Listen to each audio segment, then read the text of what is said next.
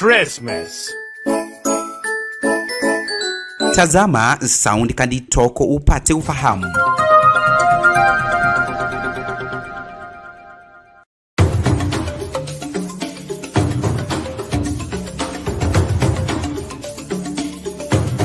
Tumekuwa kipaumbele kudadavua taarifa za kutwa kila siku kwenye Open Forum Political Show. Tangu Januari, sasa Disemba tunachukua nafasi ya kipekee kusema asante mtazamaji na mpenzi wa kipindi cha Open Forum Political Show na Soundcard Talk. Unaposherehekea sikukuu ya Christmas na mwaka mpya, tunakuahidi mema zaidi. Soundcard Talk, we wish you Merry Christmas and Happy 2025.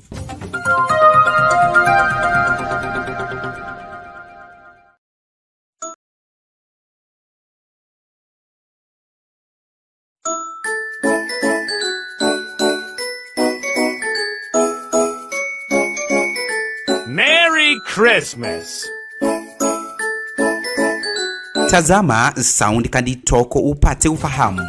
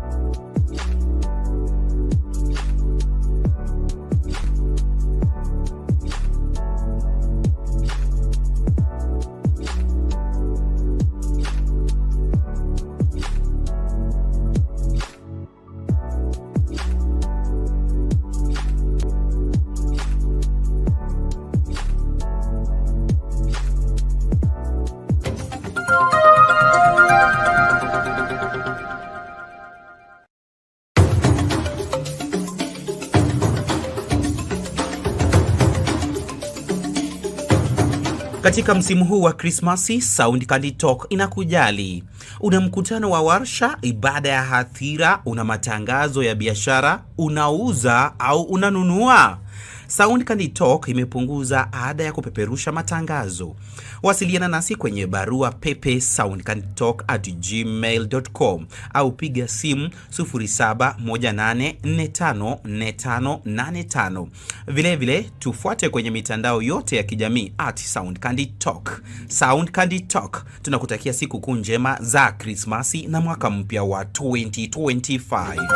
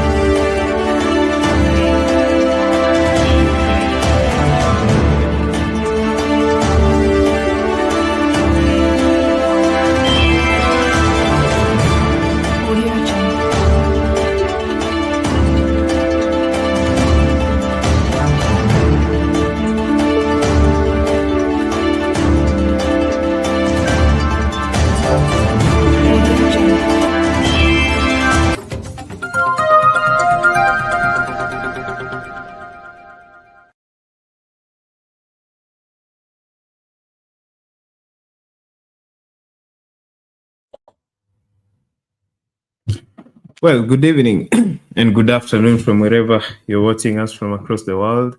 Welcome to Soundcard Talk. This is the Open Forum Political Show, a show that delves deep into the heart of our politics and makes sense of it and of how it affects our daily lives as Kenyans and Kenyans in general. Now, yesterday we were not able to host the show. Bernard and team traveled to handle a different matter, a different Soundcard Talk matter. And today I'm sitting in. Apologies for not being here yesterday, but we are here nonetheless. Now, it's been a while since I've been here with you, and I'm hoping that you're going to join me in the show so that we may deliberate on my topic tonight. Now, today I'm bringing a rather controversial topic that we've been avoiding as Kenyans. Joshua Rapsang made a remark on social media a few days ago, and which has been a subject of controversy on our internet platforms. Now, he made a remark against an ex-user, the platform, going by the name Nyamisa Telagat, who made a remark that he played a crucial role in flaming the 2007 post-election violence. And, he threatened to sue her come January. And she told him, bring it on. And Twips were angry, and it erupted into this whole conversation around the 2007 post-election violence. And, Kenyans have been recounting their memories of what happened back then. And I think it deeply resonates with what is going on in the country right now. We've retrogressed back to tribal politics and, not just the political class, but also we as Kenyans, the conversations that are going on between us. And, there are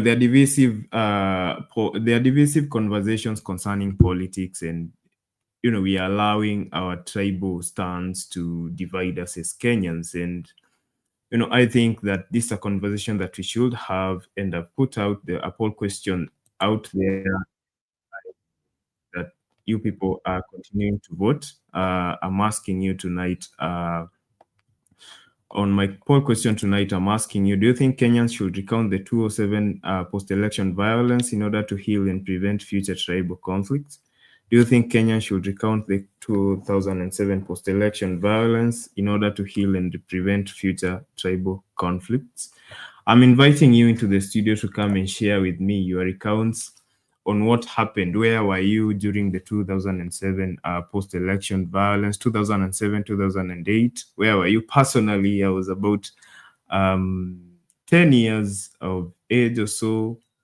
And I remember that my parents, our neighborhood was not a hotbed of the chaos that erupted after the elections that were disputed by Raila Odinga and team. Kibaki won and was sworn in at night, and it was tribe against tribe, 40 versus 2. And I remember my parents had to transport everything to Shags, and we were left with nothing back in the city. And that's just my recount, and I'm inviting you. I'm opening the conversation. I'm inviting you to just come and tell me what you remember about the post-election violence.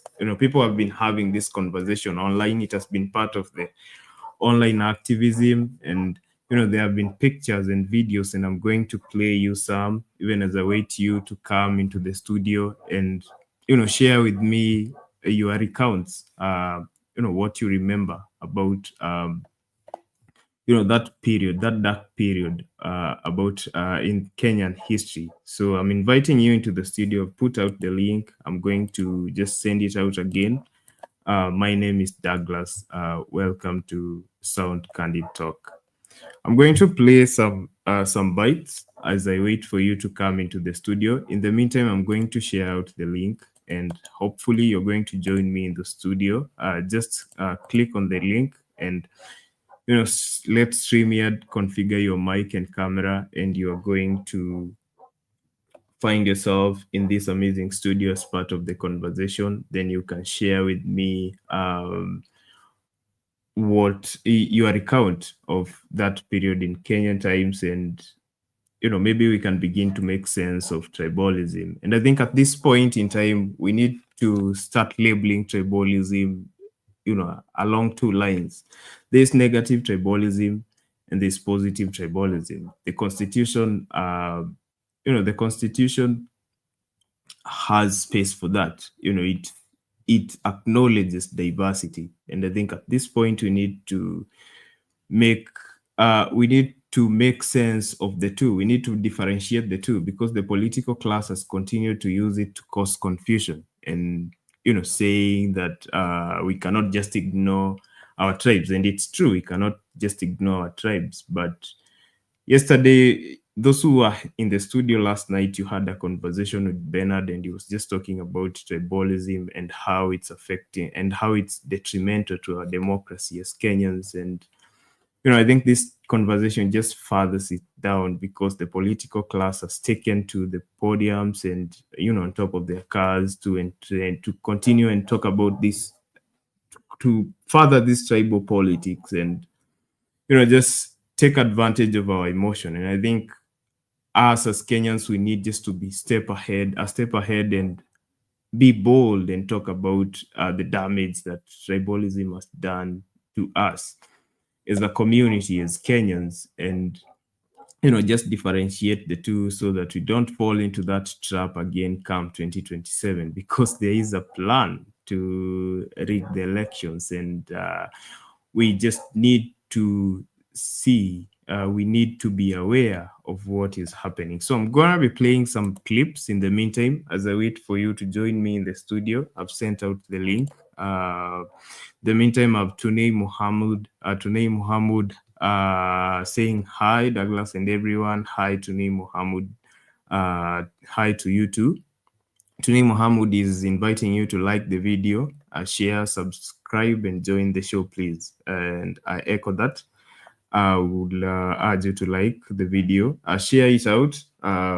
We're still having issues with our main channel, Sound Candid Talk. So, send out the link and tell them we are on Sound Candid Talk live for now until the issues are resolved. The issues that we've been having. We are still on Sound Candid Talk live in the meantime, and our Facebook, Sound Candid Facebook. So you can send out the link to your friends who may not be aware of where we are having this conversation. And I will appreciate that. So I'm inviting you into the studio. So as I promised, in the meantime, I'm going to be playing some videos as I wait for you to join into the studio, and so that we may have this conversation. If you people don't join me in the studio, then I'll see what I can do. I can't have a monologue for an hour or so. I'm just going to give my view, then I'll call it a night. But I'm really hoping that you people will join me in the studio. So here we go. Ipo hofu na wasiwasi kwamba ongezeko kubwa la cheche za maneno ya kikabila sasa linatishia umoja na utangamano wa taifa iwapo hatua kali hazitachukuliwa. Kwa majuma kadhaa sasa, viongozi wa kisiasa wamejihusisha na uchochezi wa kikabila pasi kujali madhara yake, uchochezi ambao unaendelea kushuhudiwa kwa kiwango kikubwa. Na hivi punde kabisa kutoa cheche hizo za kutisha ni naibu rais aliyeng'atuliwa Rigathi Gachagua alipodai kwamba Rais William Ruto ameamrisha pombe yenye sumu kuuziwa watu kutoka eneo fulani. Hili hapa likiwa linazua hatari, anavyoarifu mwanahabari wetu Brian Karanja. Ni wazi kwamba siasa za uchochezi wa kikabila sasa zimerejea nchini na zinatishia kulisambaratisha taifa. Kilichoanza wakati alipokuwa akibanduliwa afisini aliyekuwa naibu rais Rigathi Gachagua, sasa kimechochewa zaidi na kuwa ukabila hatari, haswa unaotishia kupiganisha jamii za humu nchini. Wananitisha mimi. Cha kusikitisha ni kwamba Rigathi huyo aliyesemekana kuendeleza ukabila sasa ndiye mwenye kuendeleza zaidi na ulimi unaotoa cheche zinazoogofya. Kauli hii yake alipokuwa kanisani Naivasha Jumapili, alipokuwa akitoa madai yanayoogofya. Machifu wameambiwa muachane na hiyo pombe, wacha hii watu wakunywe wakufe. Polisi wameambiwa muachane naye, wacha hii watu wakunywe wakufe. Ati ndio idadi yetu ya wapiga kura ipungue. Haiuzwi Rift Valley, haiuzwi anywhere else. Pombe ile yote sumu inaletwa katika mlima. Tayari katibu katika wizara ya usalama wa ndani Daktari Raymond Omolo amepuuzilia mbali madai hayo ya Gachagua, huku akimtaka kutoa taarifa kwa asasi za upelelezi iwapo kweli nia yake ni kusaidia jamii anayotetea. Ila sasa hayuko peke yake. Wamejiunga naye viongozi wengine. Ni lazima heshima ya watu wa Meru irudi. Tumechoka kudharauliwa. Tumechoka kuangaliwa na macho hasifu. Sisi ni watu ambao wa maana. Our 800,000 votes must count. Na hii leo hata waliojitokeza kumkashifu Gachagua pia wakijipata kwenye mtego huo wa cheche chafu za kikabila. For example, I come from the Kisii community. We only have one CS.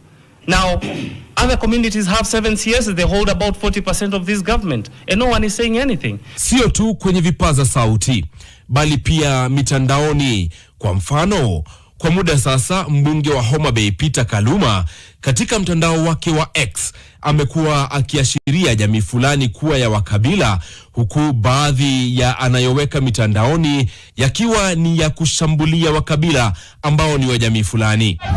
Mwisho zilipoonekana siasa hizi humu nchini zilipelekea maafa ya zaidi ya watu 1300 katika ghasia za mwaka 2007 na mwaka 2008. Sasa ni wazi kwamba kwa wanasiasa hawa bora wao waendeleze siasa zao, hawajali kuhusu utangamano wa taifa na madhara ya cheche zao.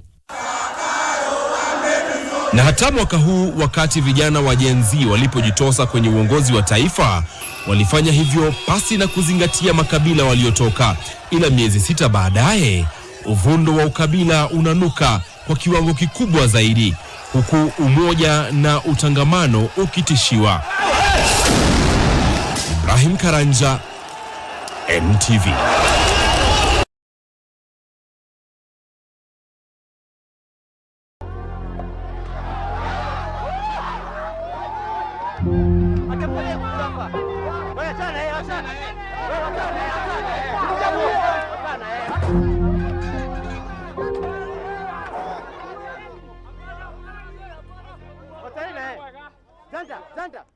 Wakati walikuwa wanafanya hivyo walisema ati nitalipa zile damu ilimwagwa ya Wakikuyu. Ukabila huu umekizi mizizi zaidi. Ati wewe ukinibisha nikijua ni kabila fulani, ikiwa utanishinda kabila hilo linasema lazima utaondoka. Why was I targeted in Model Town? My house was the only one banned in Model Town. That is the only house which belonged to the Kalenjin. I know the people who banned my house. I know the people who threatened my life. I know the people who looted my shop. I want to know what these people had against me. I've never had the government mention the orphans that were left, the widows that were left, the widowers.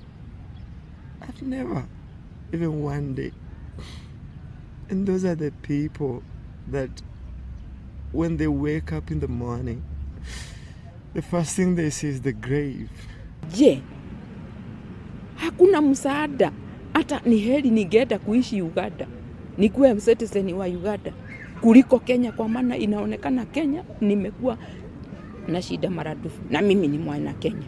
Ni wapi tutapata amani? Jamani, tunateseka mpaka lini? Kama ni Raila wamekaa vizuri na Kibaki wanasalimiana, mnatuona sisi tunateseka na watoto. Jamani, tunabeba mizigo kama nchi si yetu. Uhuru gani tuko na hapa na Kenya? Tafadhali.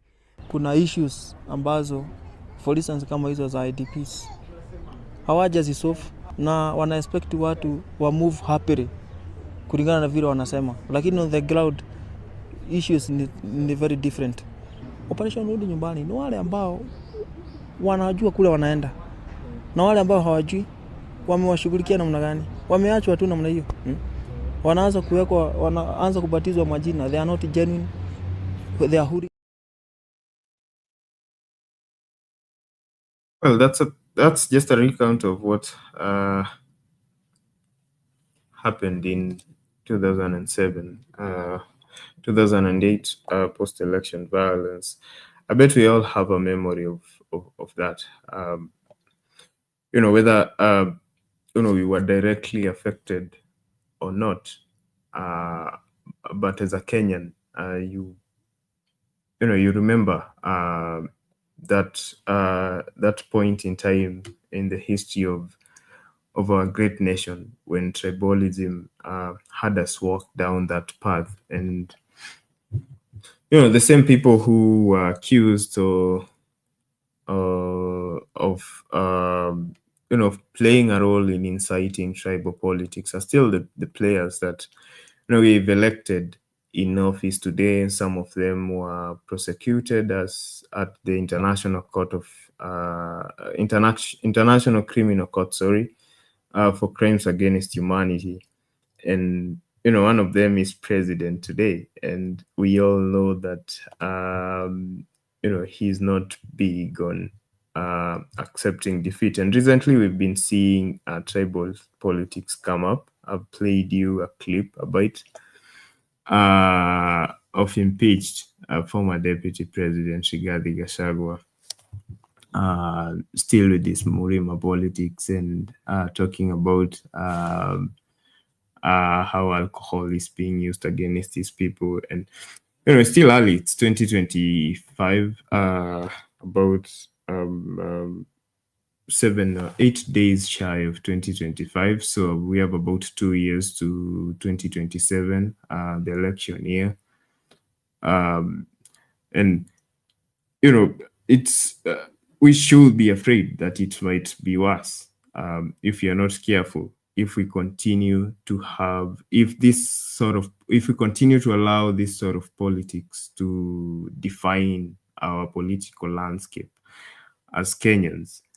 We recently had a revolution that had the potential of changing the political narrative in this country, from personality politics and tribal politics, the usual politics that we've witnessed since time immemorial, to issue-based politics, or rather ideological based politics. But we've had more young people and different conversations around our issues coming up in recent times, but it's still the same monkeys in the political sphere that we call our leaders, and they're still the same players who are going to pop up in 2027, and they are going to define what that moment in our country's history is going to be like, in our country's future is going to be like. But it's the conversations that we have as Kenyans that are going to shape our thoughts and views and choices when that time comes, that matter. That's why I'm inviting you tonight to my conversation to just join in on the conversation that has been taking place online. After Joshua Sang, former who is now Director of Public Communications in the Office of Chief of Staff at State House, the President Office. His boss is a former inductee at the International Criminal Court. And he's the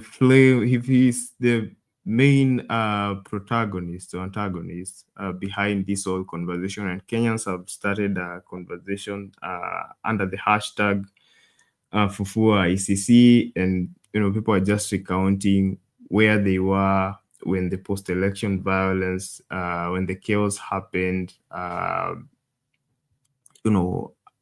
it affected them, how it affected their loved ones. There are those who spent time in IDP camps. There are those who are displaced. There are those who lost loved ones. And I'm just inviting you to tell me where you are during the 2007-2008 period in our history as Kenyans. How you remember those tribal conflicts that erupted in our country. Right now, I have Shadizo in studio joining me in. Shadizo, mambo vipi? Niko fiti. I hope you're getting me. Yeah, I'm getting you loud and clear. My light is not so good, but I'm trying to organize myself so that I can come even with my face. We'll be driving to more details, but let me hear for the forum first, and then do the brief introduction, then I come back. Okay, but your audio is clear, so must still get your story. Okay. Maybe we'll go up to 2008, 2007. Shadizo? Can you get me? Yeah, I can get you. 2008, I was in Kiambu. 2007, during the post-election violence, I was in Kiambu, Ruaka. I used to stay in Ruaka at that time. And I used to go to one of the school called Karori Primary. And that's one of the places that was affected so much with the Mungiki thing, because the bus were banned during that time in Banana Market. I remember I was coming from school that day. It was even the closing day. We didn't even have the vehicle from coming from school to home. We walked from school to home. So when I remember post-election of 2007, I remember that pain because I was somehow affected. And that time, out of that duration, nothing was working because all business was stopped, buses, even traveling.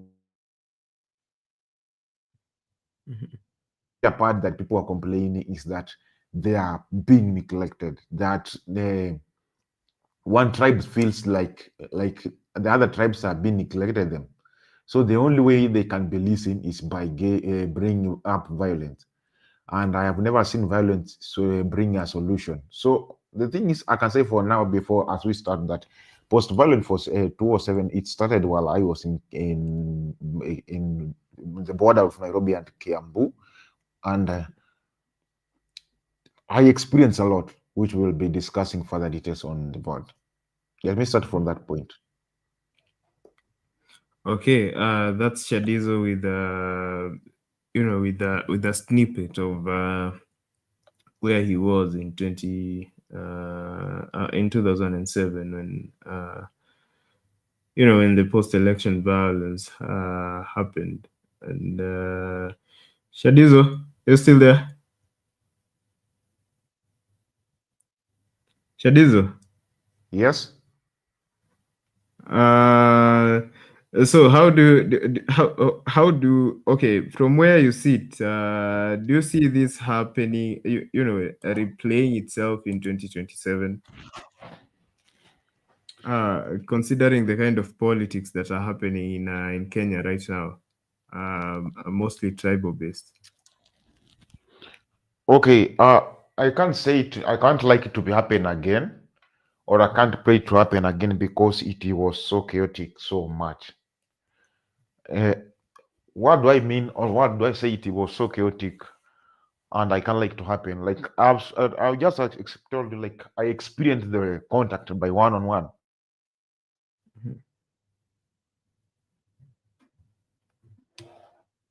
Seeing how people are being slaughtered, it's not something that we can admire to come back or even to appear once again. And wherever I'm feeling like Kenya right now, we are doing by way with that Nini. More so the Gen Zs and the Alphas, they normally work it out to make sure that that thing is done completely. The thing that we call tribalism, we don't want it. And because we are struggling to don't want it, we also encourage other people so that we avoid such like things. These things are being called because some people feel they need a benefit of something. I need a benefit whereby help to my friend to participate in it, or my brother to participate in it, and later not knowing that even other people still need the same thing. That's where the conflict comes from. Dagi, I have some portion of maize that I want to I'm eating or I'm having. I want also you to have it. The only way I can do it is share among you and other people also. But you normally come to see that many people want this to be like theirs, and that's where the tribalism becomes the paramount issue. More so, this thing I've seen it. Okay.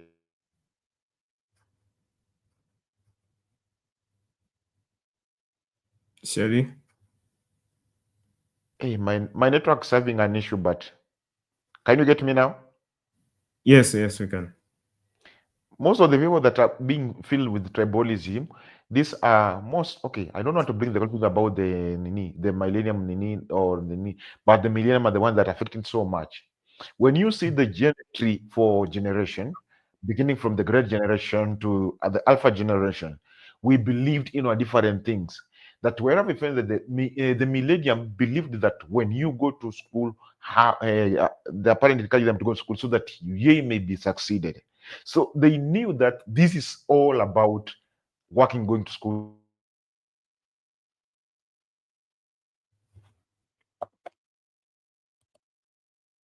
But the only pride we still have is being owned like I'm Kikuyu, is being owned like I'm Luya, forgetting that you are a Kenyan. And because of that forgetting so much, it makes them that feels like because I've been not given the opportunity at some point, I feel like I'm being neglected. I feel like we are being dispersed. And that's the thing that we are fighting not want it to come again. If the people feels like the post-violence relations will come back like 2007, to me, I think that it's not come back.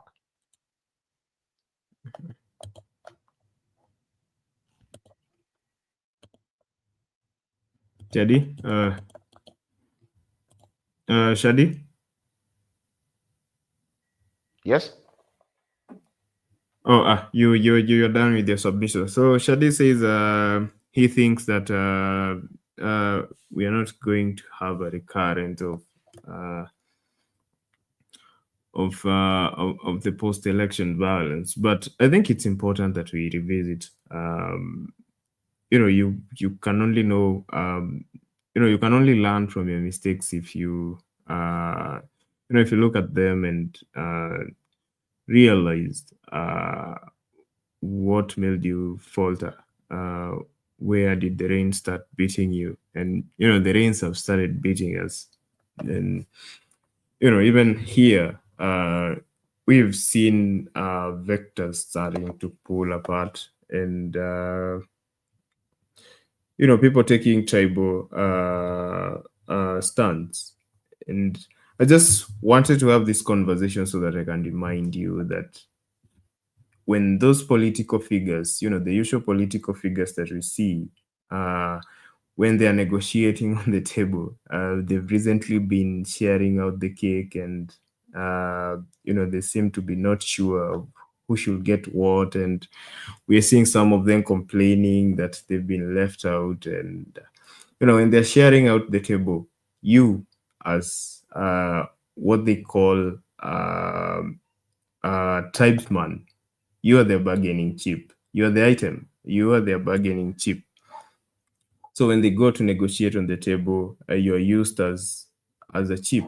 So even when you are propagating for them, when you're saying that, when you're getting angry that because you are Kikuyu and you are defending Rigathi Gachagua or Uhuru Kenyatta, or you are Kisii, you are defending Osoro or whomever, or you are Kalenjin and you are defending William Ruto, or all those tribal leaders. Always remember that to them, you are that chip that they go with to the negotiating table. And when such conflicts erupt, they start with them, and their enemies are going to make a point by banning you, just to to flex their muscle and to show their opponents, their enemies, how low they can go. That's why I really wanted us to have this conversation, so that we can just move past those negative tribal conversations that divide us as a nation. And I'm still inviting you into the show. I still have Shadizo with me. Still encouraging you to join. I still have my poll question out, asking you, do you think Kenyans should recount the 2007 post-election violence in order to heal and prevent future tribal conflicts? 10 votes so far. 80% of you say yes, and 20% of you say no.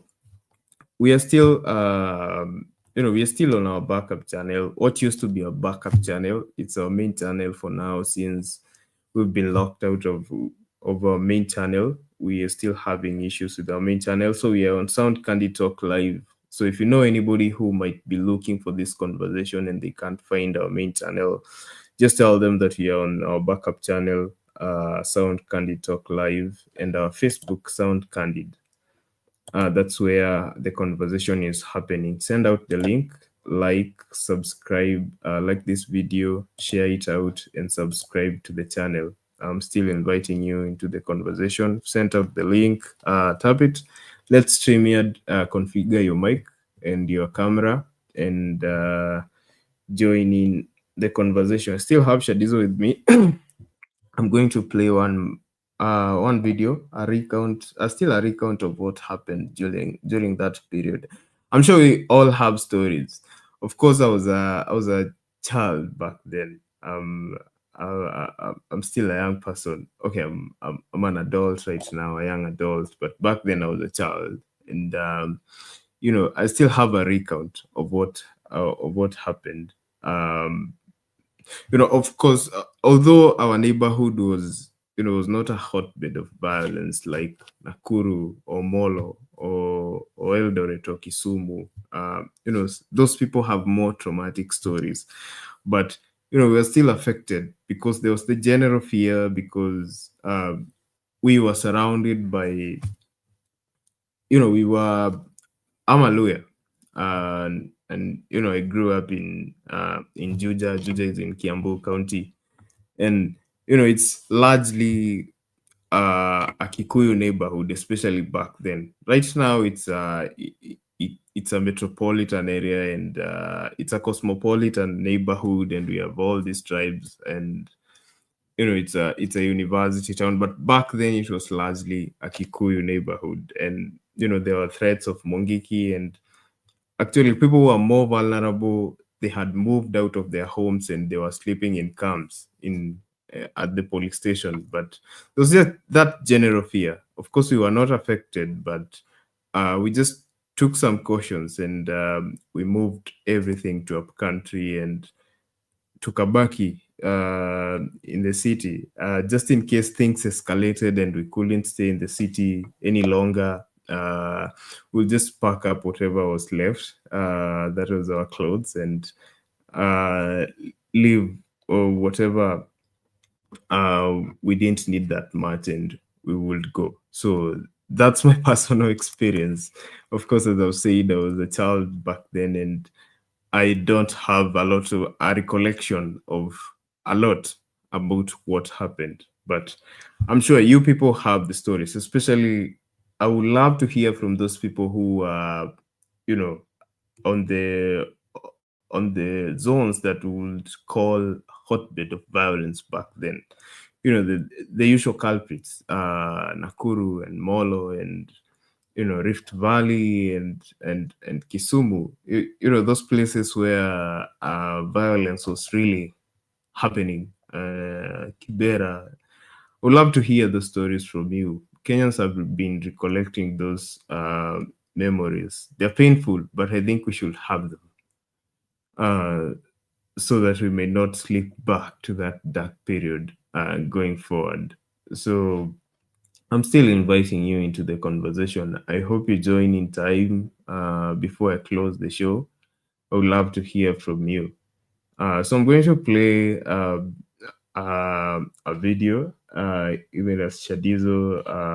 I still have Shadizo. Shadizo will tell us, even as Shadizo continues to give us his thoughts on those moments that have defined our country and how they might affect our country moving forward. So I'm going to play another recollection of what happened back then. Then we're going to have Shadizo as I wait for you people to come and join me.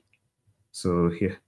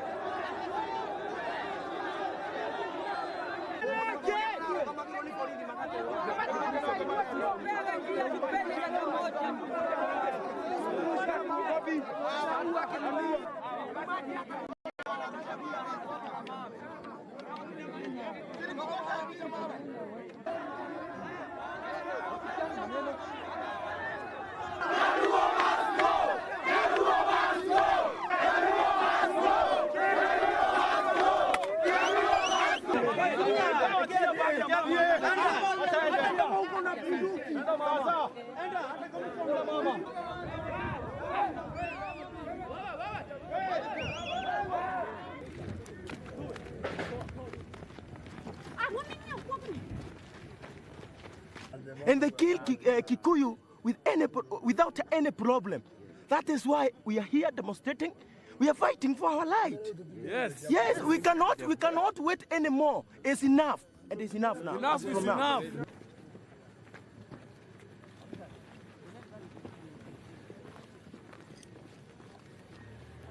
In 5 minutes they came, they told us to migrate. Before we migrate, those people have arrived. They are cutting our people, killing our people. Even now, right now, there are people have been burnt there, killed there. They have not even been taken to the hospital. They are still there.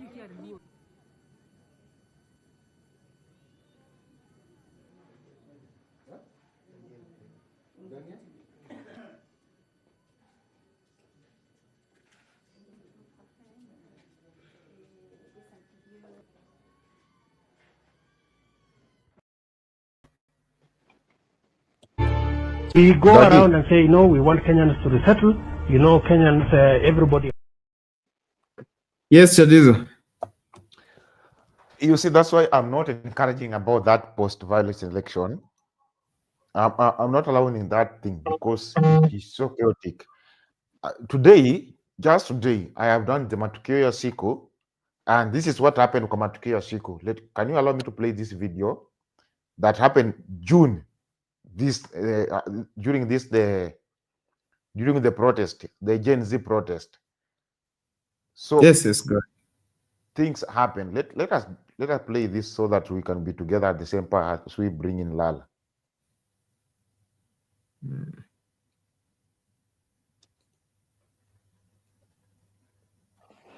Tukiangazia mengine ni kwamba mwezi wa Juni na Julai mwaka huu itasalia kwenye kumbukumbu kwa Wakenya walioshuhudia maandamano ya kihistoria ya vijana wa Gen Z. Na japo mambo yalitulia baadaye, familia za watu 60 waliouawa kufuatia maandamano hayo zinasalia na kumbukumbu za wapendwa wao, huku waliojeruhiwa wakibaki makovu. Mwanahabari wetu Crispin Otieno amezungumza na baadhi ya waathiriwa na hata familia kwenye makala haya maalum ya makovu ya maandamano.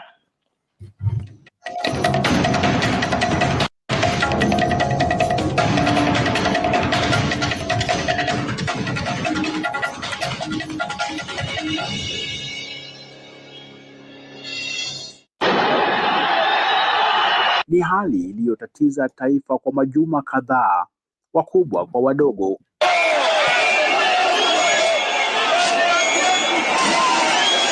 Wengi hawakutarajia kwamba mambo yangeelekea mrama baada ya maandamano ya vijana wa Gen Z kupinga serikali kugeuka na kuwa gharika kwa taifa. Wengi walikuwa vijana wa chini ya miaka 35. Shughuli za biashara, usafiri na hata usalama zikiathirika pakubwa. Ni hali tete iliyotatiza maisha ya makumi wa vijana, wengine wakiachwa na makovu ya maisha, na kwa baadhi hadi sasa hawajulikani waliko. Tarehe 25 Juni ndio siku wengi waliona tendabelua la kihistoria. Vijana katika kaunti 35 wakijitokeza kupinga kile walitaja kama uongozi mbaya na sera mbovu za serikali ya Kenya Kwanza. Katika kaunti ya Kisii ambako zaidi ya vijana 35 walijeruhiwa, Daniel Mageka anaishi na makovu ya maandamano hayo ya Gen Z. Nyumbani kwao Botori, tunakutana naye akiwa amelala kitini, akiwa bado na maumivu tele, miezi 6 baada ya maandamano hayo. Watu wanaenda Krismasi. Sisi haya maandamano yametuadhiri sana. Sisi hatuna hata cha kupata ya kukula, sababu hatukuwa tumetoka kwenda kutafuta, tuliumia. Tumekaa nyumbani tangu mwezi wa 7. Tumekaa nje, hatuna la kufanya. Tumeenda kungoja serikali at least tuambie kitu. Hatujasikia president akiongea kitu juu ya watu ambao walikuwa wanaandamana na wenye wameumia.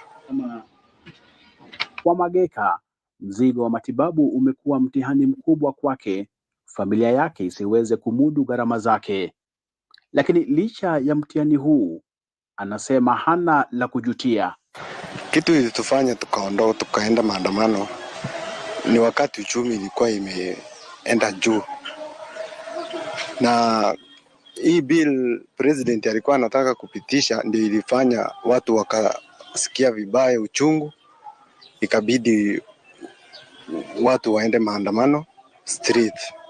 Watu hawako wanasikia vizuri. Licha ya kuwa hali yake imebadilika na kumwacha asiye mbele na nyuma, Mageka anaamini kuwa vijana wana nafasi muhimu kwa taifa. Tunaweza sema ya kwamba Kenya imetulia kidogo, lakini venye vitu zinaenda, venye vitu zinafanyika huko, hao wakubwa wetu, hao ma-MP venye wanafanya vitu hadi president. Sasa hiyo kitu ikikuja tena kuwakasirisha Wakenya, tena watarudi kwa maandamano tena. Sasa tuko tu hivyo, tunavumilia. Sasa serikali mtatusaidia nini? Halafu tuendelee na maisha yake. Ni takriban zaidi ya miezi mitano tangu maandamano ya vijana wa Gen Z kushuhudiwa humu nchini, Mageka akiwa miongoni mwa vijana hao. Lakini licha ya kusalia hapa akiwa na makovu ya maandamano hayo, hajutii tukio hilo, akisema kwamba ipo siku jitihada zao zitakuja kufaa taifa hili. Katika mji wa Ruiru, kaunti ya Nyeri, shangazie Brian Mwangi analengwa na machozi kila anapotizama picha ya Mwangi, kijana ambaye hadi leo angali amelazwa katika hospitali ya rufaa ya Kenyatta jijini Nairobi kwa majeraha aliyopata wakati wa maandamano. Japo taifa limeonekana kusonga mbele, maisha ya kawaida ya Mwangi yalipigwa breki, kwani risasi bado imekwama mwilini mwake. Shangazie mlezi akilazimika kutua jukumu la kumwangalia mpwawe muda huu wote, kwani wazazi wake waliaga dunia. Hiyo risasi ilipata kuingilia hapa pande ya chini ya mkono na hapa nyuma. Hiyo risasi ikaingia na ikaenda ikaguza spine, na hiyo risasi haijatoka. Kama makumi ya familia nyingine zilizo kwenye hali kama hii, familia ya Brian na ile ya Mageka inachora picha ya uhalisia na madhila ya familia zilizoachwa na mzigo wa makali ya mtutu wa bunduki, hali zilizowaacha kwenye hali ngumu kimaisha. Hakuna mtu ashatufikia, hakuna simu tushapokea, hakuna usaidizi yoyote. At least hata waseme watoto ni wa kaunti yangu, watoto ni wa kijiji chetu, kuna MCA. Tafadhali mtusaidie kidogo, hata apata kitu kidogo atusaidie. Hata ako na katoto kadogo akaendi shule, sasa tangu aumie aendi shule. Japo maisha yanaendelea kwa wengi, walio na makovu kama Mageka na Brian wanaishi na dua kwa Maulana kuwa majeraha yao yatasalia kumbukumbu za Kenya bora ya kesho, hata wanapopiga dua kupona na kuendelea na maisha yao.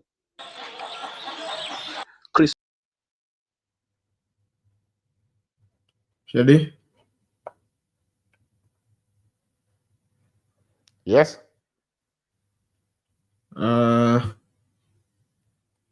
Give us the context.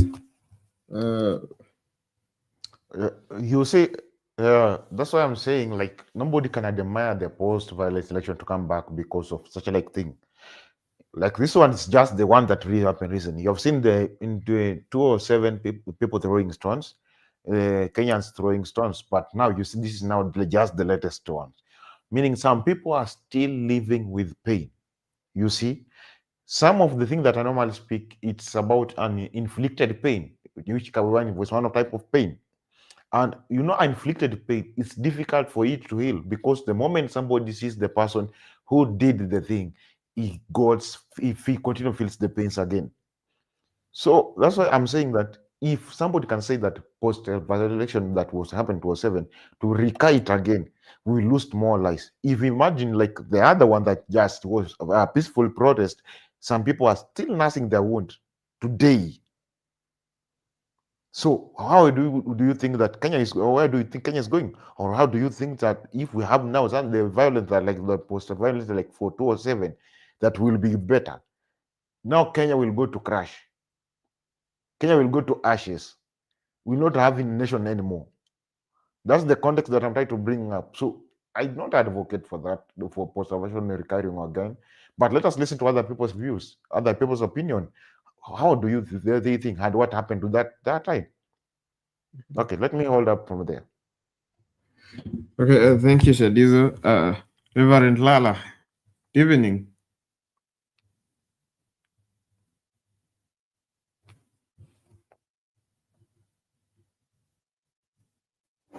Lala? Oh, yes. Can you hear me? Yes, we can. Okay, wonderful. Douglas, it's good to see you. It's been a while. And Shadizo, it's good to also hear your voice. Of course, to all of you behind the scene, we can see you, and listeners and others, good afternoon or good morning, wherever you are. I just joined in and watched the video of what happened. And I think one of the things that as a nation we must be aware of, let me take my hat on as a traumatologist. That's my title of what I do. Okay. When you show a video like that, there are those that feeling guilty because they know exactly what they did that landed us to where we are.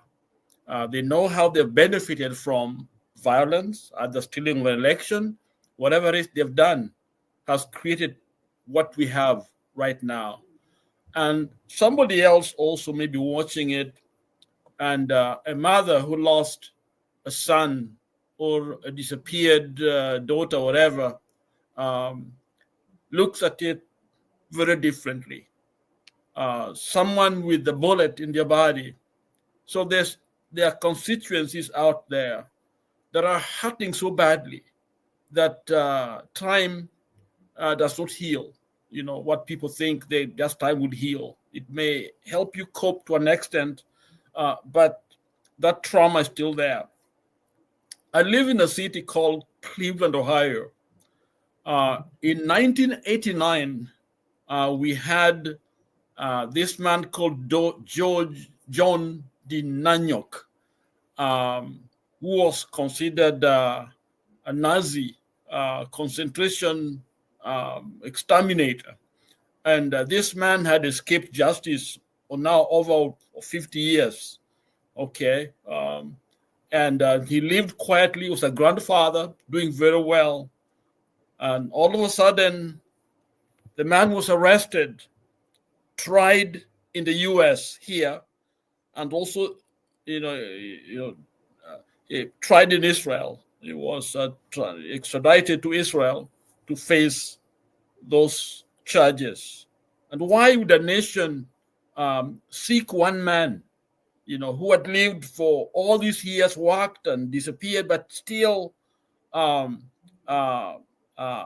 entire nation Israel went after him, U.S. government went after him because he was involved in human Holocaust. He was one of the people that caused pain. And what we know, even when I take my heart as a trauma person, PTSD is my specific area of interest and research. I work on that area. When you put pain on an individual, it impacts the family, the society around that person.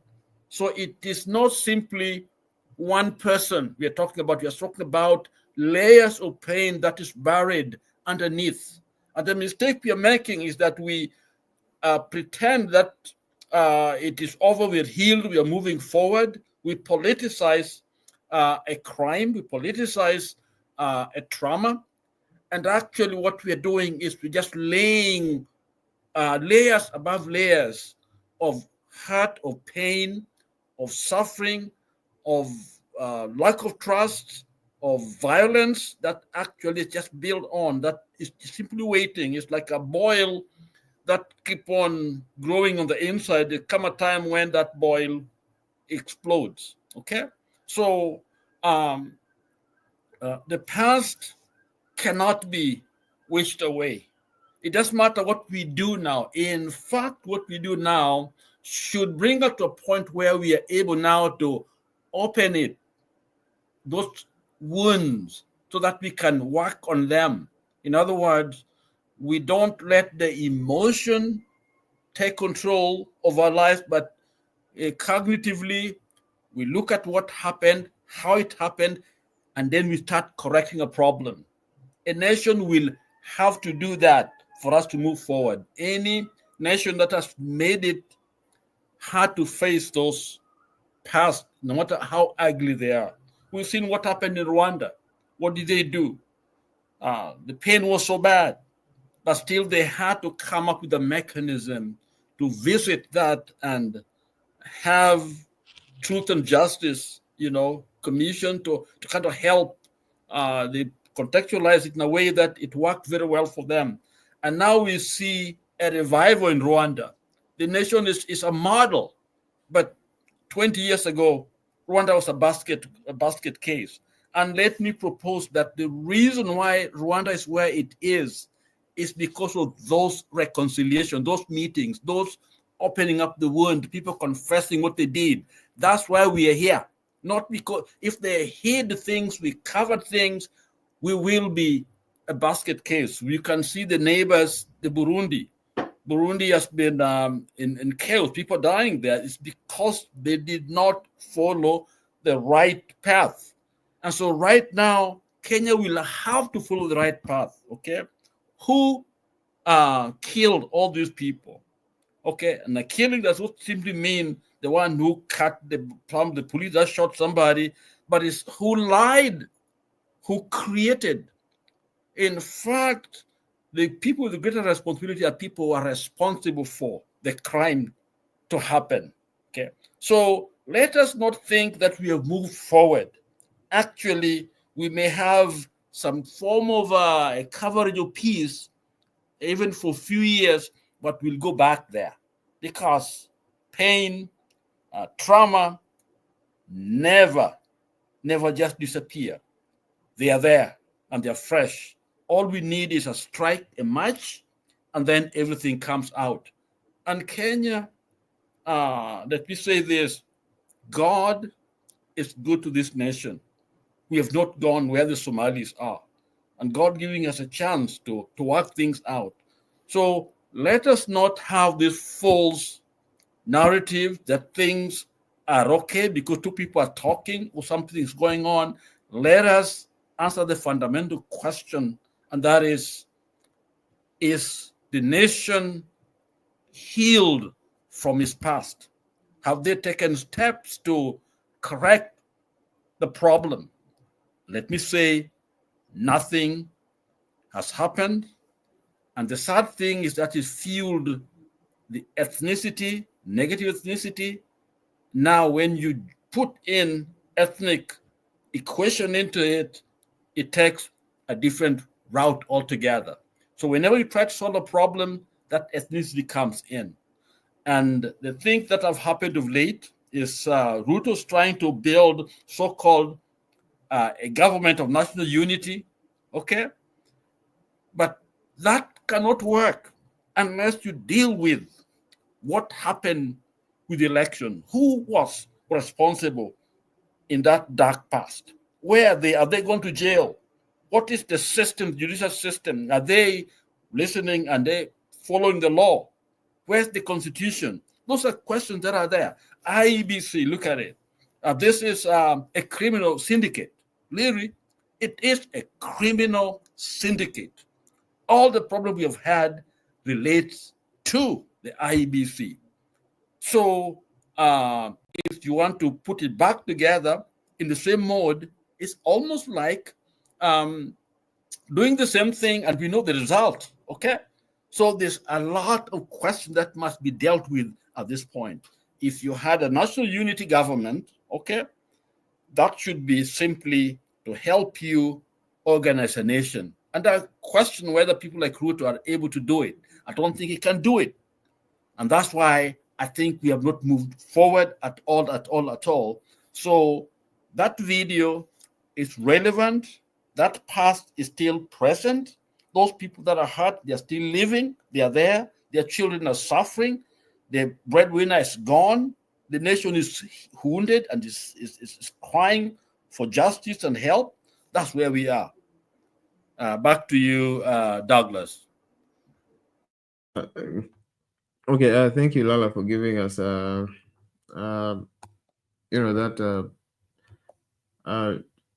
I call it professional view of trauma? But I'm curious to know, to have your recollection of that period of 2007 to 2008. Where were you? What do you remember about the conflicts?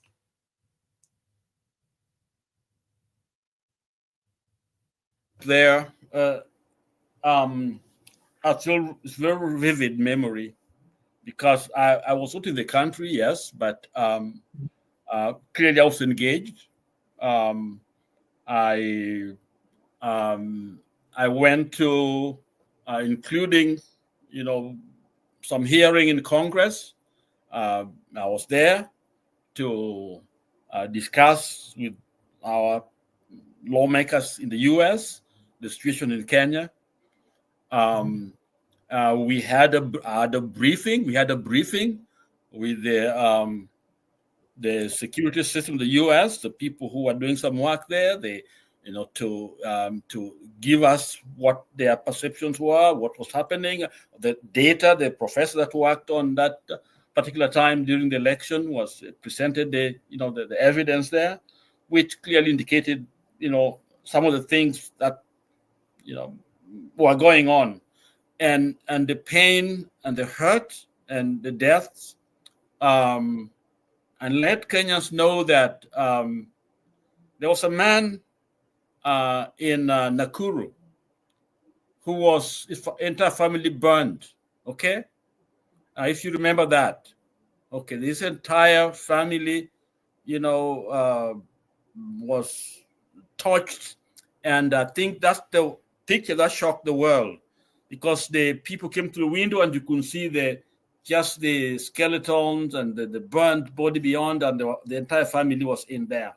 And that man also had some pain in Nakuru. And I realized that man came to my home. My mother kept that man in the room. We kept him for some time because he had come from the lake, and they were covering him because they thought they were trying to eliminate him. Okay, so that he could not be there to give evidence. I talked to him on the phone, and my mother, there were the prayer, groups and all that, and that man, he was a fisherman somewhere in Naivasha there, and then he had to come back home and joined a group of what were Mungu, some spiritual, people. And then that's how my mother knew. And then, of course, he came and hide in my own home. So it's a memory that is very traumatic for many people. There are people that are still hurting today. Okay, it is a sad history that I thought we'd learn from it. And the reason I think why we didn't learn from it is that we did not give it a priority and look at it and open up and discuss and talk about it. We ended up the Hague thing, and Hague to me was a little joke to an extent, because it was managing an African country, because they perceive us as violent, and people just manage them. So what they would have done to a Western person is quite different, from how they treated us, in terms of trying to solve a problem so that nothing like that happened. So in my mind,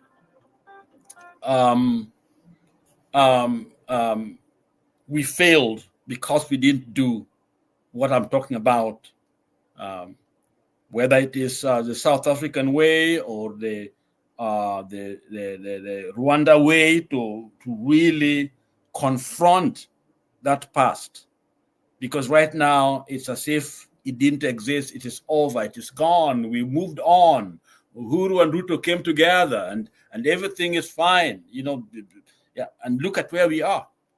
And that's the fallacy of some of the system that we kind of try to create to cover. These are cover-up, and cover-ups will not heal a nation. And even right now, we want to know what the last election was all about. Okay?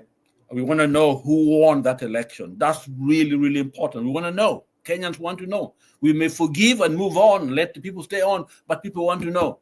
Because if you don't know, not knowing is the worst thing. When you do disaster, number one rule is communication. Okay, let people know. Don't let people be anxious. Let them know. That's why the briefing should happen after a short interval to kind of update people, because not knowing is where disaster really begin to loom, whether it is a pandemic, whatever it is. So Kenyans must know. They must know. And so that's my memory of it. And it was a very sad, time in the nation, and it could have been prevented. It's just the same reason that we see this last election is the same reason the other one, people deciding to disregard our votes. And that's why for all the time I've been in this channel, I've always stood for one, knowing what really happened. That thing called the vote, that ballot is such a critical element in a democratic system. And the US, I always say this, the US government from day one, remember, most of the Americans, the Pilgrim, ran away from dictators, from dictatorial the system in Europe. Okay, so they wanted a freedom. So when they came and established the US, one of the key important fact of the day was something called a gun, a bunduki. Hiyo bunduki ilikuwa sio ya kuua adui, yani kutoka huko nje. That was a secondary reason. The reason for ownership of gun in the US is to protect your right as a citizen. And it is used, to fight your government if they try to take away that right from you. Okay? So that vote is the most sacred thing, because that is how democracy speaks. That is how you build a democratic process. Okay? If it's not there, if that ballot is not there, you're done, you're gone. And so most African countries are in problem because we've never respected the will of the people. Never. All we want is either use our ethnic balance to get what we want, or steal an election outright. And for me as a counselor, as a pastor, as a minister, I work with a lot of diaspora here. And some of them, when they drank forever, they've even confessed to me how they were stealing election, what they used to do, take the ballot and bury them in the river. I mean, it's sad. And then you look at them and say, wow. And so these are some of the factors that I think we have to address. And so young people, all of us, the Gen Z and others, that fight for that vote is key to winning trust back in our system, if we can be able to get it right. But IEBC is an enemy. That time we are remembering, it is about the IEBC. It's about bungled elections. It's about stealing of elections. It's about some two people sitting somewhere deciding on how to rob Kenya. That's exactly what happened. And you know what? We still entertain those guys. They are the one making decisions. For some of them are there. We still glorify them. We still vote for them. We still, love them, line up behind them. So clearly, when your son is sitting down, can't get a job, your daughter can't get a job, it's because of these people, the people that you are supporting and voting for. Those are the people responsible, directly responsible for lack of progress, lack of jobs, investment in the country, because nobody wants to invest.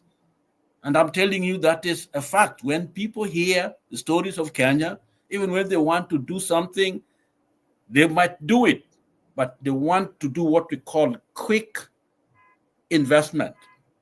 In other words, they want to come in, bring in the money. For example, come in, buy land in near Nairobi somewhere, put the money there. It looks good on the stock market. And then after that, subdivide it, sell it to Kenyans, expensive real estate that we know we cannot invest, use, and then they take their money out and they go to their own countries, okay? They go to other markets, okay? So you think you got money, but it's really either for them to make money, clean their money, and go and make money and leave.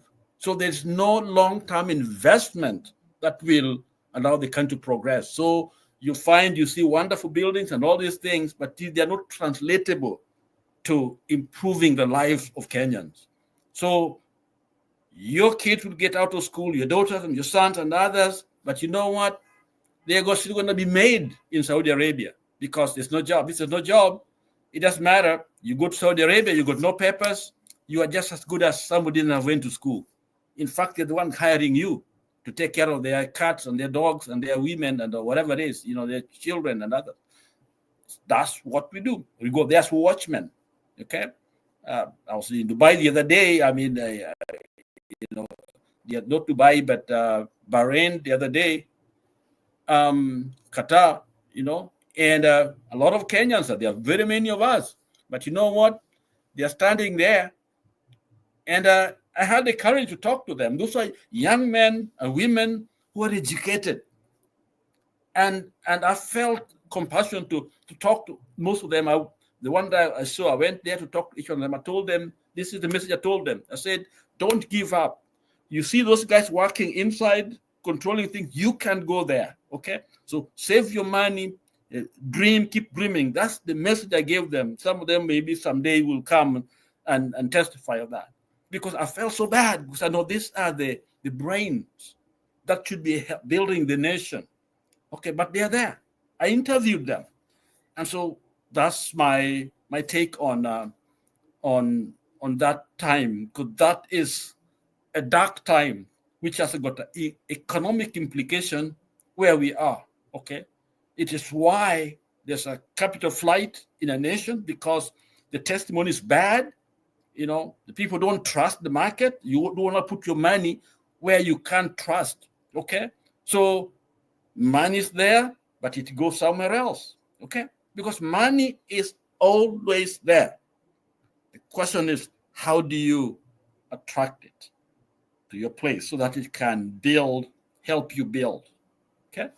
Chinese are doing it. That's how they went up, because they created an environment where others are moved in, okay? The West and everybody else moved in there. They didn't care about communism. They were looking for a safe environment. They didn't care about ideology. They're moving for safe environment, okay? So they liberalized that economy, and so that they attracted the money in there, okay? And then now they have become rich, and now they're helping us, supposedly, when actually they were just starving the other day. And we can't do that by stealing election over and over again. So that video is a reminder of what is wrong with us. Okay, back to you, Douglas. Thank you, Lala, for that deep recollection of just what you remember. So we are continuing to uncover the forgotten wounds of the 2007, 2008 post-election violence, which is arguably the darkest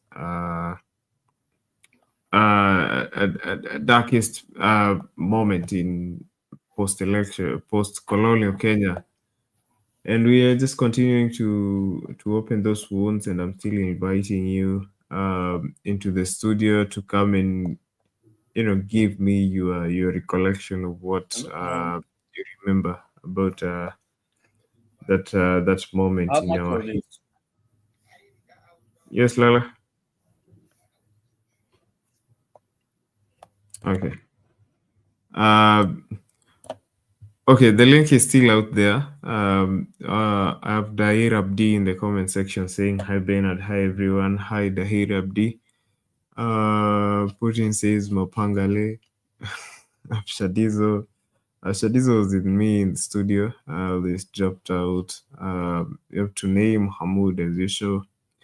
Inviting you to like and share the video, subscribe and join. We have Esther Stahl saying good evening, Bernard, and all of you. Good evening to you. So yeah, I'm still inviting you to the show. Join the show, share it out. Share it with your friends, invite people. Join me in studio. I want a recollection. I want to hear your story. Where you are. I want to hear where you are, what you remember, how it affected you and your family, where you are during that moment in history.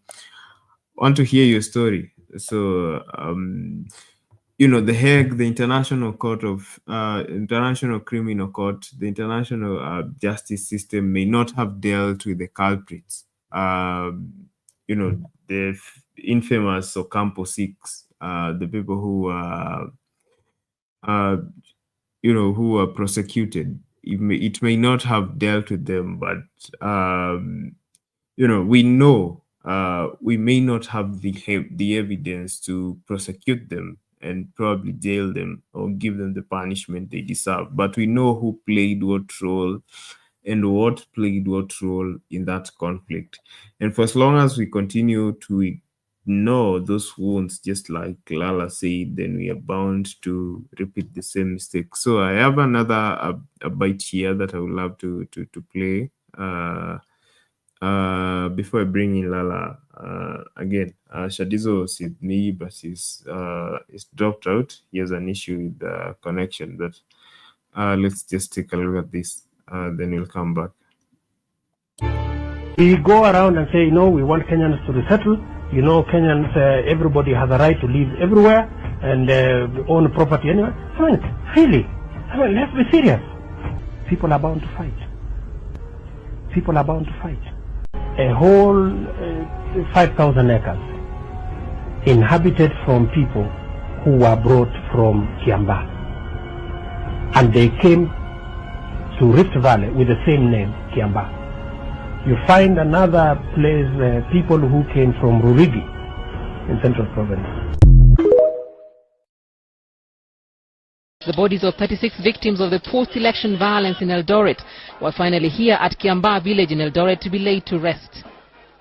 The 28 who died at the church were part of those buried today, while another 8 bodies were found in other areas of the vast Uasin Gishu district.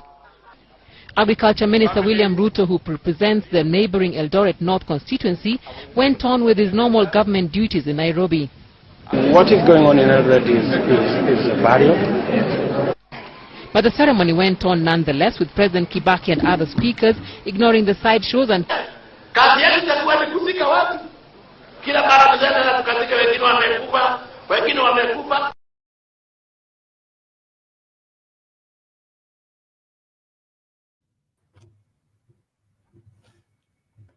Shadi? Yes. Do you have your internet right now? Dagi, you see, things happen so much in Kenya, and sometimes I normally say this and people feel like I'm crazy. Like some points we have to know some people's background. Because when you see, like, for example, like things that happened from that time, many people lost their lives. And I think the same thing is trying to recall it again, because now it feels like people have seen death is like something normal, that even we don't think like something so painful or something difficult. For example, like the video plays that made 100 people, 40 people, 40 bodies. You see now, that is a very sad thing, because imagine somebody losing his relative, losing his brother, others even lose more than one member of the family at the same time. So it is a bad picture, and that's why I'm still advocating. We need to get out of tribalism. We need to not make sure that we don't go there back again. We need to style up. We need to stand up as Kenyans. We need to work every means so that we can't go into that shoe again. Even if right now people that are protesting, then you kill people or you make some people get lame. So what do you think you feel? The video I've played, you saw that young man say that even if he's facing that right now, he's still standing strong because he's having hopes that one day what he stands for will come to pass. So if we are fighting our Kenya to go ahead, and other people will dragging it back, trying to drag it, taking it back to the to that perspective whereby they feel like it is a tribal nation. It's all about watu Mrima. It's all about watu from Nyanza. It's all about watu from Kakamega. What about people from Northeastern? We still want to benefit, all of us. We still have the problem, all of us. We still have the needs, all of us. We still have the same government. So we need to be patient. We need to be organized as Kenyans. The leaders should be organized, but not the leaders destroying the nation. You remember the other time I said on this show that in most of the people, we normally find that we have the politicians, but we don't have the leaders. The politicians, they think about the next election, but the leader, they think about the people's life. Whereby you find that, for example, the thing that's happening or that happened to 07, it's all about the leaders fighting for over one matter, not wanting to resolve it out, not wanting the electric board the election board don't want to release the right results. They make people get into chaotics, and the most people who are used were the young people to bring the chaotic. So it's high time that we stand up as Kenya and not allow such a thing to happen again. Because if we still allow such a things to happen again, we will never prosper. Because when such a thing happened, it dragged the economy. Right now, our economy is on our flight. It's on an edge where it's almost falling down. If Kenyans will not strategize where the economy will fall down. So imagine we are in such a state, our economy is in such a state, and then we have another war, another battle like that, meaning we will have collapsed completely. Our nation will be doomed. So we need to style up, and we need to make sure we advocate that let us stop that thing, and let us make sure that our nation stands firm. I'll take that part now. Thank you. Thank you, Shalizo. Okay, so back to you, Lala. Okay, since this 2007 to 2008 was just the worst of them all, but every election cycle we see chaos after every election, save for the last election 2022. But there was still unrest. There was still some chaos a couple of months after that. And even right now, we have some people complaining that they're not getting a share of the national cake. I mean, so what's the solution to some of these issues of inequality as a country from someone who is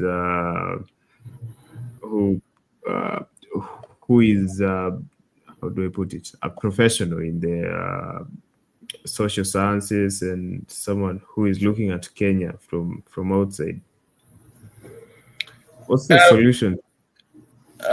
Douglas, I wish there is a clear solution. One thing that we know is that we are in a better position because of the Constitution. Okay, the devolved government has done wonders. In fact, if you begin to compare what's going on with BCG and in Uganda, there's a sense in which we are a little bit a step ahead in terms of awareness of some of these rights, because for the first time, some remote areas that did not know what development is can see some light at the end of the tunnel. Okay, the little progress can either be slowed or we can negate them, because of individual interests. So the fight really is anti-progress versus those who want to progress it. Thank God for young people. I think indirectly, the new constitution perhaps contributed a lot, that some of us may not be aware, to even the consciousness, what led to Gen Z, a movement. They looked in the past and then they saw what was possible with the new constitution, that now even their district, their region was beginning to have something, though little. I think it's 15%. And the goal is to bring it to almost 60% in terms of revenue to these areas. And there's a sense in which money, empowering people, some of the steps that are taken by these regional places, institutions, good hospitals, good education system, it begin to change, the conscious thinking of a people, that they begin to see that, yes, there's something we can do, we can engage, we can make some progress, we can change, okay? So the forces of fear is actually fighting to kind of take that away from us. So, and that's why we need this education, people to know that they can make a change, they can do something. And seeing even Kenyans like Lupita Nyong'o and others succeeding in areas that some of us never thought we would be there, I think is all part of the strategy for us to be able to keep this game going. But of course, anytime you try to make to force a change, the fight is also on you. So against us. So on the other side, there are those that have been reached by not working, okay, they're stealing, okay, and they're the majority actually. All those helicopters, all those gasaholics vehicles and all that, most of those people cannot show you how they got what they got, okay? It's because either they're politician, okay? I'll give you an example. During that time, I came to Kenya at the election time, and I was kind of keen on maybe trying to get in, okay, to bring some the ideas that I had. Obama had been the president, and it happened that I got closer to some of the people, so I thought that may be a good tool for me to be able to be, to assist our people. And there are people that I remember giving them rides. They were running for one particular person to become an MCA. Okay, he had nothing, not even a bicycle. Finally, he would actually tag along with me to be able to campaign. Okay, this man got in. Okay, and maybe he's listening to me. Got in. And I'm telling you now, he can hire me. Because he has the money. He's building, he's got lorries, he's got vehicles and all that, and married ex-wives. And the sad thing is that the Wananchi, who's he stealing from, are there with him, okay? They don't make him uncomfortable. And that's what GNC was able to do, to be able to make these people very uncomfortable. So there's a sense in which I think even the GNCs and others, we should be able to speak with one voice and say, you stole. Show us how you got this. So in other words, we want to close those gaps, because it's those gaps that bleed, make this system bleed badly, profuse to the point where we are unable to move forward. One of the good things Magufuli did is that Magufuli was able to block some of those hemorrhage of the resources, whether it is madini na vitu kama hizo, and out of that money, okay, Magufuli is probably one of the first few presidents in Africa to use locally its own resources to begin major projects. Most of us go to China to look for those, the seed money and everything else out there, okay? And Magufuli was able to simply use Tanzania resources to work on the railway, work on the airline, work on the major projects, which was unknown. In other words, there's so much money in a Kenyan economy that is being lost because of all these guys who are there in the government and they're still there. And that's why some people are very unhappy with Baba, because why would he, join these people? Yet we saw him as an example, someone who was at least trying to do the right thing, okay? And so people are very bitter. But of course, we have also to step back and look at some of the factors that may be causing some of this unhealthy relationship that we think of, that we see happening, okay? So, but we have really right to question something. So the key thing here, what I'm trying to say here is that we have made some progress, yes. And the forces on the other end, on the other side, are trying to stop us from moving forward because of the wealth that, they have accumulated and they keep on accumulating. The answer for me is in all of us educating ourselves. And young people have shown us that they have the knowledge, they know what is happening, which we did not have. By then, in those 2007, we didn't have as much knowledge that young people have now, the technology and everything else. So nobody can lie to them, can lie to us at this moment. So using those energies and resources we have and not fighting against each other, because sometimes we easily are gullible. We look at something simplistically and then start fighting, when actually we should actually step back and see all these resources, whether it is the Morara and these other young men and others, instead of putting our energy against each other, let's look at the larger picture and stay focused on fighting corruption, okay? The fact that I walk on the street of Nairobi and Murkomen saw me and say hi to me and I greeted him, does not mean I'm Nimin Saliti. Okay, I think we make things so simple, the point where we are self-defeating, because we end up actually fighting against each other, because there's forces out there sponsored by the same people who are oppressing us to make sure that there's disorganization. So they will use a very simple thing.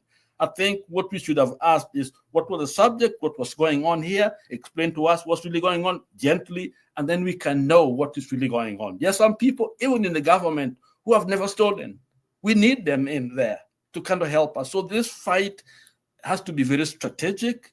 We have to be cognitively engaged as well as emotionally engaged and resource-wise. So that way we put focus on the enemy of our progress, which is corruption, bad governance, the stealing, and so that we don't join them, okay? So that's the question you raised, and I don't have answers for it, but that's what I can speculate a little bit. Back to you, Douglas.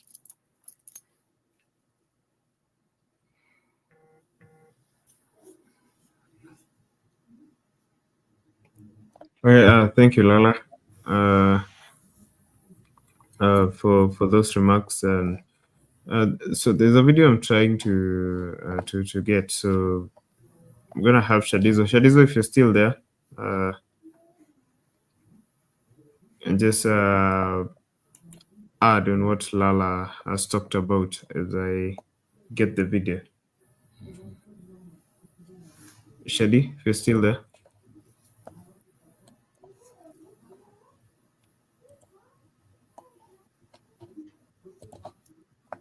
Shadi?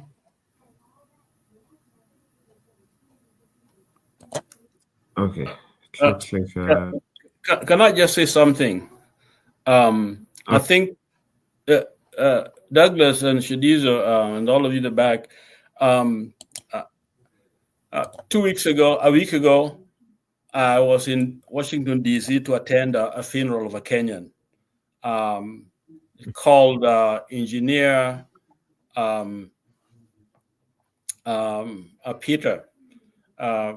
Peter Osano is, and his wife, Professor Osano, are example of Kenyans whom we should hold at the highest level. I don't think they got any of those awards in their lifetime, but the funeral was there today in a place called Migori. Okay, we had our memorial here, and just listening to the testimonies of widows, of those who are the orphans that they've helped, listening to the kind of relationship they built with Kenyans in Washington, D.C. The wife is a professor there, used to be a professor in Nairobi University, and now it's there. And the testimony they gave of how she has basically used her position in the U.S. to aid Nairobi University and Egerton University. She's at Boy State University, and the students are exchanging. American students coming, and Kenyans are coming here. The professor and others. The things this woman, the instruments she's done. One of them, I think, is the only second one. You know, in the vet, I think in the university there. So there are people like she called Anna, Professor Anna Osano, plus Engineer Osana. The engineer is also a pastor. He's a pastor like me. What the kind of life they've lived, the legacy they left. And then now that they're gone, that's when people are coming out. You know, this is what they did. Quietly, they were doing things. So we have people out there. I want just to highlight that not everyone is corrupt. And not everyone is doing what people are doing out there. There are people who really love Kenya, and they may not be in Kenya, but they do. Okay, so let us know that God has people everywhere. That as long as we do good, and you do yours, I do mine, we all do ours, and put it all together, it become a force that can liberate this country. And I think it has to be liberated. The answer is not just in the political arena, but every area we got to attack it, and we got to make a progress. Those who are discouraged because of their youth, you know, a young person, I remember when I was young, you get excited, but then all of a sudden things don't work well. You get angry and upset and disconnect. That's the mistake we are making. Okay, you disagree with somebody, don't run away. Please stay in there. You know, perseverance. You know, in I think in Maseno we had that motto of perseverance is the way. You know, you can learn to persevere. So let us do that. Let's not retreat. Let's not be angry and jealous with each other. Let's understand each other. Let's talk. That's the way to liberate our country, because that means we don't leave anybody behind. Personally, I'm in touch with a lot of people that have been hurt in both times, bad time, the recent one, whether it is helping the school fees, the medical services, whatever it is, we do the little you can. To please do the little you can. So I wanted just to say that because of Professor Sano, Dr. Sano, Pastor Osano, Pastor Engineer Osano, who was just buried today in Migori, and the widow, who is Professor Sano, is left behind, what she's doing. Please pray for such people, and let's do good. We can save our nation. Kenya is worth fighting for and saving. Back to you, Douglas.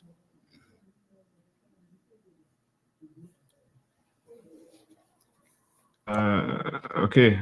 Thank you for that, Lala. Okay, so at this point, just like to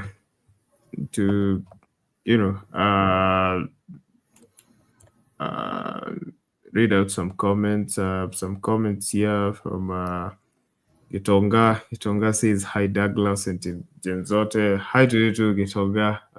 Join me in studio, but I need your recollection of 2007-2008 post-election violence. Eli Omondi Odhiambo.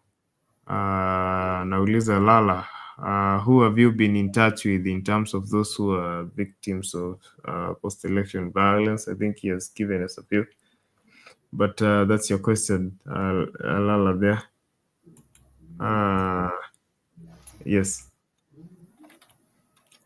For me, I think already I answered that question. I gave a name, but I don't want to be giving names. But I gave you a name of the gentleman. Okay. Yes, I think Lala has given us a recollection there. Ubuntu says, "Merry sad Christmas, Ruto. Kasongo must go to jail." Yes, and he should. I think Shadizo dozed off. Shadizo is still there. Shadi?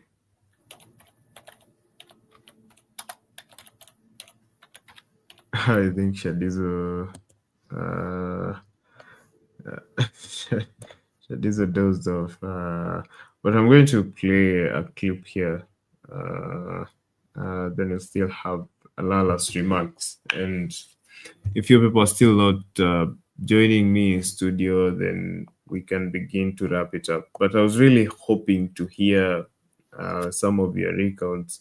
I saw some quite painful memories, but online today under the hashtag Fufua ICC, hashtag Fufua ICC, people are recollecting their stories of what happened to them during the tribal conflicts that rocked our nation after the 2007 elections. And I was hoping to hear from you people, the SCT family, but it seems like you people are not joining me in studio. Hopefully you will, but when we come back after this break and no one is joining, then we're going to just talk about this last bit with Lala, and we can begin to wrap it up. So yeah. Now, Kenya Party leader Martha Karua is placing President William Ruto squarely responsible for the abduction incidents witnessed in the past half year. In a sensational claim during an exclusive interview with Citizen TV, Karua alleged that the head of state is running a, quote, killer gang made up of foreigners and some Kenyans drawn from the military outside the police service. In a separate interview, Inspector General of Police Douglas Kanja says police operate professionally towards ensuring the freedom and rights of the people. Seth Olale with the details. With the whereabouts of Peter Muteti and Billy Mwangi still unknown, 3 days after their suspected abduction, NARC Kenya Party leader Martha Karua has condemned the spate of kidnappings in the country. He would not still be abducting young men just because they created satire on social media. If there is something alluding to death, surely which human being doesn't know that one day they'll die? It's not a criminal offense. It may be distasteful. I will not smile if someone is wishing me dead, but I will not sue them. I will not lift a finger. The worst I can do is to block them on my social media. If you want to sit on the top seat in the country, you better arm yourself with asbestos. Don't easily catch fire. Don't be ignited that quickly, because you're going to harm and hurt people. That behavior of arresting young men because they have created satire is the same behavior that made him cause the execution of so many young people. He was frightened of losing power. So he sent snipers to kill young people. That same behavior is the one that intolerance is the one that is making him continue with abductions. So many have been abducted, both Kenyans and... The NAK Kenya leader claims that the killer squad is operating outside the established security structures. And we know that the abduction squad is made up of Kenyans and foreigners, select Kenyans, and it's outside of the police force. You remember Kanja being asked by Parliament and saying that it is not the police. To some extent, he may have been somewhat truthful, and he may have revealed without knowing, confirming what we said in a press statement, that the abduction squad has select people, mostly from Ruto's ethnic group, a few others, and they're both from military and police, foreigners from Uganda, from Burundi, and God knows what other countries. And their command is outside of the police force. So it's only William Ruto who can tell us, because the buck stops with him. Asked to substantiate her claims, to prove that it reports to him. How did Ugandan military enter and arrest Besigye in Kenya? They cannot operate without the knowledge and support of Kenyan authorities. They passed the border because we have gotten information from our clients. So what we are having is rule gangster style. Gangster style, abducting Kenyans, killing some, torturing others.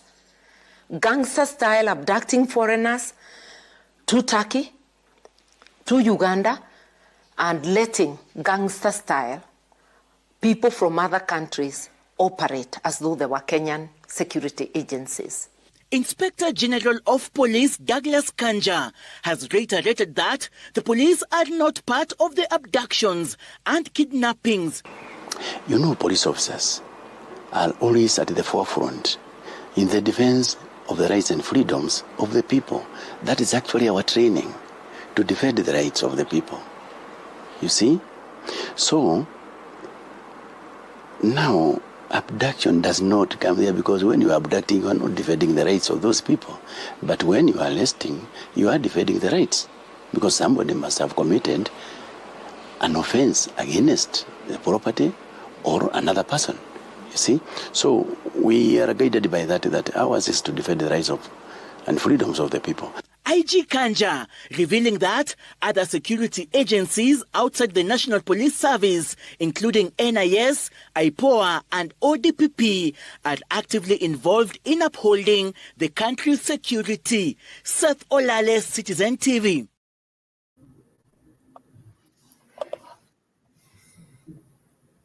Well, there you have it, Lala. Any remarks? Douglas, I got mixed feeling when I see police officers in Kenya. And let me share with Kenyans the current information. I lost a brother-in-law, and in Eldoret, the funeral was in Eldoret, so my people left. I have a van and that they were using. It had everything, the car, everything, the insurance, everything else. And then I get called in the middle of the night that near Eldoret, my brother's been arrested. You know, they've been taking them to the police station when the funeral was almost there. And then I told him, give me the phone, let me talk to the policeman. And then the policeman tells me that your car needs another form of insurance because the one you have is not for this. And when actually the van is a tour van, it had fully insured with the number of people in that vehicle, okay? And so they said, no, you gotta go to the station. And I'm hearing this negotiating about money. I said, no. If you're going to police station, let's do it. I tried to call some people because I knew it's a new tires, everything is fine. Okay. And these people are supposed to be in a funeral at that moment. And so I told them, give me a minute. I'm going to call someone to see what's going on here, because we called the insurance agent and everything was fine. Then my sister who was in that vehicle, calls me very quickly and said, that another policeman came, because they had taken my brother's driver license and they're going with it into the police station. Okay. And so this man came, another police officer came and asked what was happening. And then the police officer, when they listened to my sister, ran after the other police officers and got all those papers, the driver and everything else, and brought it back and actually apologized, said sorry, and even prayed for my brothers, as they go to the funeral. So it was very ironic. One wanted the money and arresting, and then the other one, of course, came to correct things, and he apologized, sorry, police, sometimes we make mistakes. I'm sorry. I don't know what to do, but maybe I still follow it up. But based on what he said, I said there are some good police officers here. So this is the irony when we talk about Kenyan system. Martha Karua is a distinguished woman, and far as I'm concerned, she's had a very good, background, good testimony, and as a matter of fact, Mama Selena brought us here on this line, and they called me, and before he could leave for Uganda, he was on this channel, and talked to us, and we talked to her. I don't know whether it was broadcasted, I'm not sure. So my take on what is going on, one, everything has to be on the president. That's why he's a president. In other words, whatever's going on, bad or good, this man is the ultimate person that we point finger to. Here's a classical case where people have died. And so Ruto's problem is two. One, how did he get to be leader of a nation? Never been answered. That's the biggest question. Because if he lied and he stole an election, all these deaths were unnecessary. This is the man behind all the deaths, okay? That's the fact. Number two, if things are happening, the abduction is going on, and even if he was duly elected, now that's a failure to protect Kenyans. That's also purely on him, so he cannot escape. Do Kenyans have that backbone to bring this man to books, or we just pretend we the people? We just copied these slogans, empty slogans from the US and other constitution, we the people. What does we the people mean? It means nothing unless you can hold everyone under that law. Because right now, the way I look at it, Ruto is still above the law. Okay? He can do whatever. And people will accept it and they keep moving on. That's why we keep on letting go things that should never let go. But there's a judge who is higher than Ruto called God. And God sometimes get tired of our own, whatever, trash, okay?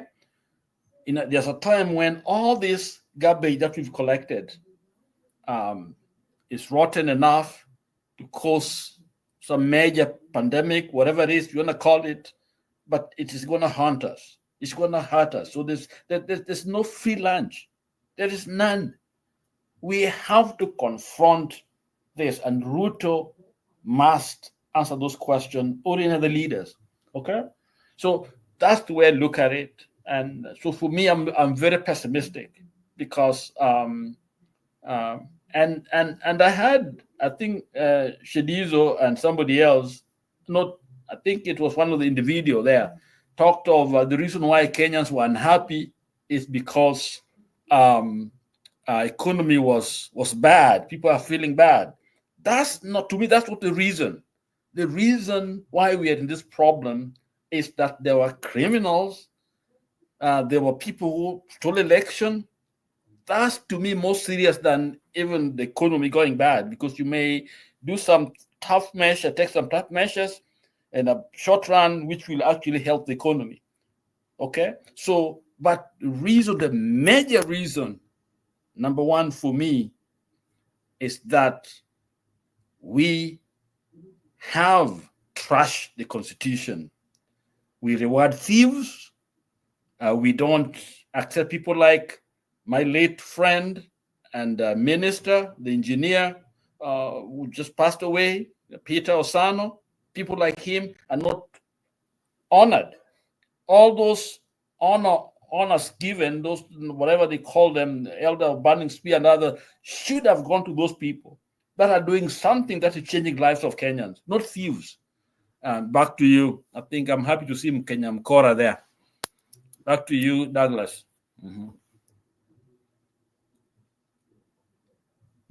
Thank you, Lala, for that contribution. Now I have Kenya Mkora. Kenya Mkora.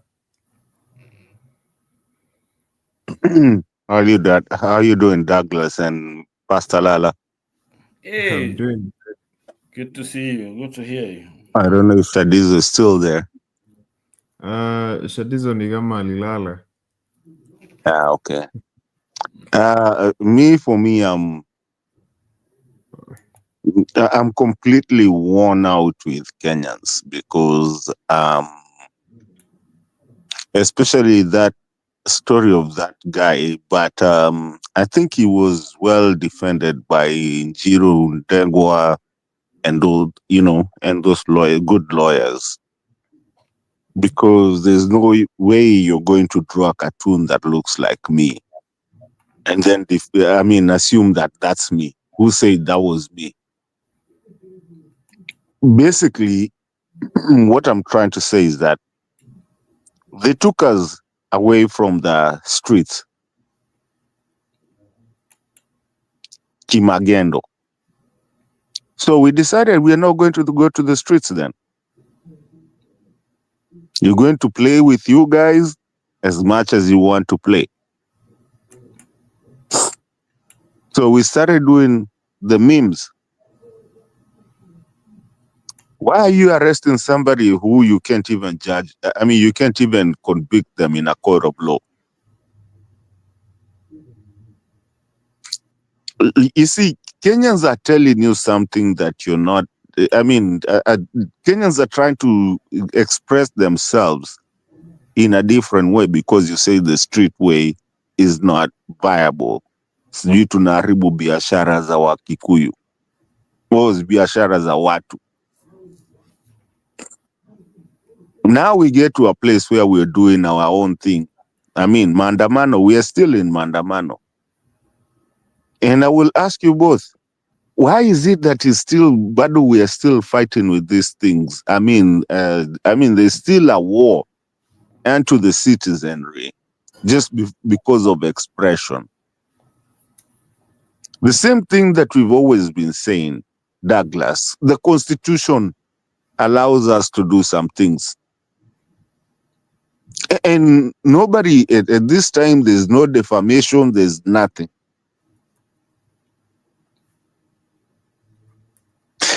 And why would you have this big of an issue to a point even of going back to that Mount Kenya that you said you didn't even want it and bring some stooges of leaders? I am sick and tired of Kenyans because these games being played, they are games that we all know what is being done. But we seem not to have a way of talking for ourselves. Yet the Constitution gives us a way of talking for ourselves. You see people just talking, bluntly or blindly, however you want to put it. Lakini inakaa ni kama yani tunajifanya mafala madwanzi, like we don't even understand. Tunajua, we already know what is happening, but we still want to kind of like sugarcoat everything.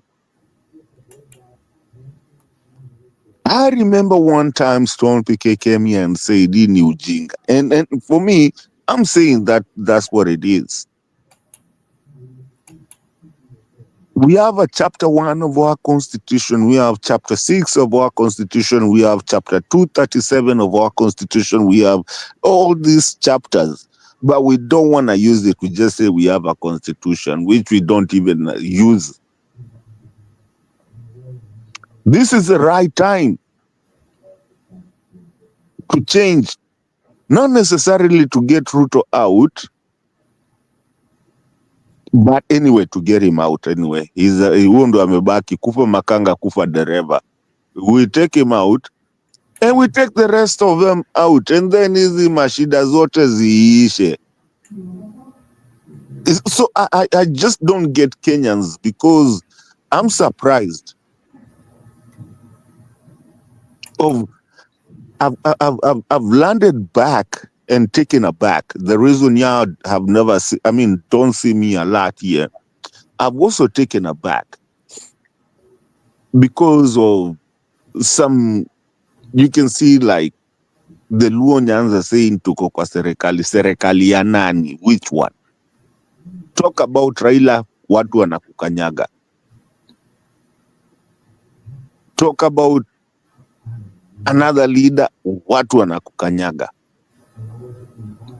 But basically what we're talking about is real governance and following our constitution and getting the people. What are you telling that is dream mangombe sijui nini? Sometimes I don't even get it. While Mr. Lala and I don't know if Douglas is still there, but when you can see the Nakuru Highway, I have a friend on the Nakuru Highway right now. They've been there for 5 hours. It's impossible. And then you can see this guy in the name, this stooge in the name of a president of a country,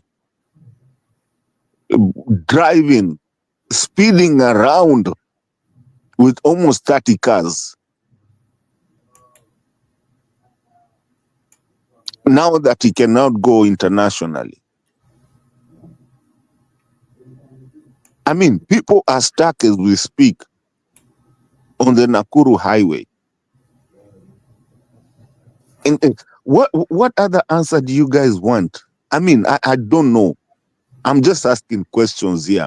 They have come and not as a problem solver, but as asking questions. When you're seeing things like that and people are still talking matope in the name of leaders,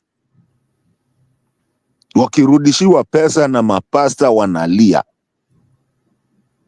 Now they are trying to hoodwink us with bringing some stooges, kinakabogos of the day, and the all same reshuffling.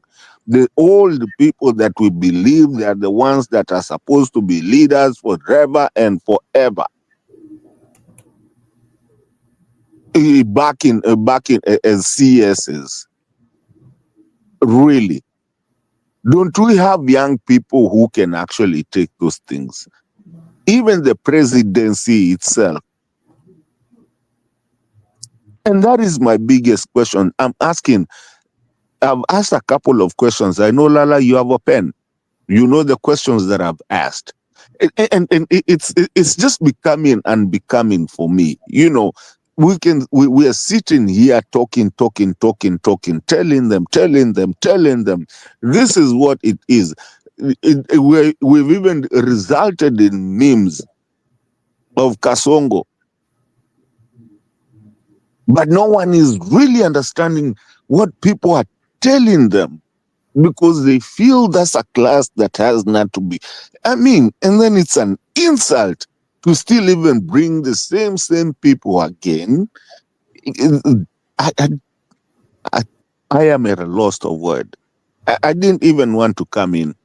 Nani Fatum ndo ameniambia niingie. Mimi hata siku ataka kuingia Douglas. Nimeuliza maswali kadhaa. You guys answer me.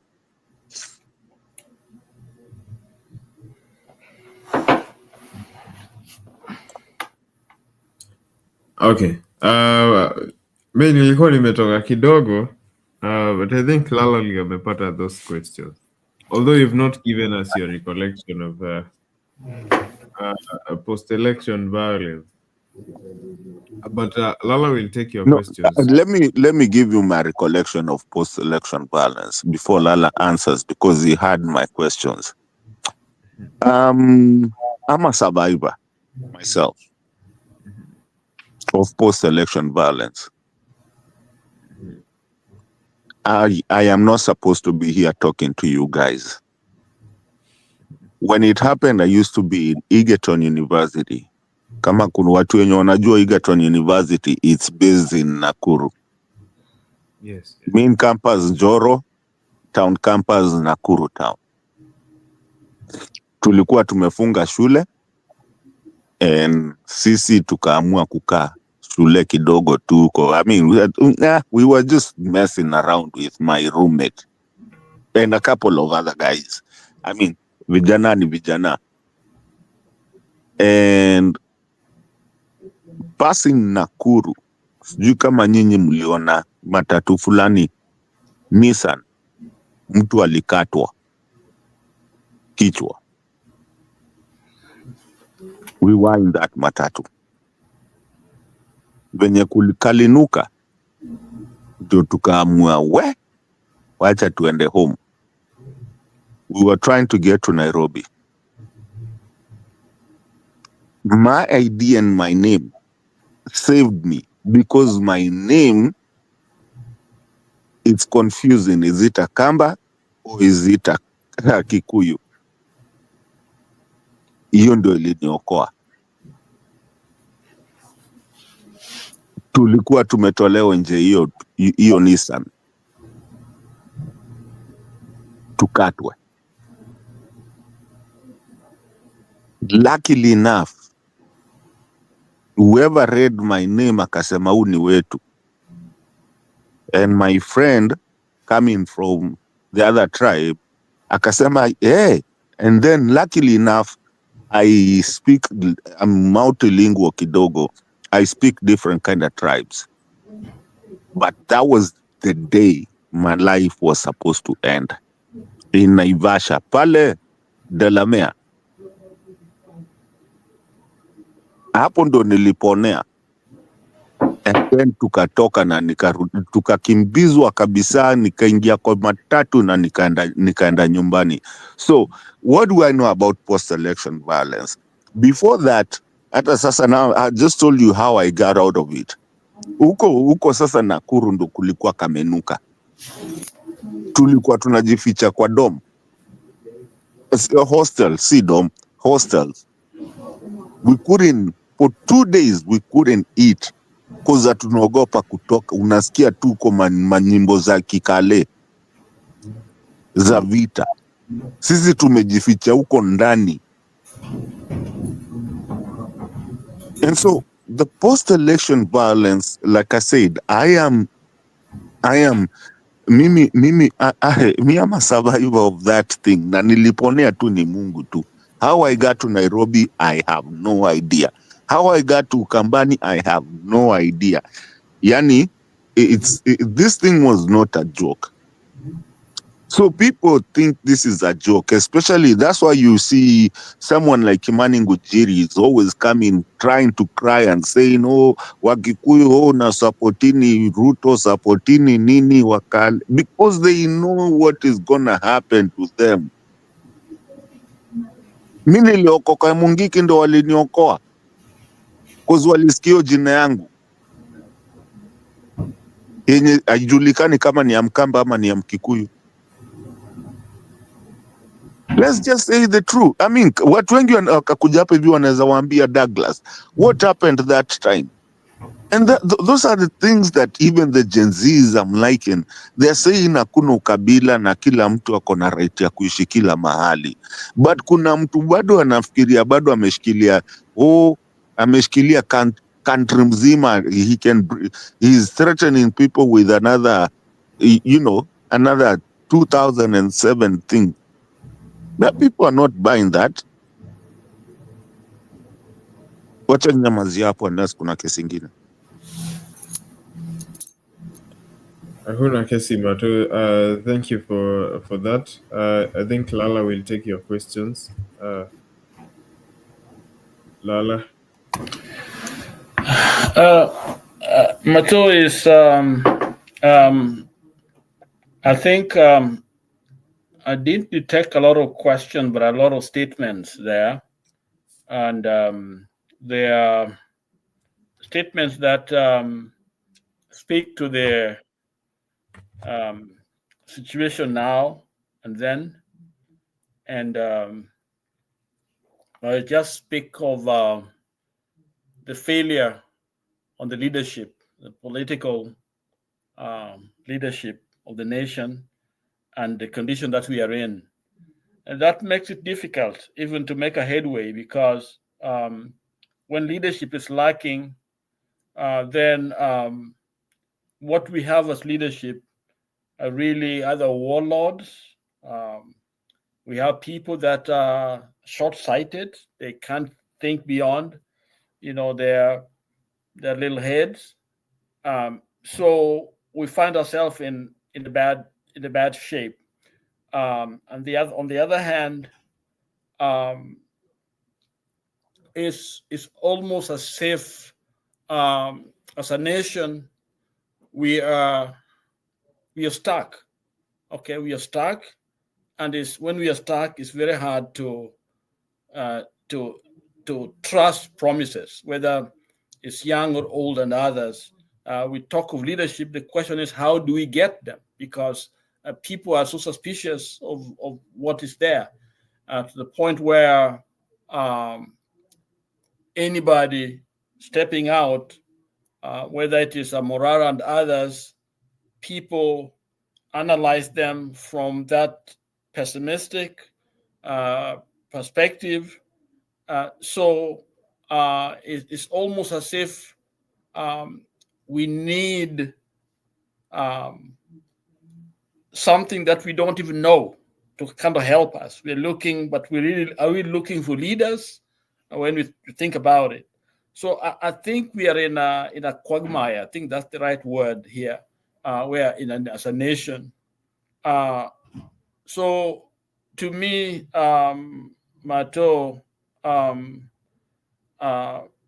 is a time for all of us to be students of history and also to think beyond our little group, our little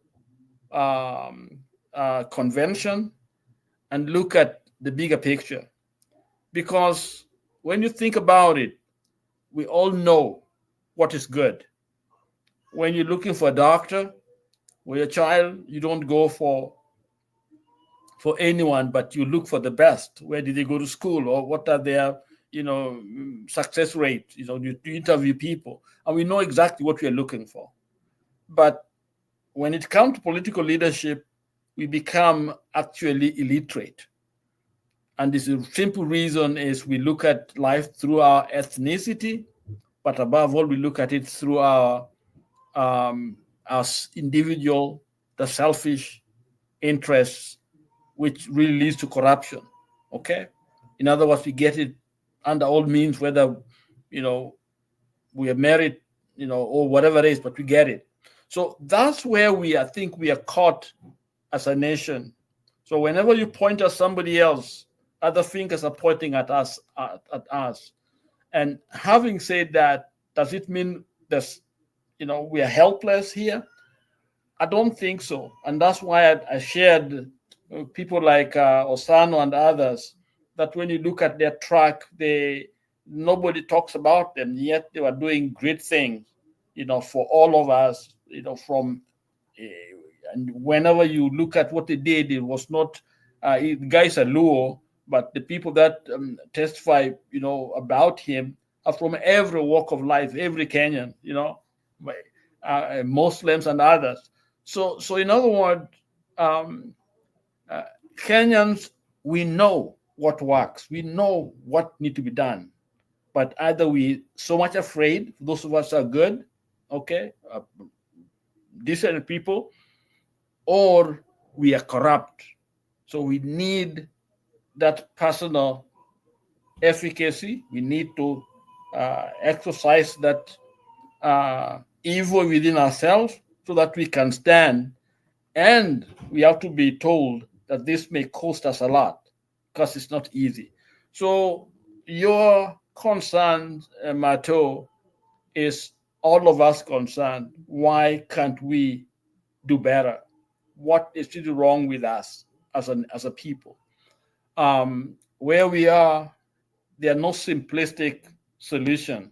Okay, it's not just a matter of somebody going there take over the government. That may be one way, but that may lead us to other issues. We need to come together. We need to analyze things not based on our emotion, because either there's no jobs, therefore we are acting because there's no job. But we have to look at our system because it is falling, it's dying. Kenyan system cannot stand. It's come to the point where it's going to collapse. So unless we ourselves step back. But Lala, I have a question for you, sir. With all due respect, and Douglas, if you know you're dying, and you the reason you're dying is because you've gotten a cold, what do you do? I can't answer that because unless I know the answer that this person should do. But sometimes I don't know, because even in any war, there are different strategies that people use. Because I think what people have been trying to portray there is that they have answers. But I think every answer may not be an answer. So that's what I Okay, so basically, I told you an example of a cold. Are you just gonna allow yourself to die because you have a cold, or is there some remedies that you can take for you not to die because of that cold? You see, there are different types of animals. There are animals that will just come and rush and get their the prey. There are others that are very cunning and very tactful, pretend to become a friend, and you think they are part of the pack of that, but they are interested in what they want. So strategies are different. Sometimes you don't know. I may be thinking this guy is rushing too fast because the animal is not set properly for us to get it. Okay, and then there's another who is tactful. So I cannot say definitively that this person is wrong unless I have the data enough to be able to know exactly what's going on. Because we've seen revolutions and they end up getting countries to a worse position. In fact, majority of them makes life worse than what they were before. Whether it's the Burundis and others, think you're having a savior. Douglas, Lala is running away from my question. Douglas, answer my question. Try to answer my question. Lala, you're my friend, but you're trying to run away. You're going around, beating around the bush. Douglas, answer that question. If you have a cold and you might die from that cold, what do you do?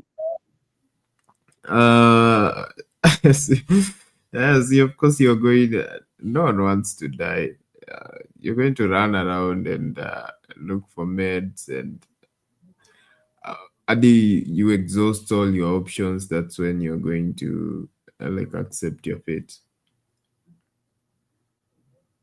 Exactly. Lala, that's the question I was looking for.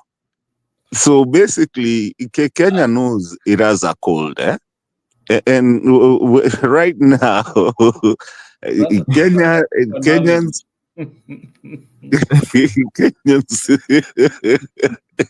What is the cold? What Douglas just said, Kenyans are looking for all the means not to fall.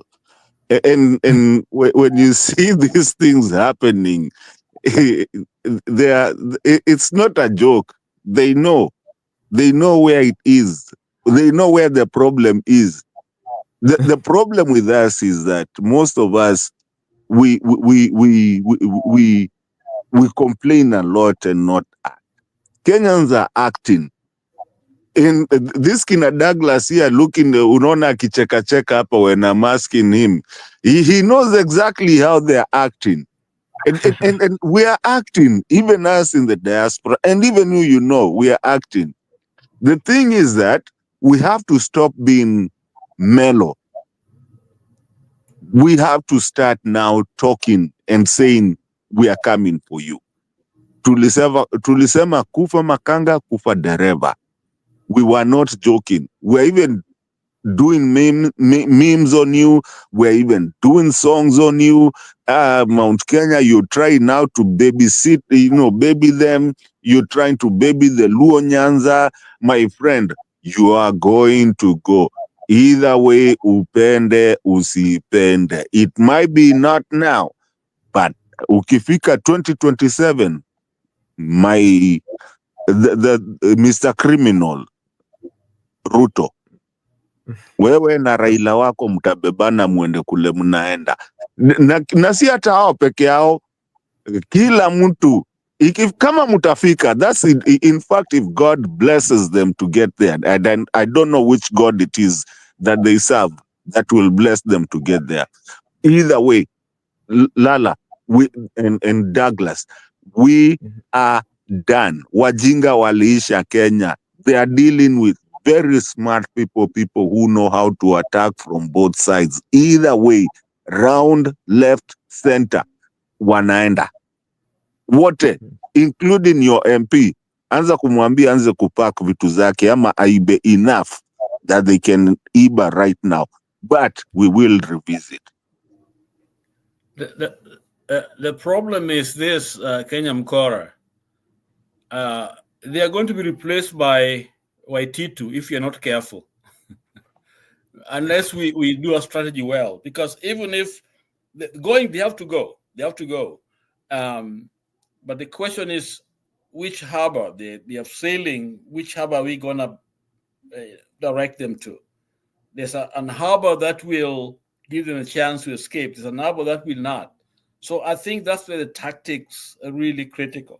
And it can't just be Ruto must go.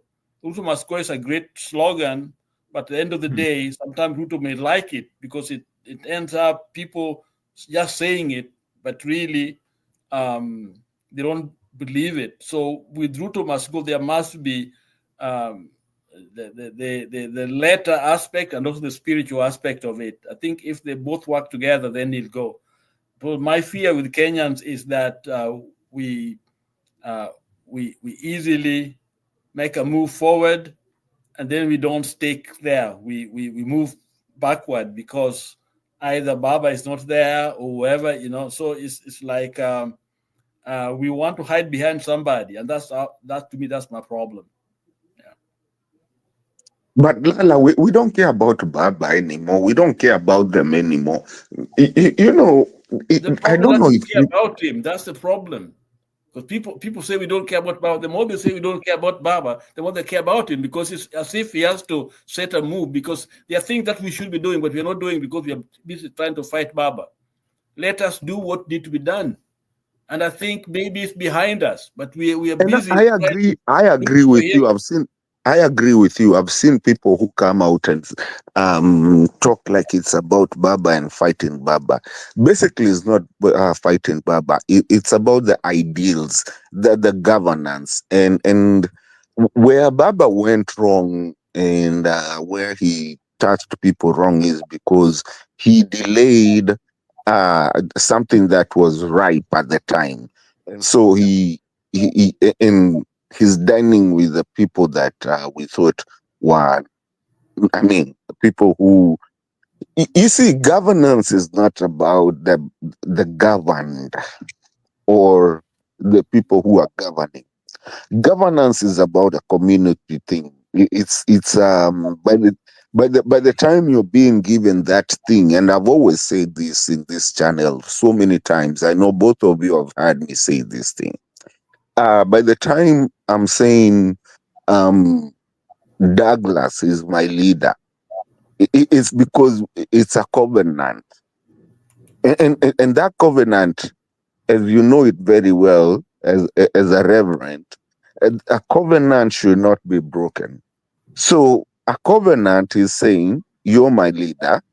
I'm gonna succumb to what you say because I believe you're doing the best for me. But then at the end of the day, that covenant is based on me, who's been governed or who has given you the powers unto that. Which is what people are keeping on saying, even most analysts, talking about the covenant was broken on 25th of June when people got into the parliament. True, but it shouldn't be that hard because that parliament is also our building. Kwani, who said, I mean, it's not a building. If we decided we don't even need the parliament, like Jimmy Wanjigi is talking nowadays, to go to what we call tax, we just don't pay any tax. And who forces you to pay tax? I don't need to pay tax. You're not my mother to come and tell me, like this cattle thing. You're coming into my boma to vaccinate my car. What if I tell you, no, you're not coming here, and I hold a panga there?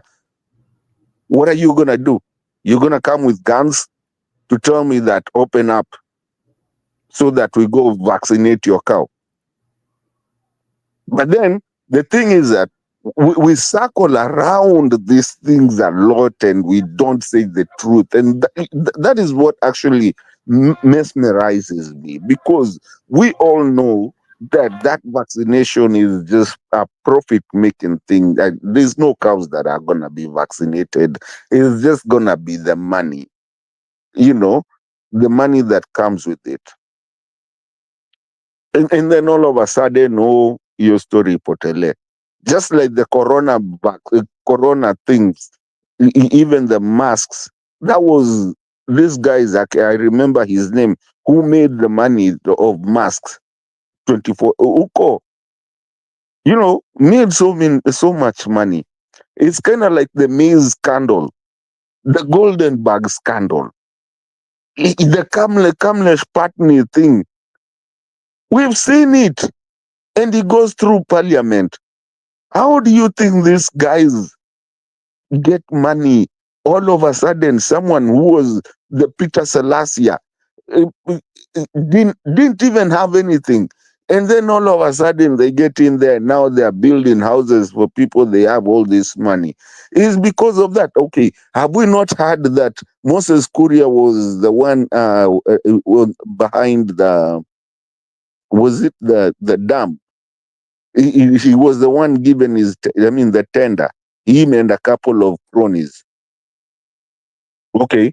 Do we not now hear that an MP from Kwale was dealing with the tender in Ngong, Kiserian, for the road down there?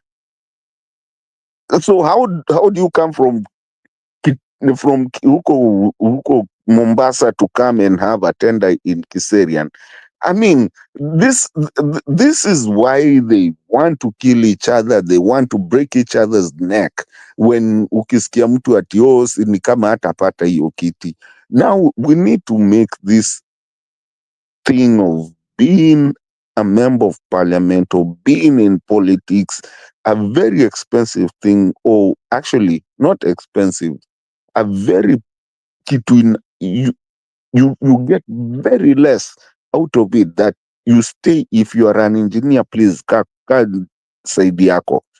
If you're a doctor, stay in your side. Now, let me ask you a question. What does Murkomen know about a gun to be in national security? I mean, internal security. What does Murkomen know anything about a gun? Swali nimewauliza nyinyi wote wawili.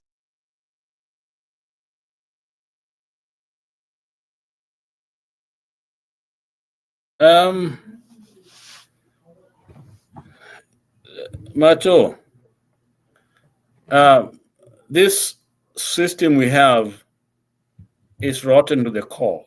Is sad because even if he knew how to run security, okay, the question is, will he do it under these circumstances?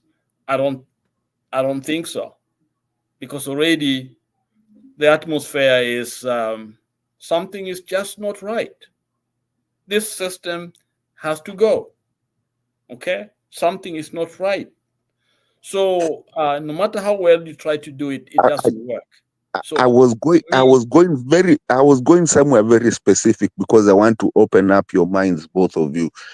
Wewe na wewe Douglas niambia, because sijamaliza point yangu, lakini I'm going somewhere with this more common thing and national security, internal security. Yeah, what do you think Murkomen goes? Murkomen and the one who was there before, same background. So what's the difference? The difference is Murkomen maybe is a little bit younger in terms of law. The other one was a little bit of a senior. But what do they know about security? I don't think they know anything. Okay. Douglas? Okay, to me, all this is just chess, and they're not really considering who knows what. It's about strategy and having your people in the most crucial positions in government. Since now he's cornered and he has to bring Uhuru's guys on board and Raila's guys on board, all these people. So he has to put his most loyal political allies in the crucial positions in government. So yeah, that's my view. Okay. Now I'll circle back again, come back to Murkomen, because you're running away from this Murkomen thing. Kenyamkor. Yes. Murkomen has no knowledge of security, period. The guy before that guy, the person who had knowledge of security is called Kaiseri, okay? He was good, and I worked with him very closely. He would call me at 5 in the morning and we'll talk about security issues, okay? Because he was concerned. He didn't call because he had to, but he realized that there's somebody here who can be able to work with me. And I used to talk to him. Thank you, sir. You know what? Thank you so much, because you've saved me something. For the listeners, I want you guys to think. Do not forget a name called Adani. Adani. Who made the deal with the Adanis? Murkomen. Wasn't that national security breach? Risk. So now who's the national security? Nani amekwa? Murkomen. So do you think Wakenya sijui saa zingi kama mnaangaliaga hii kitu tu imerudishwa tu in a certain way. Yani the national security of a country should be very protected. In fact, no one should even know if they're not a citizen of any country. And trust me, I've worked in companies that do national security jobs, but there are areas that you can't even go. You can go to the 4th floor because for them, they design things for the national security. It has to be done by a citizen. I have a national security clearance, okay? But Yeah. there are levels, okay? I can certain classical information, I'm privileged to, I can work in some of this system, but even before I do that, a lot of things. And every 5 years, they check even up to my village where I was born, just for the sake of that. So that's why you need people who know exactly what's going on. So when you hear somebody like Murkomen with all this baggage he has, then tells you that we are in danger. We are not. We are at the mercies of Majambazi. Yeah, that's Yeah, fully exactly. correct. So I wanted people to still go back to whoever they're listening to us, even you, Douglas, to go back and reason back again from the JKIA, which is our port of entry, and who was there was Murkomen. Now he's been taken back to to national security, and that is exactly what we were saying. That the reason we were marching was this is our national security amenity that we need to protect by all means. Now he's been taken back there, and you watch Meg Whitman and what they were doing, and when you look around, just sleep over it, my friend.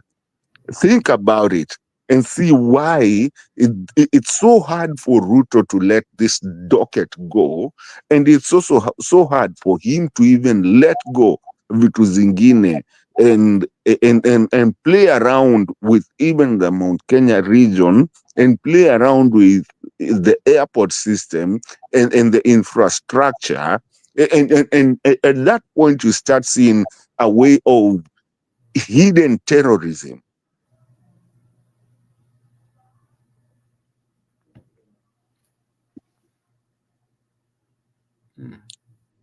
It's just a game over hidden terrorism to our country, that it doesn't matter who says what. Like I was laughing the other day akisema, oh, sijui alisema ati ng'ombe sijui 50k ati maziwa itakuwa lita moja 50k. Then he realizes that someone behind him tells him, where he see 50k, then he asks, oh, kwani nimesema nini? So that would tell you that he's always lying to people. He's always talking. And I've always talked about body language.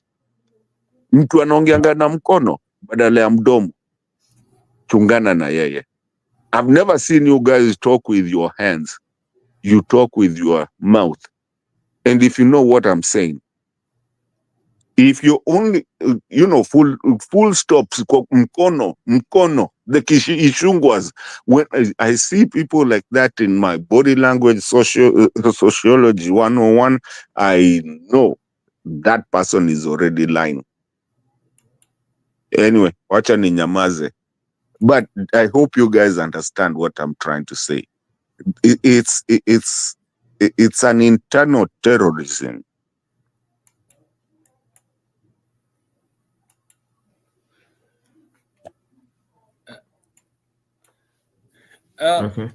Macho,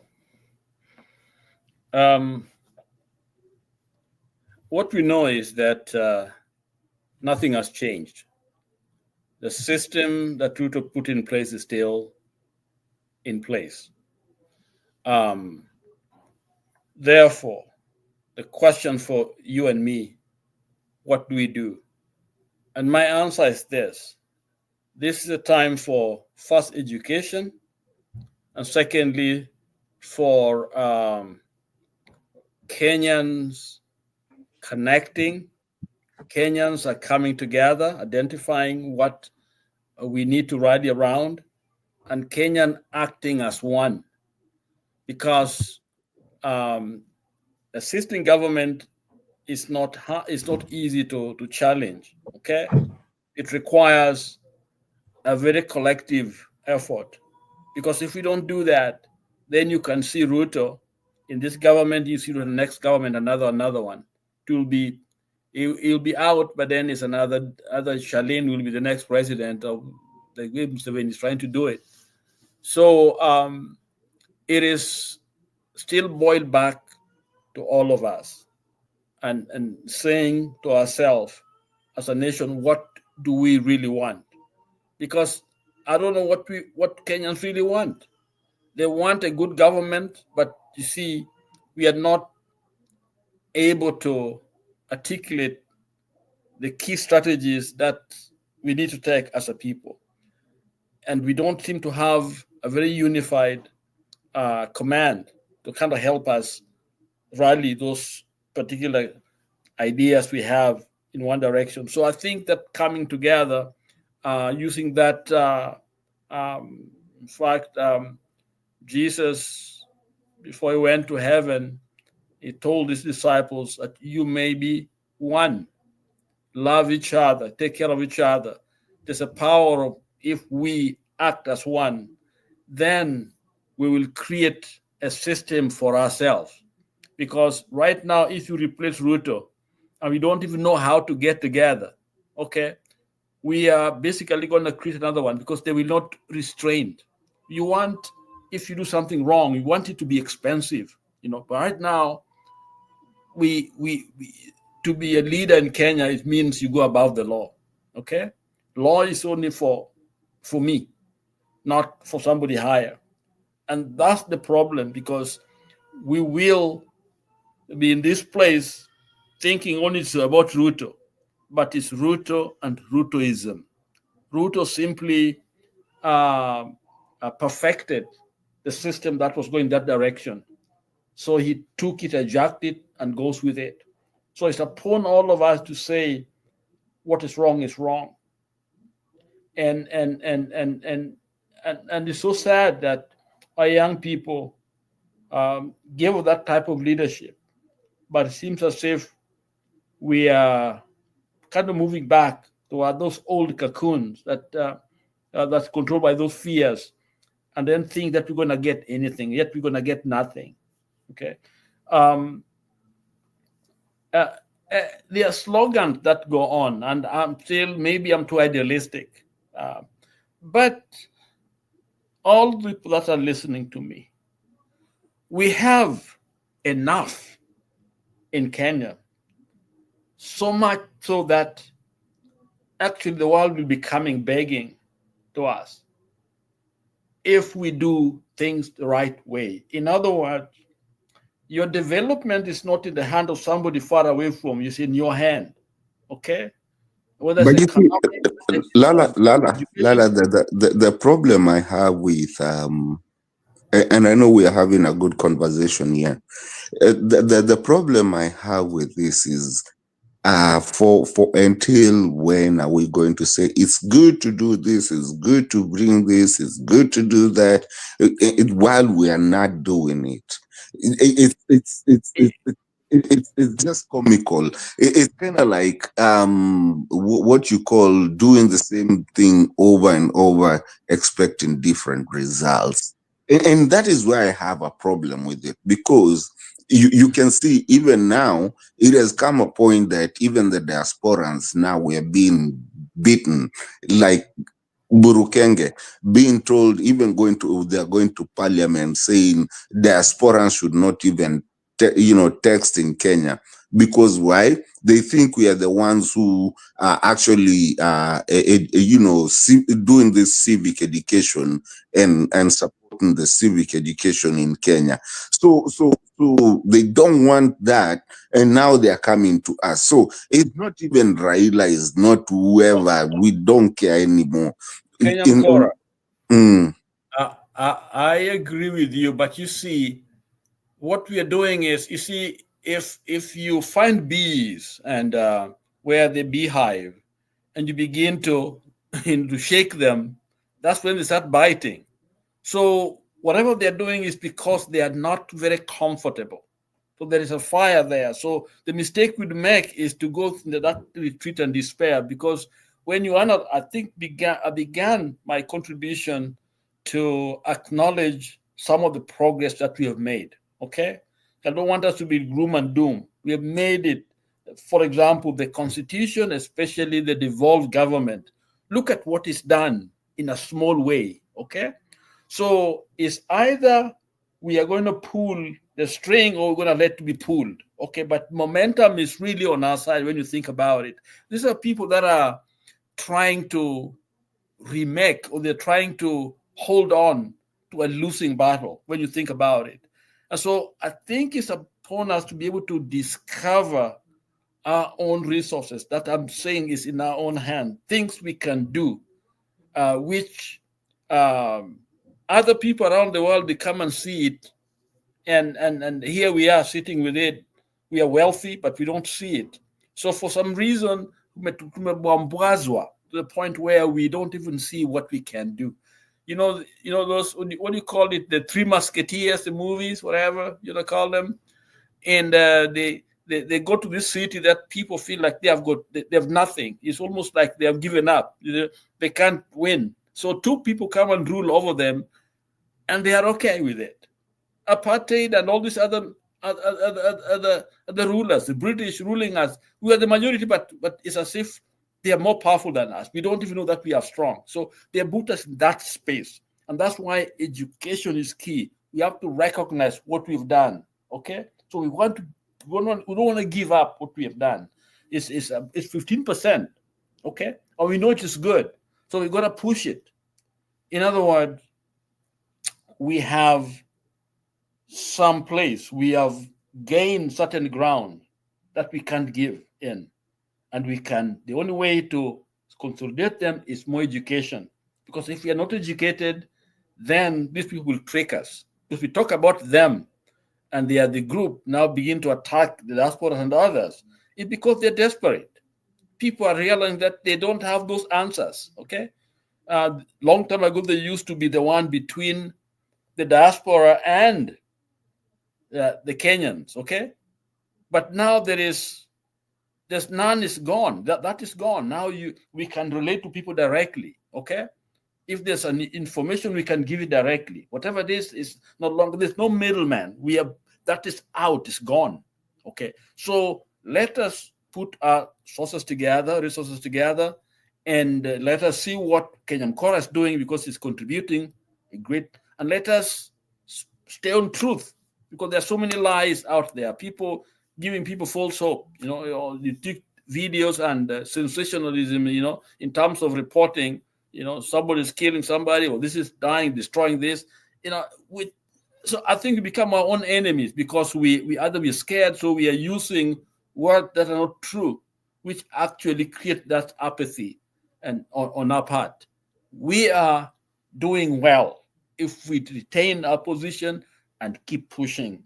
And you know what? They are going, just as you stated, Kora, these people gotta go, okay? And going means the corrupt, those who have misused our system, those we are very careful to know who has not been there for the people, okay? And it doesn't mean we come blindly like the Crusaders, where we just kill everybody. But we have to be decisive. We have to be like Rwanda. Rwanda gave people a chance to repent, and some of them were rehabilitated. But the power is on the rights, the right to the people, and what the Constitution, not coming up with some kind of middle ground. No, there has to be, this is the Constitution. You meet the threshold of the Constitution. You done criminal stuff, you go to jail, okay, and we can bring you back. You did some things in a way that maybe there's people not quite sure. There can be restitutions done. There are things that we can do. They have been done. So that's my contribution. Back to you, Douglas. Thank you, Lala. Mato, you had anything to add there? No, you've been very quiet. So I want you, I have a lot to say, but you've been quiet. So I also want to hear from you, and especially you are our chair. So I also want to hear from you from what we've said. I don't want to overrun your show. So let me keep quiet a little bit and hear you. Not really. I was having a monologue here for the longest time before you guys showed up. So I'm just taking a step back and listen to your thoughts. But I'll just echo what Lala has been talking about. You know, the struggle that we've put up this past few months, and you know, before that, it's not all in vain.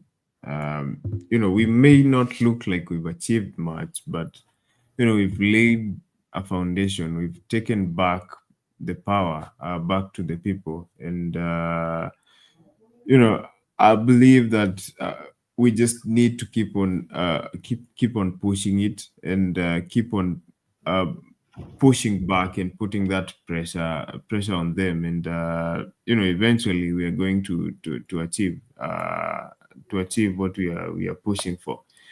But my issue is the tribal conversations that we continue to entertain against amongst ourselves.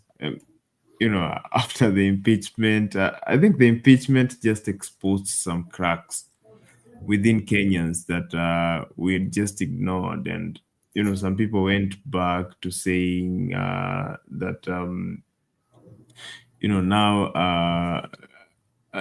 Gachagua ameonewa, and, you know, some people are feeling like it's unfair for him. It's quick how people forgot the words that, you know, the divisive words that he was using, and you know, all that pride that he was carrying around when he had all this power. I think this tribalism, negative tribalism, is still a conversation that we need to keep on addressing. But I think we're moving in the right direction. I think we've had some major wins, but we just need to be alert to our own faults as a society, because these leaders that we keep talking about, they're Kenyans like us. You know, they come from amongst ourselves, and even if we are going to replace them, and you know, the next group of political leaders that we are going to elect to these positions, they're still going to come from amongst us. And if we are still entertaining this negative tribalism amongst us, then it's something that it's here to stay. The field in the political landscape is here to stay. So that's one thing that I've always been against, and I'm always going to call it out for as long as I think it's still something that we are yet to shake off. Yes, so that's my thoughts. And let's you know, say this. the other thing that thank you for saying that this thing of and that's why sometimes I kind of like and I'm loving Kenyans coming up with satire, or sarcasm. You know, this thing of tribal thing. I'm so glad that it's been brought up this time. I know, Lala, you wanted to say something. I'm sorry, but you guys, both of you, need to ask yourself, which politician do you know that has not been around for more than 10 years? And look at these things that we compare ourselves, even with our constitution. That every time you hear, the American Constitution, the UK Constitution, the whatever Constitution, they kind of they compare with all others. Which of them have you seen someone be in power for more than 10 years? But when you look at this thing, like I heard someone saying, sasa tutaleta Kalonzo, tutarudisha Waititu, tutarudisha Gachagua. Now, Gachagua, we knew we needed him out because of that. That one, kila mtu, we needed him out. Right now, it's just being exaggerated because we need the boss because we wanted Kufa Makanga, Kufa Dereva. But no one will choose Gachagua at the time it comes. But my question to you, Mr. Lala, as you come back, I mean, which other democracy or leadership of the world that you've seen other than the Putins and the Kagames or the Musevenis that you've seen people stay in power for more than 10 years? Singapore. Yes, parliamentarian systems can sometimes to keep them a little longer. I think we saw that in France, with the Mitterrand, stayed there for a little bit. I think Israel, Netanyahu, and others. But the parliamentarian system, so it's a different system, not presidential. Presidential, when they stay on too long, those are dictators. Those are not presidents. Those are kings. They consider them as kings because they are no longer a constitutional democracy at all. And so it's true that you don't expect a leader to stay too long, because after usually first terms, they have new ideas, okay? Second term, they try to either finish whatever they started in the first, and in most cases, they begin to become very personal. Because they want to keep their power. So they actually are not democratic at all. They are there to either make sure they don't. Yeah, but also take into consideration the MPs, the MPs and all that, not just the presidency. Just take it down to take it a notch lower to like MPs. I mean, all these people that today we call them parliament or leaders and whatever, we've seen them, maybe some of us even before we were born, they were still there. So you're like, you can see an MCA who's been there or became a DO or it's like a career job. It's supposed to be a public service job. Okay. You posed a question, Mato. No, I just wanted you guys to think on that. Why that? I mean, like Kalonzo. I mean, 1983 is when he got into public service. He's still there even today. When you look at Ruto, YK92, he's still in public even today. You look at even the most of the MPs, even this Gachagua was a DO in when, and still there, trying to fight with all these things. And then wale wengine wanaingia kidogo kidogo. When is Dagi gonna get a chance to get in there? Kama hao ndio wanakuaga huko.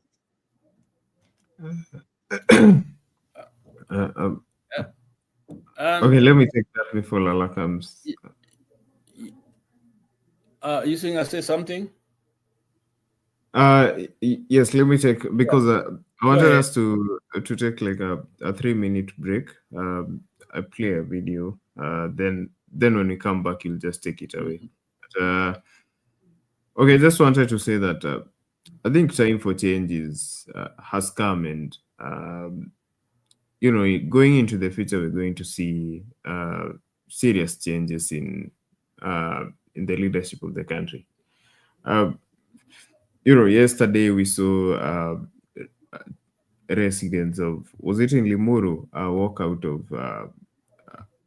of Kalonzo, and a couple of months ago in the past years, you couldn't see something like that couldn't happen, because we used to see politicians as some sort of gods.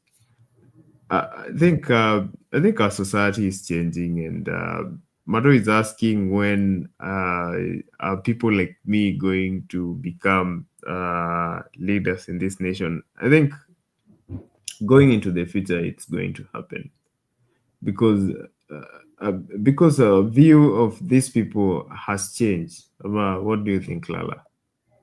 Just 2 minutes. Okay. That's a tough question. When we talk of how do we change I leaders? think, Lala, you didn't understand Dagi. Dagi wants to play a video for two. Okay, go ahead. Go Yeah. ahead. I thought he asked me to say something for 2 minutes. What did you say, Doug? Okay, you can just go ahead. Go ahead. Let Go me ahead. He was telling you to give him 2 minutes because the video I might thought take 2 that was minutes. a change. So go ahead, play it first. Okay. Okay. Now, Interior and National Administration PS Raymond Omolo has disputed former Deputy President Rigathi Gachagwa's assertion that the state is complicit in the distribution and consumption of illicit brew in the Mount Kenya region. The PS also faulted Gachagua for trivializing a sensitive matter for political gain. His rebuttal comes as a section of leaders from Nyanza region called on the National Cohesion and Integration Commission to investigate the utterances of the former deputy president and sanction him. The deaths of 3 people in Nakuru after the consumption of illicit brew has opened up a new frontier in the conflict between the government and the impeached former Deputy President Rigathi Gachagua. Gachagua sensationally accusing the government of being behind the consumption of the deadly liquor in the area. Machifu wameambiwa muachane na hiyo pombe. Wacha hii watu wakunywe wakufe. Polisi wameambiwa muachane naye, wacha hii watu wakunywe wakufe. Ati ndio idadi yetu ya wapiga kura ipungue. A statement that the state vehemently denies. Interior PS Raymond Omolo terming Gachagwa's utterances as reckless. He says that the government does not produce, distribute, nor retail any alcoholic drinks, and insinuating that any executive can direct the sale of any alcohol, whether poisonous or not, is mischievous and misconceived. Tangu wanitoe kwa kiti, ile pombe yote mbaya ya kuua watu. The PS also disputed claims made by Gachagua that the government had licensed more than 50 companies to manufacture the illicit brews that find their way to Mount Kenya.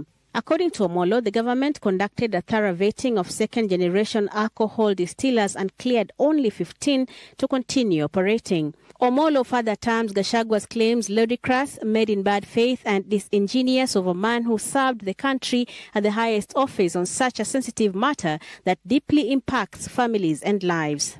Leaders from Nyanza are asking that the government takes stern action against the former deputy president.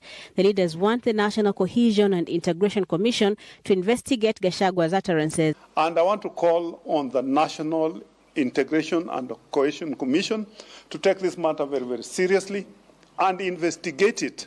And he needs to be brought to answer and to provide evidence that this is so. I believe that any organization that does business in Kenya does it under license, and they do it based on business needs. And if there are any organizations that are not properly licensed, that's an issue for authorities to be dealt with, which he needs to point out. The government has also challenged him to make official complaints against those officers he claims are involved in the plot to encourage illicit alcohol consumption in the mountain region. Brenda Wanga, Citizen TV.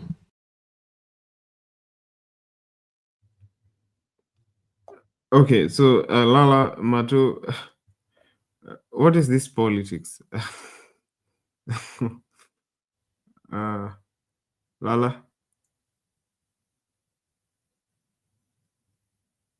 Unmute your mic. The ethnic angle is a major problem, because when you make such a allegation, and also when, of course, clearly Deputy President former was focusing on fighting, the alcoholism in the Central Province, and then his efforts is no longer. So I think, from personal perspective, I think he has every right to critique it. But then you don't do it to clearly, because anybody listening and watching and wondering, when did the government sit down to choose to, to target this population to make sure they don't, the numbers reduce so that they don't vote. That's a very serious, allegation. But on the other hand, I think he had every right to say this was something that he was against, and should encourage that the fight should continue on against that. But it seems as if he put himself in. It's almost like looking for sympathy, and for people to see that this particular people are being targeted. And clearly, what you stated, Douglas, I think we all agreed. Some of us thought that Gachagua should not, based on his performance, he didn't deserve to be there. That one was clear. The question was how they hounded him out. That's why we thought the process should have been a little bit more in the, but in reality is that I didn't feel was qualified.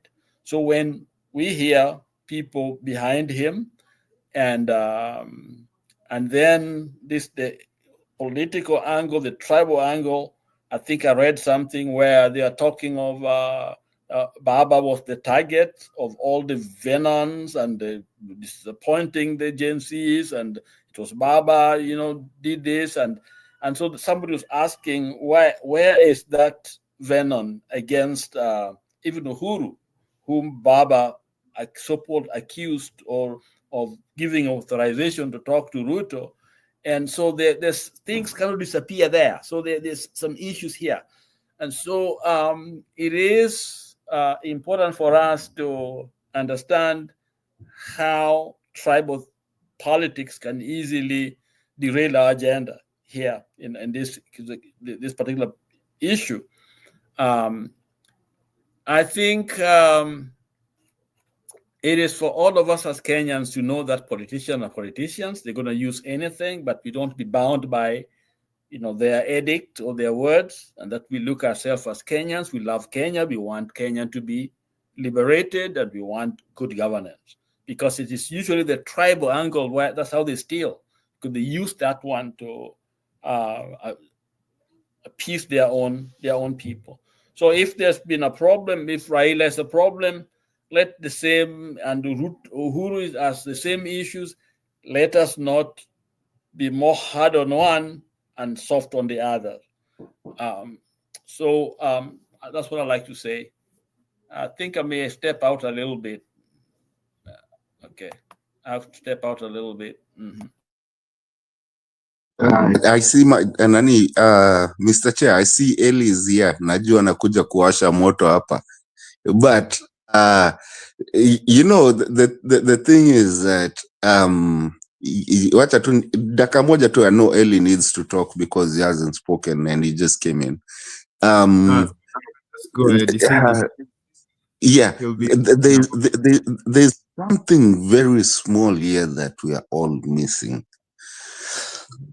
Something that Kenyans have been, and it's in the mind of every Kenyan, of the reason we wanted kwanza Makanga atoke ndio atuambie dereva nafanyanga nini. So me personally, when it comes to that video that you played, I have no problem with it at all. Reason being, and I've said it here, people who are watching us and people who have watched us for a very long time, Mr. Chair, I have told people here, buy a microphone for Gachagua. Please make sure he's talking. We can't have him quiet because he will bomoa everything and tell us exactly what was happening and make a case. You see how he made a case for himself by going to the media before his kutolewa kwa gava. Just the way he self-incriminated himself. He's going to incriminate this government and tell us everything. We should not worry about what Gachagua says. We should just listen to what he's saying, so that now we understand exactly what happens in that closed room. Mimi sina shida na Gachagua, by the way. Not that he will ever see my vote to come back into government or to do whatever. He's done. We wanted him out. But we need him talking every time. Thank you.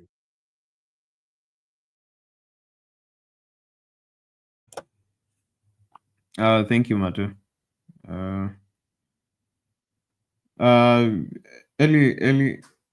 Ellie said he'll be ready in about 15 minutes. It's only been 5 minutes since, so I guess he's still on standby. Oh, so it's still on us. Mimi nilikuwa nadhania na just kwa nataka kumharibia time. What do you think of Gachagua kupewa mic? Because mimi sina noma. Acha ongee dadi atuambie. Gachagua ndiye anatupeanga za ndani. Yeah.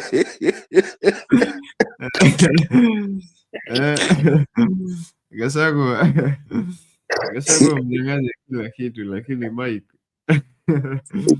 Mnyimeni kila kitu lakini Mike mnunu. Hata mimi naweza toa pesa yangu nimnunulie Mike. Akae huko juu atuambie kila kitu. Sasa ndo atatulimia shamba.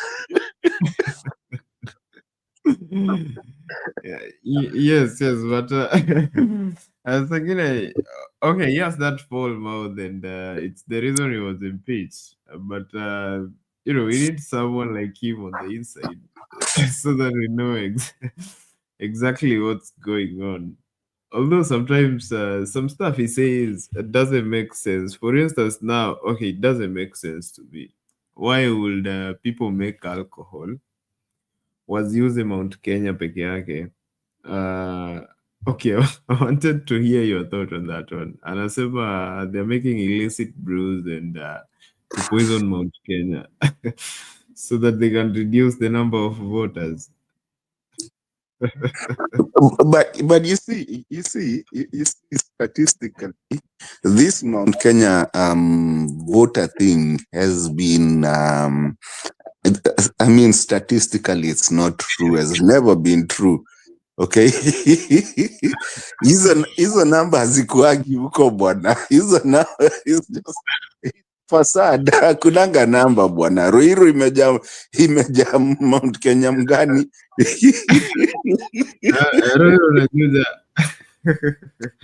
Ruiru unajuja nini? Wajaluo na Wakisii wamejaa huko. Sasa hiyo ni Mount Kenya gani? Hakunaga namba kama hiyo bwana. By the way, honestly, even though I'm a Kamba and I'm not talking here tribal, lakini numbers ziko hapo Ukambani na either Kisii ama hata Kakamega Waluya wana numbers ziko hapa, because remember when you look at the geography, unajua a typical Luya family kuna watoto wangapi on average?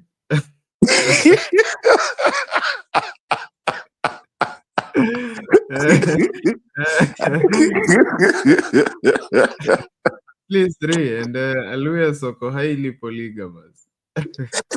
Lakini that anaweza wapatia you kiniambia naweza patia. Okay, sasa nini hapa hii Mount Kenya mnatuambia na ndio mnakata inaitwaje transformer. Sasa watu wametoka wapi? But now the reason I was talking about the Cumberland, look at the Cumberland. It starts from where? Kayole, Utawala, kuja nini, just jiangalilie vizuri. It goes and remember there is not one, and I want this, I'm doing statistically, not just because I'm a Kamba.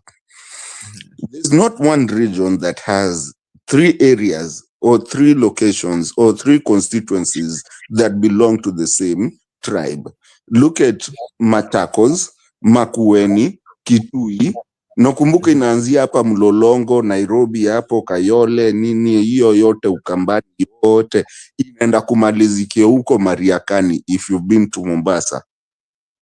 Na bado kuna Wakamba huko. So which tribe actually iko na watu wengi? Okay, let's go to Luyaland. Luyaland inaanzia hapi ukianza kutoka hapa hata after Kisii. After Kisii unaanza Vihiga. Kuna Busia, Kakamega, Bungoma, all the way to Kitale. Lakini pia Kitale pia unapata Wakamba pia wako huko hivyo, na anyway wachana na wao. Lakini pia hapa hizi mabusio unasema hiyo, kumbuka hapo wameshikana na Wajaluo. Hapo Viga. Ni around Maseno. Exactly, hapo around Maseno hapo wameanza kugeuka. Okay. Tupande Mandera. By the way, kuna watu tunadharau wingi Mandera. Ukitoka Saikuru hiyo ya Kalonzo wameanzia hapo Isiolo, Mandera sijui nini, ukikuja kufika hapa hivi Marsabit nini, look at that. Sasa na ukitaka pia by the way tuende kwa Wakosti na Wandigo. When you look at them, you find that Taita Taveta yote, all the coastline, the 500 miles of coast, hiyo imejaa nini? Now you come back to this kakitu kanaitagwa ka Central. Nioneshe kako wapi? Sini hapo tu kamezunguka mlima.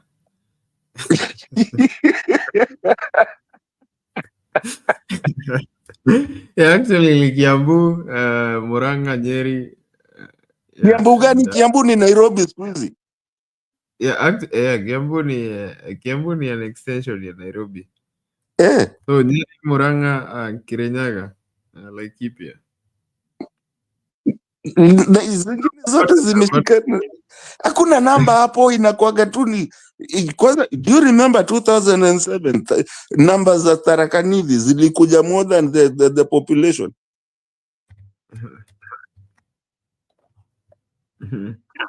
Na hapo ndo mmetoa deputy president sasa.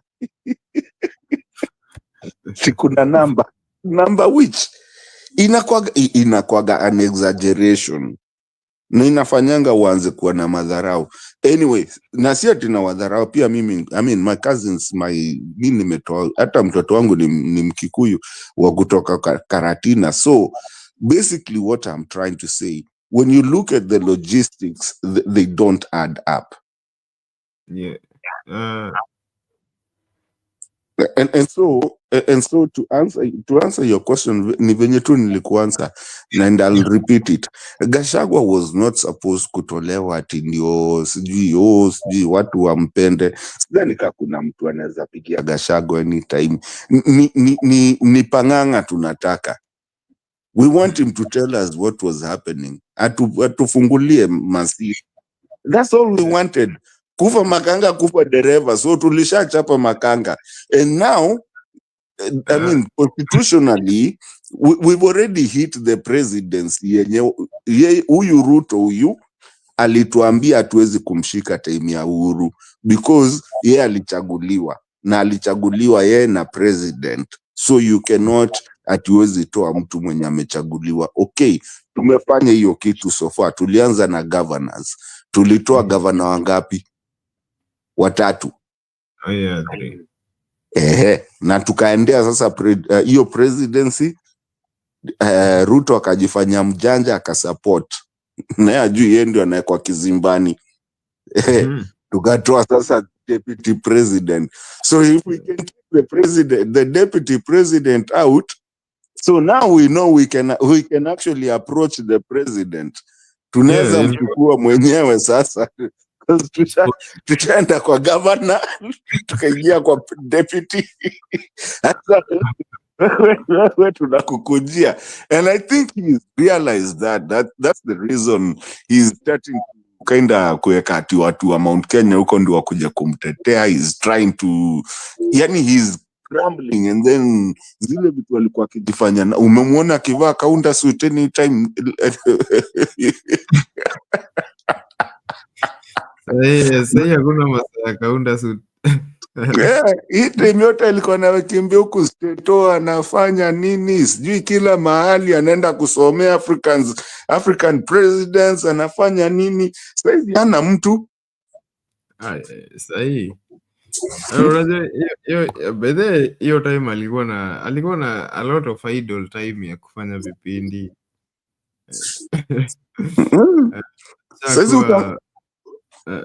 Ukicheza utampata nini akiuliza ofisi yake iko wapi nini hapo Harambee House. Unajua jamaa sidhani kasha ikanyaga Harambee House.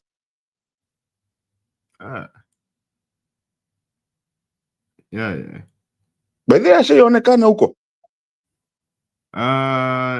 Once nimeona once alikuwa amereceive uhuru huko.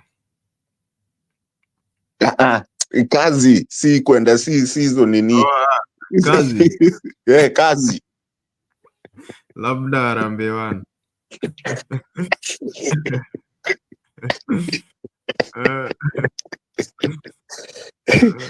Jamaa hana pa kuenda bwana.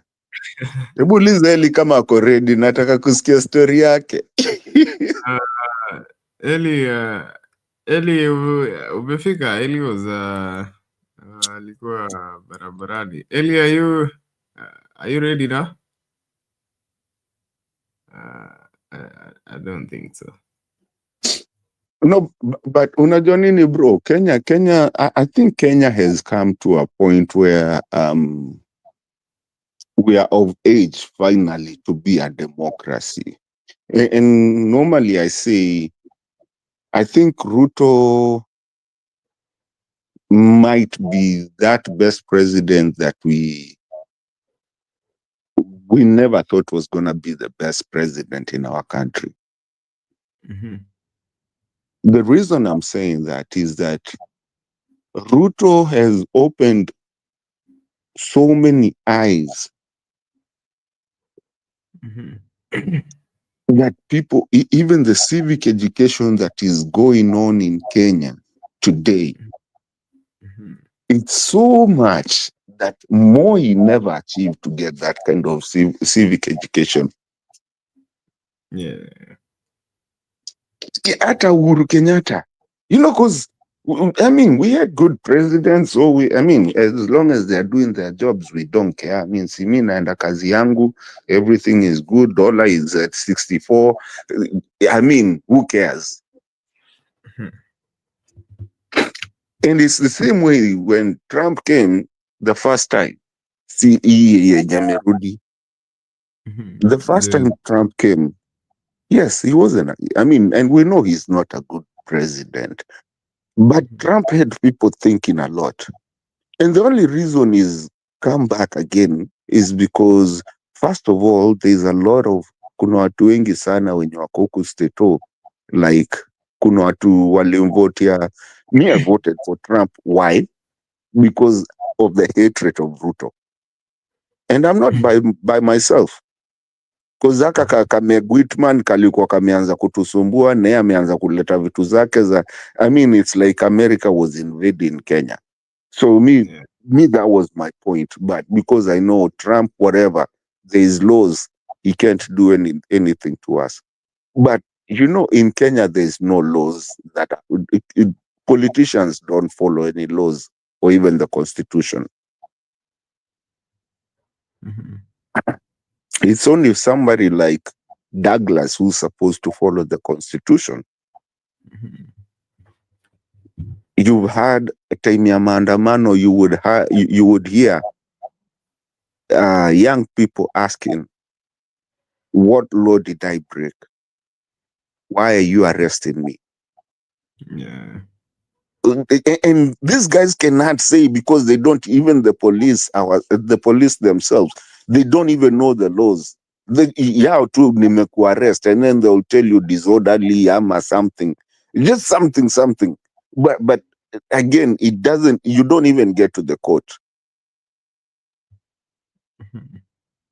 Very, very few people can say the central police station. You'll find 80% of those people, and I know this for a fact, 80% of those people will never see a court of law. Ni wewe tu uende pale uonge na makarau mwambi we niachililie mtu wangu. Utatoa ngapi kijana? Umpe ile kitu yenye iko na imeisha na mumeenda. But the jurisdictions, other jurisdictions, you find that if you're going to be arrested, first of all, the police has to have jurisdiction of where they are arresting you from.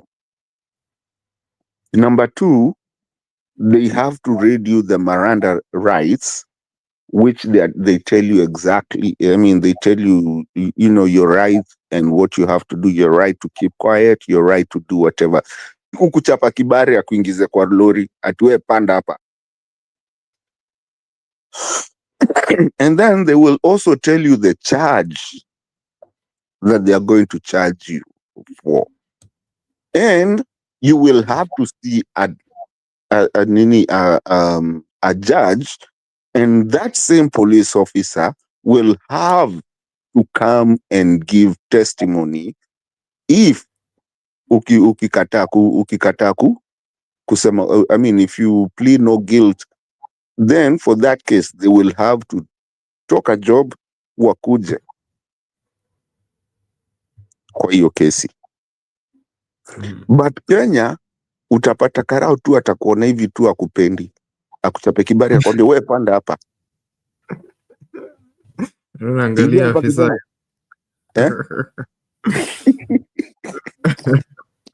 Unataka kupiga afisa? Kwanza kuna kajama kananifurahisha sana. This guy that speaks a lot of kidogo broken English, lakini anakuwa kwa barabara 24/7 anapiga na anaokota huko. Niliona hata mapolisi wamechoka naye, mmoja akapita tu akachukua hiyo bana yake na akapita. I don't know if you saw that video. Not really. I'll send it to you. Gari ya karao ilipita tu karibu naye akisema, oh, Kenyans, we cannot be nini, ameshika bana hivi. Gari ya karao ikapita hapo, watu hawakumshika. I think washachoka na yeye. Wakachapa hiyo bana.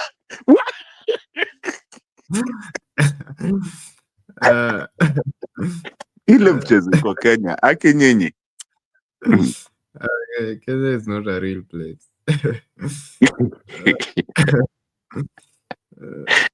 But it's a good thing because Kenya is also, and the funny thing that I came to realize is that it's also educating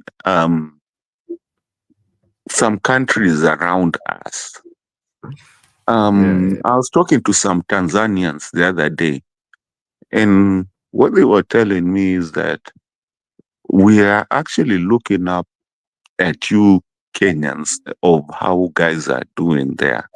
They don't have a big problem with Mama Suluhu, but I think wamekuwaga na kashida fulani tuka governance pia wao. So they're saying that Kenya has opened up their eyes a lot. But Tanzanians are really behind in terms of freedom. And yes, they're still in darker times compared to Kenya. Let's keep the taxes. Some of the bills we were fighting during the finance bill, they only realized that those things were passed in Tanzania through Kenya, and you wanna realize, wait a minute, these taxes already ziko in effect in our country. Kenyans are fighting them right now, and in our country zilishakuwa passed. For instance, hizo taxes the phones, gadgets. You remember those taxes, those funny taxes? Yes. To introduce. Tanzanians wanna realize, wait a minute, already tumekuwa tukilipa these taxes and we don't even know they exist, and they're only learning them through Kenya. So the only problem they have there is you can't question. Na huko ndio Ruto sasa anataka kuturudisha. You can't question government. You can't, that mentality yenye boomers wanakuanga nayo. Ati government ikisema imesema, government should be respected and feared, and it's the final. So Tanzanians, I think, wanakuanga in those times. So basically what you're telling me is Matizedi hao walikuwa Hakuona zikipita, zilipita kazi zimepita chini ya maji. Hawa wanangojanga kuambiwa kuanzia leo hii ndio kodi. Naitanga kodi. Na sisi Wakenya tukawaonesha hapana, kuna zenye hatutachukua. Online wars wanashindanga wakisema nyinyi Kenyans the only thing you know is English. But in real sense Kenyans are actually really educated and aware of things concerning governance and society. And we're just aware of our affairs at a level that is to be admired amongst our neighbors.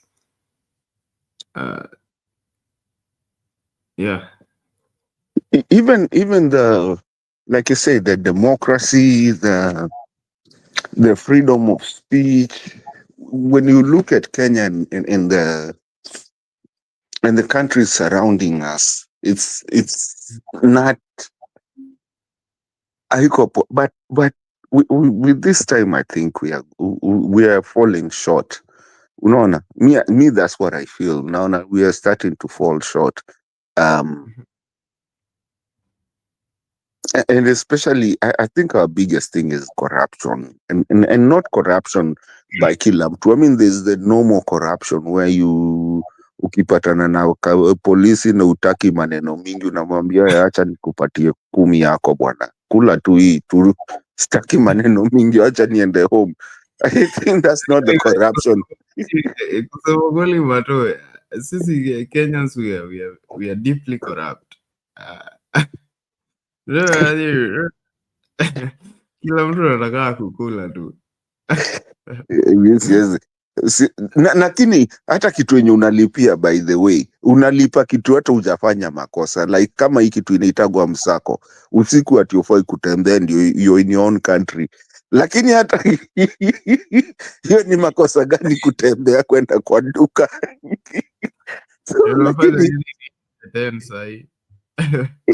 Ati unafanya nini? Unatembea sahi ati kwanza. Kuna karau moja I can remember when after I finished my high school, kuna karau fulani walikuwa tu, I mean, wako wengi, na by then nilichapwa kibari na sijui nimechapiwa nini.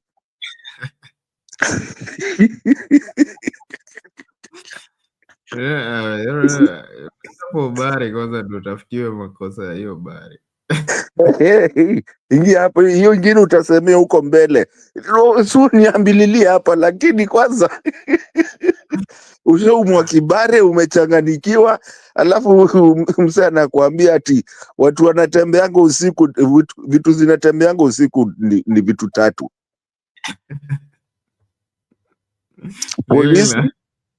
polisi, umbwa na mwizi. Wewe ni gani? Sasa of course mimi si polisi, mimi si umbwa, na mimi si mwizi. Nilikuwa tu natembea naenda nyumbani. Na ushaingizwa kwa Mahindra.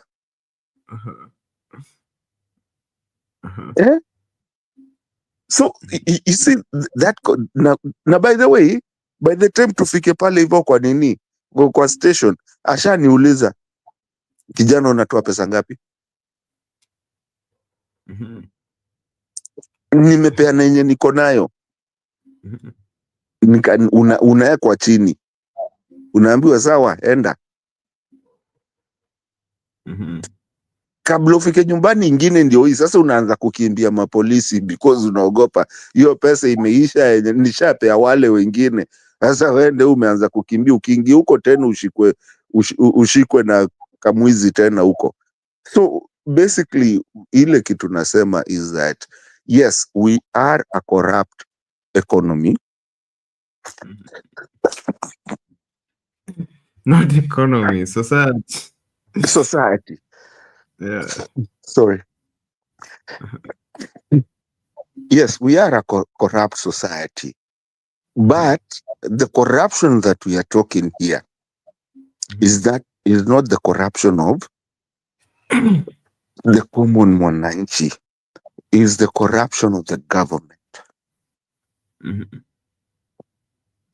Usijaribu kwenda kuchukua birth certificate wewe. Yeah, government services. Wacha hivyo. Uchienda hapa hivi niko si hizi simulileta nini new passports. Uchienda hapo Nyayo House ujaribu kuchukua the new passport. Bado. Uone venye utazungushwa. Na unazungushwa tu ndo utoe kitu. Ukicha tu unapitishwa mpaka huko mbele.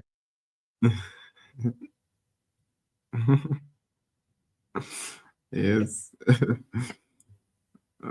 Hiyo pesa yote inaendea mtu. So basically it is the corruption that we need to talk about in Kenya. The corruption is not this kidogo kidogo ya mtu wa mboga. No, ya huko juu. Hiyo ndio sasa wanafanyanga. Hiyo ndio ile ya kina Adani sasa. Hiyo ndio unasikia Adani sasa hata saizi anapeana exposés kwa FBI. Hiyo ndio zile corruptions zenye you used to find the Chris Betters of the days, the lawyers wanatafutwa saizi na ma FBI because of their Kasha brothers. Hizo ndio vitu Ruto amejiingiza nazo na and what kina Ahmed Nasir are talking about. Yani huko juu ndio kuna corruption yenyewe sasa, because this word billion. But you know, huko juu is just a reflection of what our society is. Ruto hakuanza na Adani. See, Ruto when he first got into politics, alipatiwa contract ya kusupply t-shirts. Zilikuwa t-shirts hizi za YK90. You remember that story? Yeah? Yes, yes. Then alikuwa na supply the same t-shirts over and over. And making money from the same bunch of nini. So ilianza tu hivyo. So it's a small corruption. Ile ya juu is just a reflection of what our society is. So how do we end this thing if it's corrupt from the bottom up? Ama ndio alikuwa akisema bottom up? Because of course yes. I think as a society at this point we just need like tough laws concerning corruption kama zile za China. Ukipatikana ukiiba unakatwa mkono. Kitu kama hiyo. That's the only way we can end corruption. Lakini hata if you start a corruption court that someone is prosecuted within 15 days, that MP mwenye alikuwa prosecuted for corruption sijui akajailiwa 30 years. Niliona ameachiliwa juzi. His sentence was I don't know reduced ama alikuwa released, that sort of thing. I think the only way, because corruption is deeply entrenched in our society. Waluke was sentenced for 70 years. Yeah, I'm talking about Waluke. Juzi that case was reviewed. I think it was reduced ama he was released. But there's a reprieve alipata. Okay, the president himself was sentenced twice. Was sentenced twice. Who? Ruto? Yes. Sentenced to what exactly? Is it bond? Corruption ile ya kwanza nini na pia ya kwanza I think he was in agriculture, nyingine ilikuwa ya anaitwa nani hii ya Muteshi pia. Yes, but I don't think he was really. I think he was only prosecuted. I don't think prosecuted and sentenced yet to give nini alirudisha. Aya, Gachagua pia na yeye si pia alikuwa ameumwa. Before he went into power. But okay, my issue is, yes, we criticize these people, but unajua ni because they have access to sasa mali kila kitu iko, lakini pia sisi huku we're still as corrupt as they are. Unaona kama juzi uliona Solfest, kulikuwa na Solfest happening in Nairobi over the weekend. Yeah, Solfest, hiyo nini ya Sauti Sol. So watu wanatoka nyumbani, you've not bought a ticket, you're not planning to buy a ticket, lakini unajua in your mind tutaingia bure. Like that mentality ndio iko in Kenyans. There's a way tutaingia. We usijali, hakuna haja ya kubuy ticket, tutaingia Solfest. As in that is what our society looks like. So even the leaders that we put in office are just a reflection of who we are as a society. That's why I'm saying that to just, to sanitize the corruption.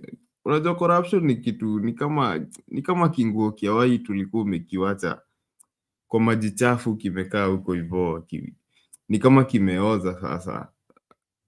Hata ufue aje haiwezi toka. So sijui sasa the only way kuifua irudi white ni acid ama kitu kama hiyo. The only way we can tackle corruption in our society.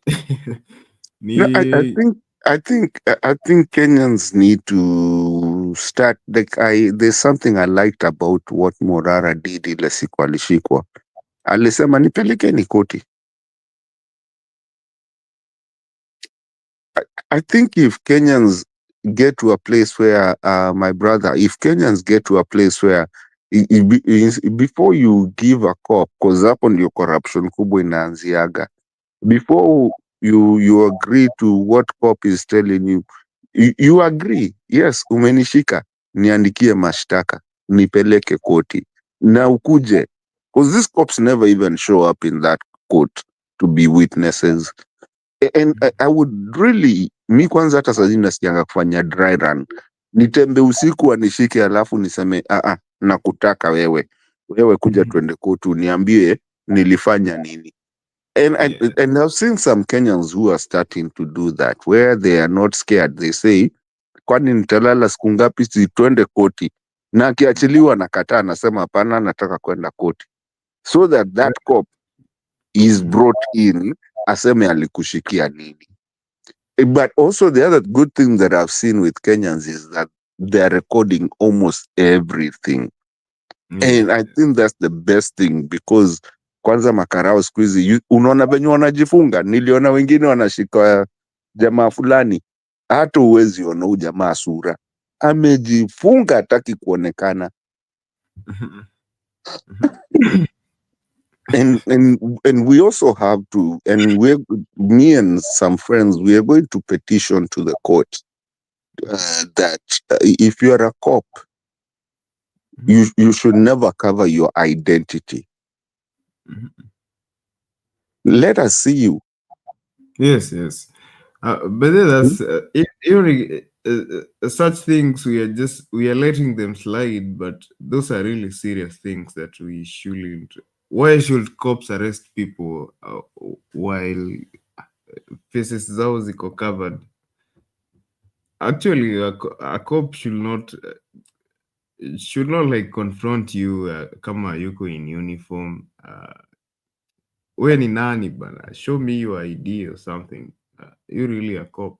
Yeah, give me your number, give me your name, give me kila kitu ndio when I go to court I know who arrested me for what na nini. And then umejifunika sura huko, yani umebakisha macho tu peke yake. I mean, it's the most nonsense I've seen. That thing it's something imeanza once smartphones zimeanza kukuja, because they don't want to be identified. Yes. It shouldn't be like that. Siwezi shikwa na mtu tu vinjilati na nikikuchapa, because ukinikujia vibaya mimi naweza kuchapa, mimi sijui wewe ni nani, unaweza kuwa mwizi. Unaweza kuwa mwizi, unaweza kuwa. It's something that people need to look at. Anyways, I don't know kama Eli anarudi, me I have to go. Maybe we close it, Ama? Yeah, I think we should end it at this point. I don't think Eli is coming back. alikuwa bado hajasettle. So maybe tomorrow we'll have him. But I know he's watching. I think alikuwa in movement, so he couldn't hakuwa amesettle yet, so he was expecting that in 15 minutes he'll be ready, but not yet. So I think we'll just have him tomorrow. So I think we should just end it there. Well, thank you so much. Thank you, the viewers. Asanteni sana. Thank you, Mr. Chair. I really do appreciate Asanteni. This is Sound Candy Talk. Thank you so much. God bless you wherever you are. Tukionana this year. Tutaonana tusipoonana. Merry Christmas and a Happy New Year. Thank you, Mato, Kenya Mkora, for keeping me company and those useful insights, and it's always laughter here tukiwa nawe. Now, by the way, Mato, what happened to the other channel, to the main channel?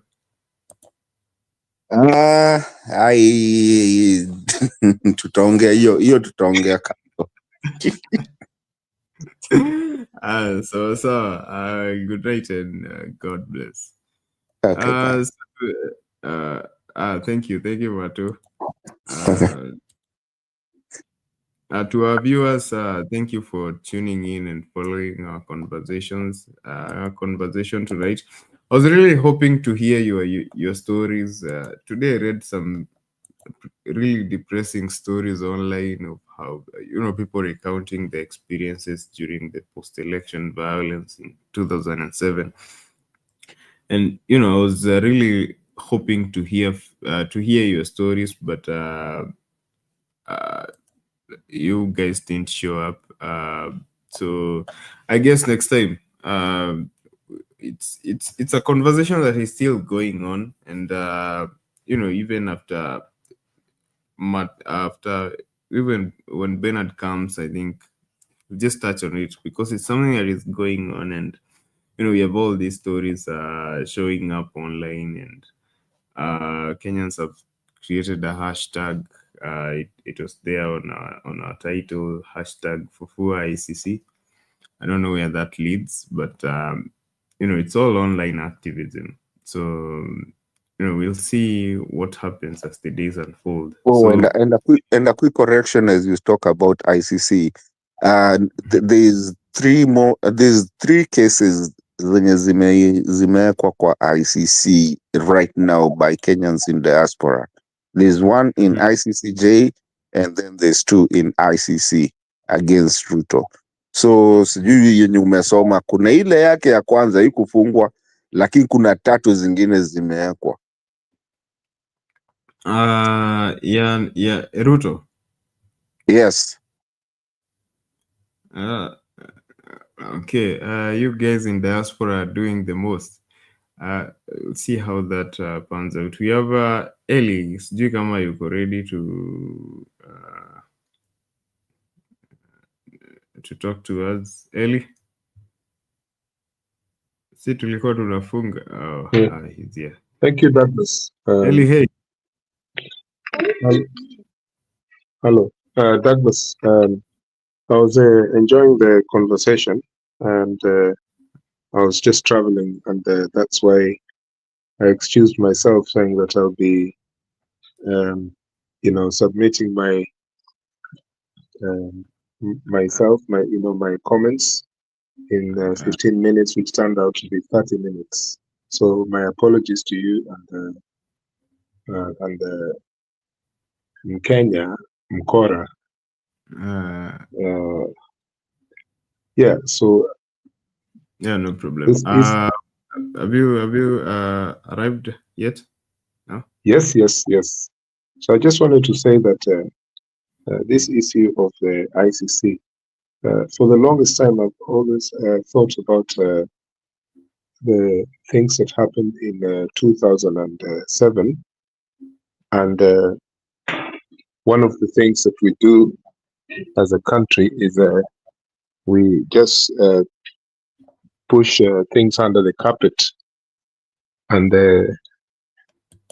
take, for example, we don't archive things, okay? And if we have archives, they're oral archives. We talk about our cultural traits and the things of the past through oral traditional archives. But the things, moving on from that, people have gone to school. Now Kenyans are able to sufficiently say, this is what happened in 2007. Let's have a memorial in those specific places that these things happen, even if the politicians don't want to institute a real case for justice. Kenyans sweep things under the floor. And then when there is something that's biting them, they suddenly start to revive those things.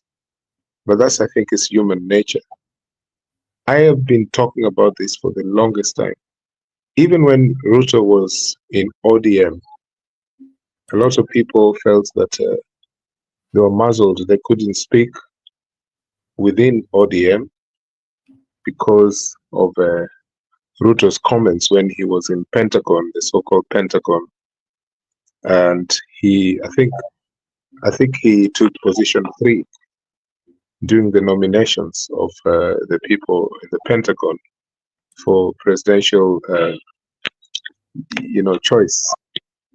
And some of the comments that he made at the time, I do not want to repeat them here, but they were very disparaging against certain communities. So what we are doing is we're revisiting history, and I welcome that. I think it's a very powerful thing that Kenyans are doing at the moment. And it doesn't matter if you're in the diaspora or in the motherland itself.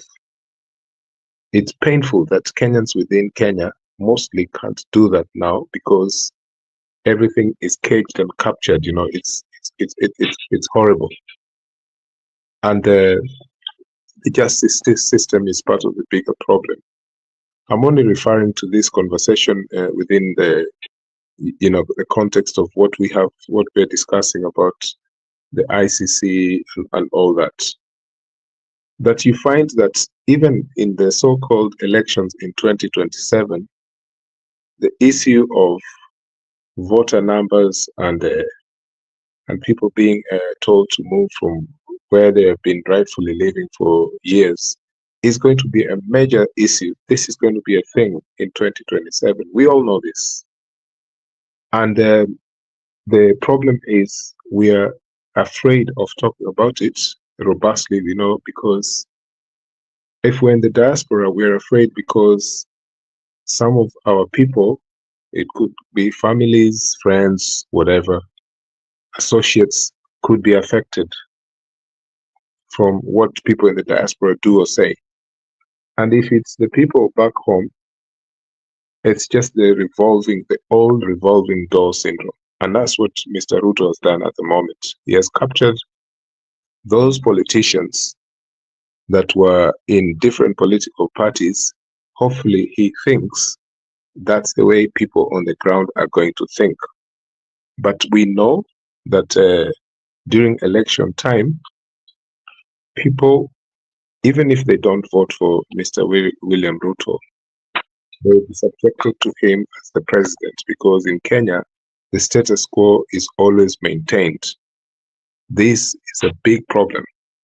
But if you look in terms of justice, what we want now, it's a fresh, it's a fresh breath that people are getting, because if people are now demanding, it's not an escapade. People are saying, listen, this guy, there are people disappearing in Kenya. There are young people who were tortured and killed during the Bloody Tuesday of 25th of June. And there are events that happened in 2007.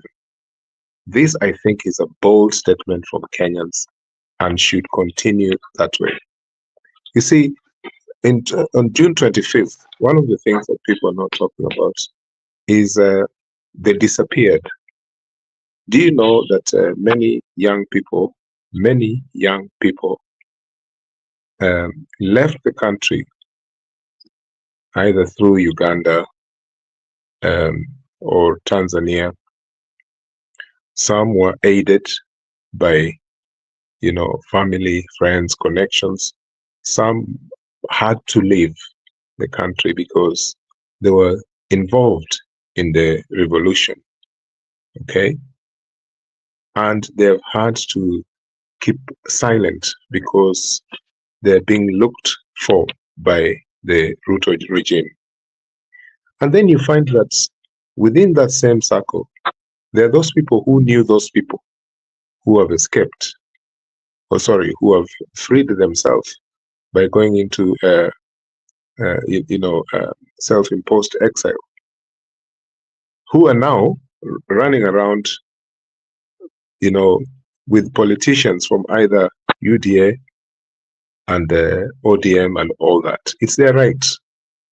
But these people, were they spies of the capturing state? Were they spies? Like they were working for someone. These ones who are now lording it over the youth who opposed the finance bill. And we know that the finance bill triggered other things. But we know that it was a revolution, which now they're even blaming Rigathi Gachagua of being involved in. What I'm saying is this, that Kenya, we're always living in a pathetic state of hypocrisy because we're afraid. That's how, I think it's the long transition for the Moi dictatorship, which is making it so difficult for our people to free themselves from this form of dictatorship. We have some of the best constitution in the world. People say this, but we can't speak about it because it's a nonsense. So I believe that what Ruto is doing now, what this political class are doing now, is using the money, the taxes that people are paying to destroy the dividends of democracy that Kenyans have had over the years, which the only part of the dividend of the democracy that we don't have is during the election time, because it's just a matter of voting and then the votes are counted and it's a lot of bollocks. It's nothing worth talking about. But now you find that those same people who have been opposing each other during the campaigns, be it ODM, Jubilee previously, PNU, now UDA, Kenya Kwanza, they're all clubbing together, which means this is the political class. It doesn't matter the ideology that they have, because they don't. It's a very, very difficult thing to dismantle. Is why I'm thinking that at the moment, when we have certain people who are backed by Kenyans, across the board, there must be people who have not been involved in any political, this political cancer that we have in the country. But who? It's difficult to say, because you hear people talk about Matiang'i, and I'm thinking that guy was a disaster. Like what did Matiang'i do that we can say this is the person who will change Kenya? What? Because if you're going to inform the country, if you're going to make a change by, say, for example, when he was education minister or security minister, and he shouted a lot and said, this has to change, this has to change. But that's what you're supposed to do. Okay? People say the same thing about John Michuki, that he was a no-nonsense minister, but that's what he was supposed to do. There's nothing really that you can say that the current, the current wave of so-called new politicians or people who are intending to be in the succession that are going to make a huge difference. Because I had our brother there, Martin, Kenya Mkora huyo, saying and very articulately that Kalonzo Musyoka has been around since he has been doing this politics since 1983. That is like 41 years or something. I don't know, 41 years. 41 years, okay? Actually, he has been in politics more than even Kina Raila Odinga in terms of parliamentary representation.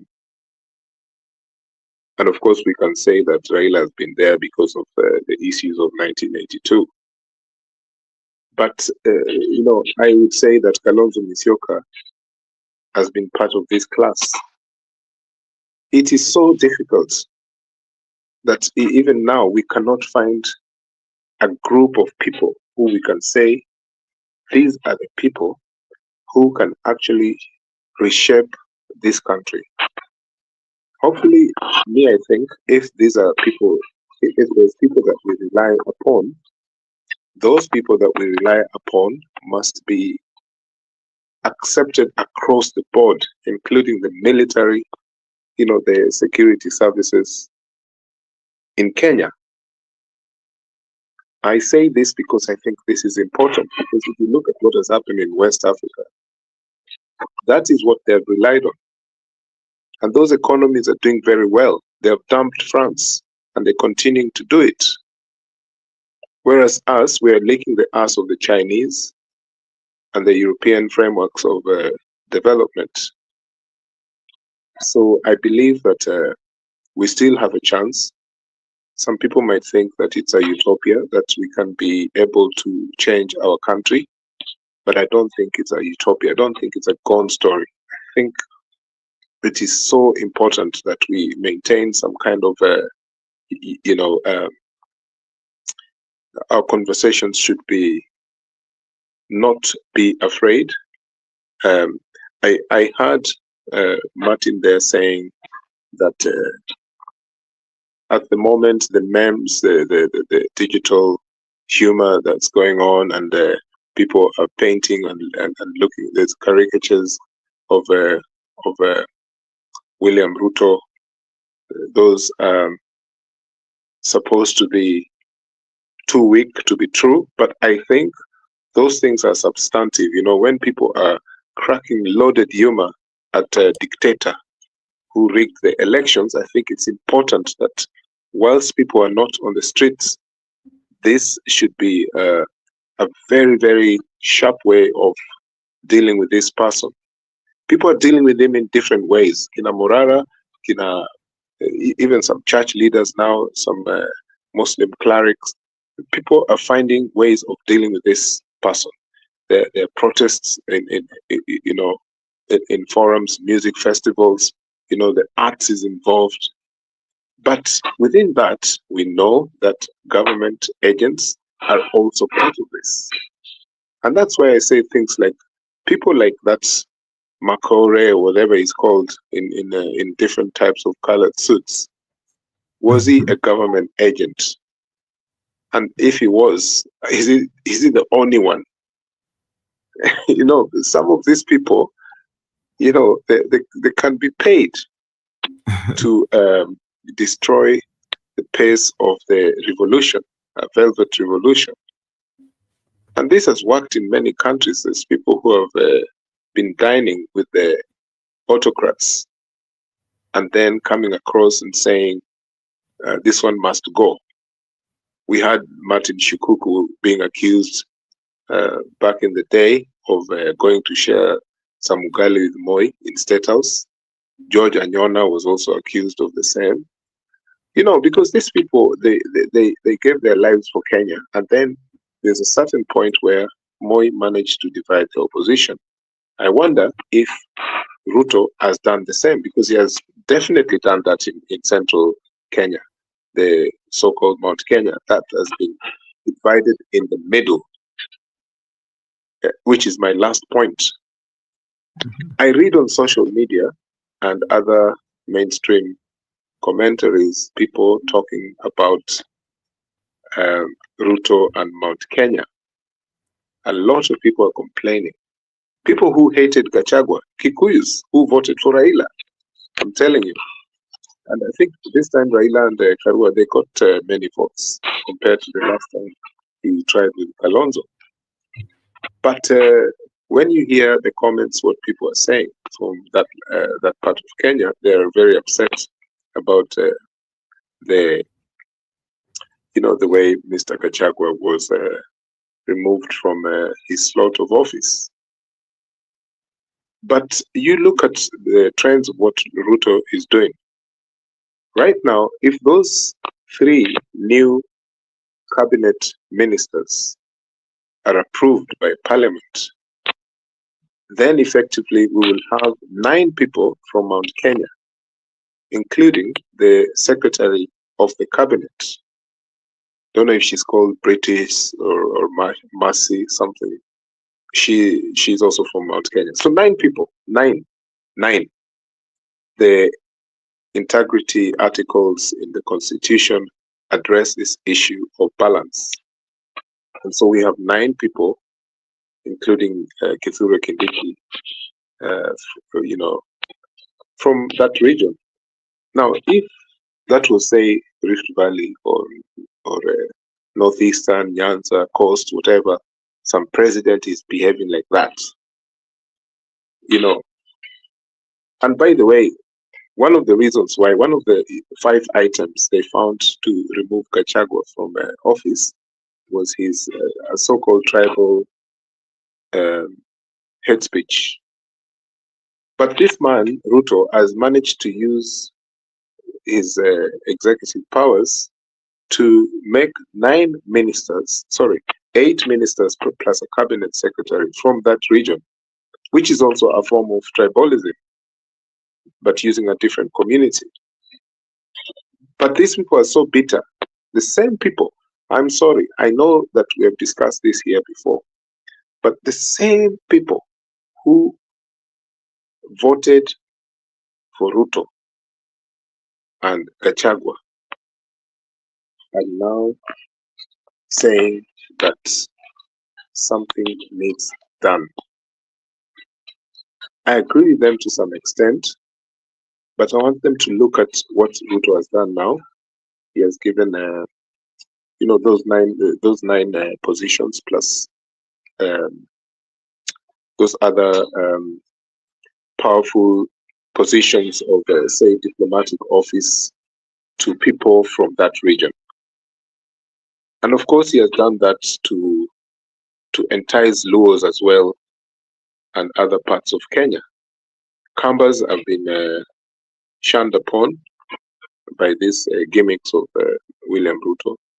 And say 37 other communities in Kenya, or 38, have also been totally shunned. We know that the cabinet is a small composition according to the constitution. It can't take everyone. During Moi's time, it was possible for the president to appoint nearly all MPs as assistant ministers. Eli, I have a question for you. Go ahead. You gave a number of how many from Mount Kenya? 9. If those 3 are approved in the next few weeks, there will be 9. And when I say 9, I am including the cabinet secretary. Okay. Cabinet secretary should be 22, right? No, I'm saying that the secretary to the cabinet is also from Mount Kenya. Okay. And the cabinet should be, I think, 21 or 22, according to the new constitution. Yes, it should be 22. Yeah, I think it should be between 18 and 22. Yes.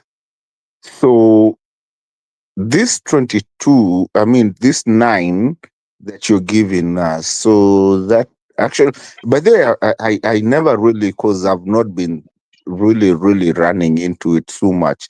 I've not really taken the numbers. So now I'm trying to do the numbers right now. So you said 9, so that leaves how many spots? So that means about 11 or 12. You can say 13, for numbers' sake. We need to, someone has to refer to the actual number. I think it should be 22 in total. Yes, I know it should be. Those are powerful positions in government. in Yes. Kenyan government. Yeah. So now we've left 13. Okay. 13, we already have the Luo Nyanza that Ruto was bringing in, which are 5. How many? 5. No, they're not 5.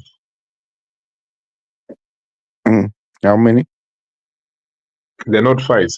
But there is this guy called Mbadi. There is the guy from Ugunja, who is the MP for Ugunja. What's his name? Wandai or something. Yeah. Wandai.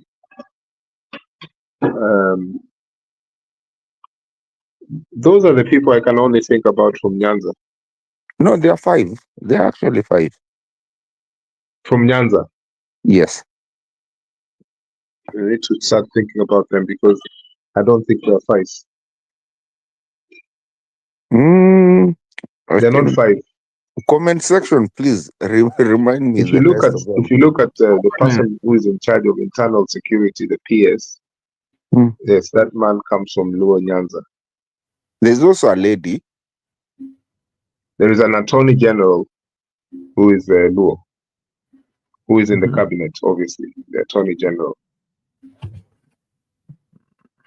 And I'm very sorry that we have to literally pursue this angle of thought, which it's not a tribal thing to do. What I'm trying to say is that a region has been given 9 positions in a cabinet of 21, 22.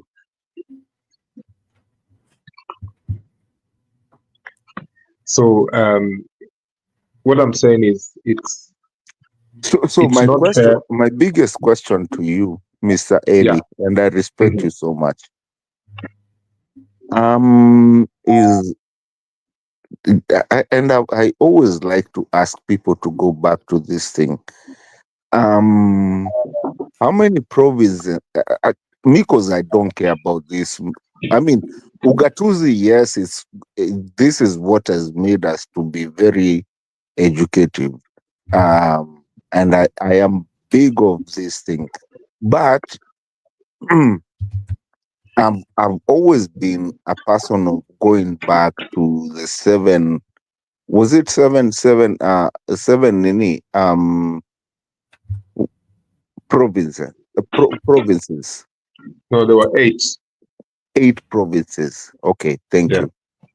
Yes. Of that, how many provinces do we concentrate on today? Hey, that's a loaded question. What do you mean? How many provinces do we talk about now when we talk about Kenya? How many provinces and which provinces do we talk about? Oh, every time and again when, as far as I know, when Kenyans are, discussing these things, they always talk about Mount Kenya. For good or bad reasons, they just focus on Mount Kenya and more than any other province. It's usually maybe Mount Kenya, Nyanza, and Coast.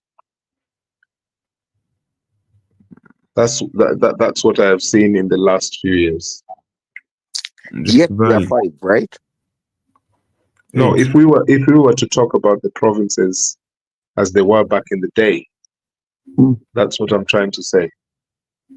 There were about 8. So. Yeah, there were 8 provinces. There was Nyanza, Eastern, Northeastern, Western, Coast, Central, and Nairobi. Rift Valley. And Nairobi. Yes, and Nairobi area. Yes, it used to be called Nairobi area. Yeah. So which was the guy who was like the king of Nairobi area was one PC called Fred Waiganjo. He was there permanently. He was like a PC from, I don't know, provincial commissioner from the Alpha, the day Alpha to the end of his life. He was always this. That was his seat. And so Nairobi had a powerful geopolitical position more than many provinces in Kenya at the time. Yeah. So basically, I mean, my thought, and I stand corrected, even, I mean, by the moderator and even by you, Ellie. And my thing has been, I've been asking myself, so this Nairobi thing, the provincial things and the provincial demarcations, it has been changed into something that is more of a demarcation of, this is what you have to do here. Today, do we even have that demarcation of knowing that you are a Luo Nyanza, you are from this area, and do we even have that?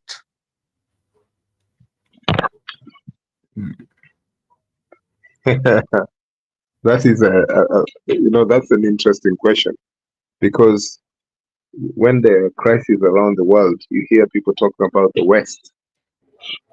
Alafu, the first thing that people focus on the West, ni wazungu. Ni wazungu are Europe, North Atlantic. Those are the West.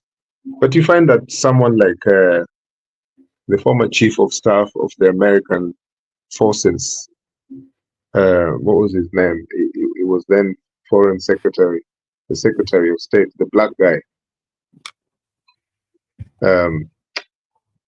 whose parents came from Jamaica. I can't remember his name now.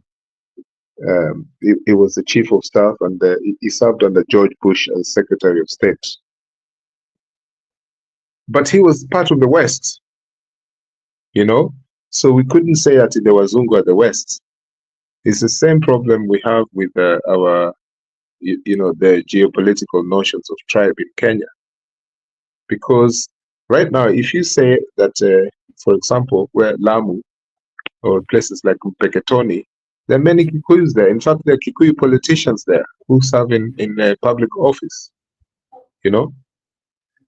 And if you look at a place like Nakuru, which is cosmopolitan enough, you'll find that there is a Kisii MP and there are Kikuyu MPs, even though some people from the Kalenjin community will claim that Nakuru is theirs, and the Kikuyus will, there's big claims from all over the place. We have a historical problem that was brought by the colonialists, But we must address this, because what has happened is the 2010 Constitution, which promised us devolution, has actually opened this debate, because we have been divided in the way we didn't expect by the 2010 Constitution. Personally, I feel that we have too many counties. This is the big problem. It's the elephant in the room. The counties are useless. They're 47. What do they serve? Nothing. We need to think about maybe, and a lot of people are talking about this, the young people who sparked the revolution on the 25th of June, most of them were talking, when they were asked, they were saying that they detest these 47 counties, because these are just tribal connections. And I think if we're having this conversation, Mato, I think we have to focus on that. What do we do? What is our interest now? What's the way forward? The 47 counties are a big problem. I don't know what you think about this, or Douglas. No, okay, Douglas, maybe you say something, because there's something I'm agreeing with Ellie and something I'm almost disagreeing with him. But Douglas, maybe you come in when it's Gen Z. We'll just see me and Ellie, where we live, we've seen vitu zingine. Where you guys are doing your own thing, and we are proud. But I just want you, maybe ndio maana nimeepuka hiyo kitu, the question that Ellie asked. I think you're the best to answer that. Yeah, I agree with you. Come up again, Ellie. Let's see. I said I agree with the comments by Douglas. By Mato there, because it's at you guys, the younger generation, that you need to tell us what's in your head in terms of how do we remap this country, you know, what they call cartography. What is it? You know, these boundaries are created all the time for political reasons. But Kenyans have that immense capacity to say that this constitution will be withdrawn again. There will be a referendum, no problem. What do you think about these 47 counties? Honestly, what do you think? Okay, I think the initial idea was to devolve services and resources down to the people. So, you know, the intention behind subdividing the vast counties that existed before, it was good, but it has become problematic. And okay, I was for it before. I've always been a proponent of devolution, but it has become too expensive for our country. The counties have become too many. So I think I think in future we need to merge some of, although it's a very risky opinion to give, because it might seem like I'm against devolution, and I'm being a little bit conservative about my opinion. But still, I think that these counties, there are too many, and initially we wanted to devolve services and resources, but we've instead devolved corruption and just distributed power, and there are a lot more people coming into government just to eat, and this devolution thing, it has become too bulky and expensive for our country. So I think some of these counties need to merge. Yeah, that's my opinion. Until Douglas, you're my brother. I've known you for a long time. Tukiwa kwa hii channel. Listen, you see me and Ellie, we go hard, and he says what he has to say. Hata I can see Lala is here. Douglas, stop beating around the bush. Just say it, because at the end of the day, it affects Ellie, it affects me, and it affects Lala. It affects everyone when we see our country not working well. And even though tuko diaspora na tunaumwa, tunaambiwa sisi watu wa diaspora, we shouldn't say anything. Stop babying us. We are grown-ups. Just wacha kukimbia around the bush. Just say it. Sema tu kitu wenye unasema, si tunakujanga, tunaangusha, tunachoma na tunaenda. Sema bwana. Ama Eli, am I said nimesema vibaya? Okay, let me try and rephrase it. Mato anaona ni kama I'm escaping. No, I'm not escaping. I'm sitting on the fence. Let me say that. I'm sitting on the fence. On one hand, I think that this devolution is a good thing. Why? Because it's the solution to some of the problems you're facing today. Ruto amepatia Luos and Kikuyus some seats in cabinet. Now the Merus are complaining that you've been left out. You see, these problems of the national cake are what devolution was created to address. So instead of having this one big cake at the top, mbona tusivunje so that the Merus have their own government and they can do whatever they want, and Kisses have their own government uko and they can do whatever they want. It is whatever was yenye Baba Raila naitangwaje. It was whatever they were pushing back when Kenya gained independence. You remember Majimbo? That is what they wanted. I mean, we are a diverse country and we can't just have one government and, one tribe speaking for all. So how about every tribe wakuwe their own governments? That was the original idea. And I think that is the solution to our this tribalism problem.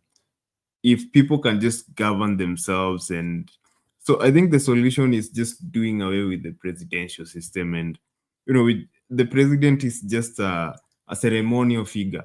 And hey, Douglas, now you're talking. Yeah. Now you're talking. Yes.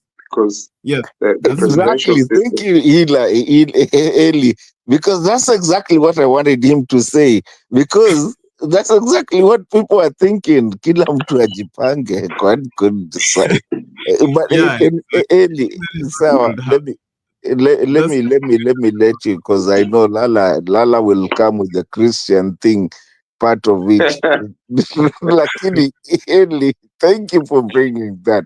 I was burning to bring that point. I wanted to add something there because, and also, first of all, and I know it sounds stinky that we're discussing how many people from which community are in government and all that. But these are important discussions because it goes back to that question of the 2010 devolution and Majimbo, the regionalism and all that. And then we went back to this kind of centralized government. Now, you did ask me that how many people came from the Luo community that is in this so-called government. And I just wanted to specify that I've checked it up again. I think I maintained it was 2, which is Mbadi and Wandai, and that Attorney General Odwor, Mrs. Dorcas Odwor, and now Ogamba, the guy from Kisii, because Kisii is in Nyanza, okay? So if you want to include that, we're not talking about tribes, but the region, so Nyanza. So that's Ogamba, Odwor, Wandai, and Mr. Mbadi, okay? Now, going back to that very question of how people are represented in a cabinet in Kenya, I have always thought about something like a rotational item in the way our constitution should look. Rotational presidency according to which region or which community, which means like kila sehemu ya Kenya itakuwa na either first minister ama prime minister na president at one time. Alafu unapata kama kitu kama tuseme hawa watu wa serikali, hawa mawaziri, tunapata waziri mmoja kutoka kwa kila community. One. I don't care. You just have Ruto there as the man from Nandi, and there's no other man from that Rift Valley community. You will have ministers, I'm telling you, from each community, at least half of the Kenyan communities solved, because that would be 22, and then the rest in a rotational basis. This is our headache. This is our headache. Can I ask you a question? Yes. How many communities are we in Kenya? Hey, me, when I'm asked out here by these Wazungus or Africans from other parts, I don't like to guess, but when I try, I say we are not less than 55 or 60. And that includes the Waindi and those endangered those communities that are there, they consider themselves as Do you include tribes that have been. Do you include the Nubis in it? Yes, even though they've not been given that. Okay. Now I want to ask you, and this is just for the basis of this communication that we are talking here. I want to ask you, how many tribes have we spoken about here for now? Tonight. Yes. Ni uchokozi wewe.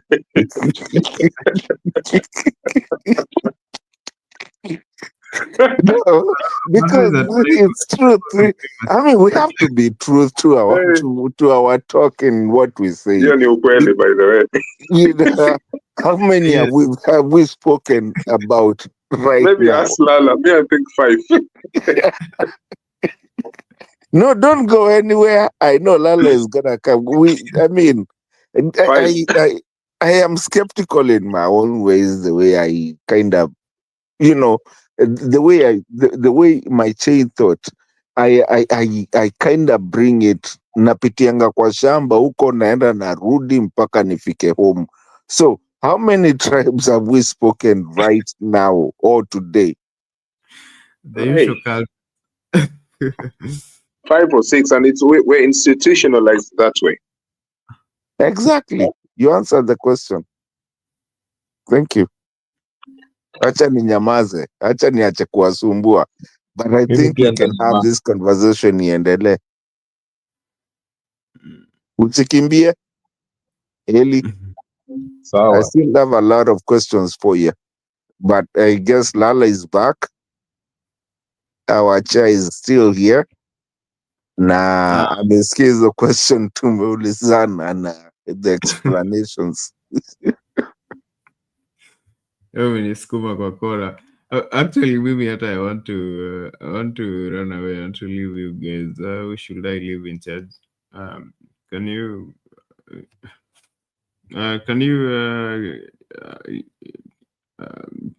leave you in charge, Mato? No, you can't, because I'm not on my. I am always on a. When I can control the show is when I'm on Kenyan with love, not Mkenya mkora. Mimi sina rights hizi. Ukituacha tutabaki hapa sisi tuchanganikiwe kama Ruto. Okay. And also, I can't stay for more than 30 minutes. I should be going to bed at 1 a.m. our time. Okay, so let's listen to Lala in this. We'll just send it to as the spirit guides us. So Lala.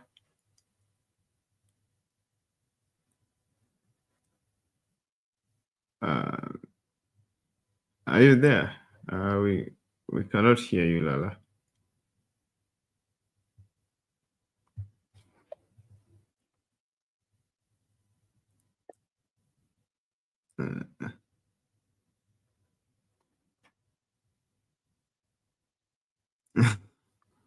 He's probably rebooting his computer or whatever.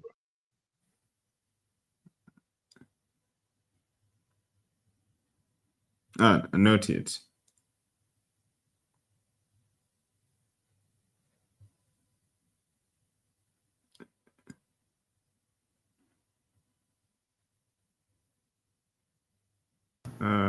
And does anyone has a solution to Hello? what is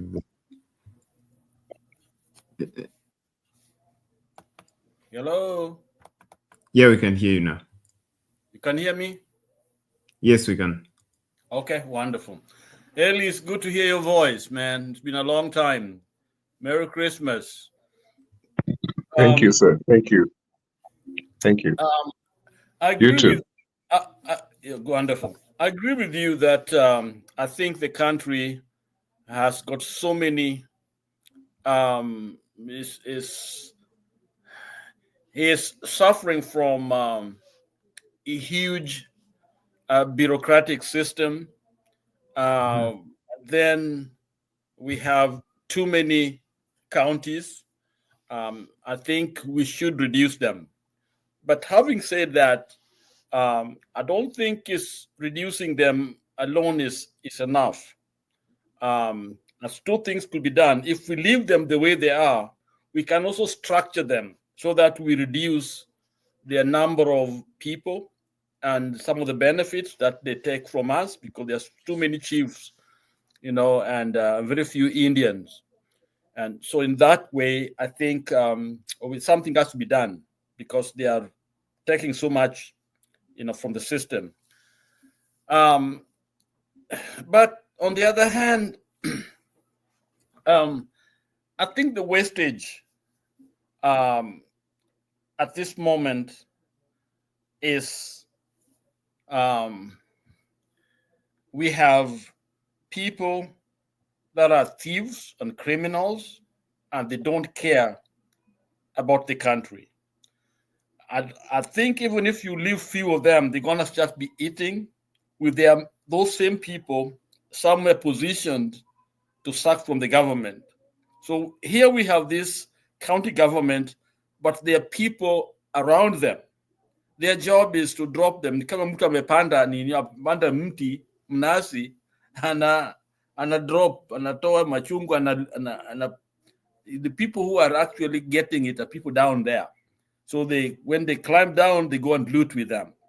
I think that's where the problem is. If we can tackle that and then do some structures in the system, other reducing some of them, I think we do a good job. The other thing that must be done very, very quickly, we are so many of us, as Mato and Eli, you guys were alluding to, there's so many tribes, okay? And there are those that will never see even a cabinet in opposition, because the leadership feel like they are not necessary. And this is where I think parliamentarian system work well for a country like ours, because as a president, you are not bound, as a prime minister, you're not bound by the rule that I gotta, focus on the large tribes for me to be able to keep my power.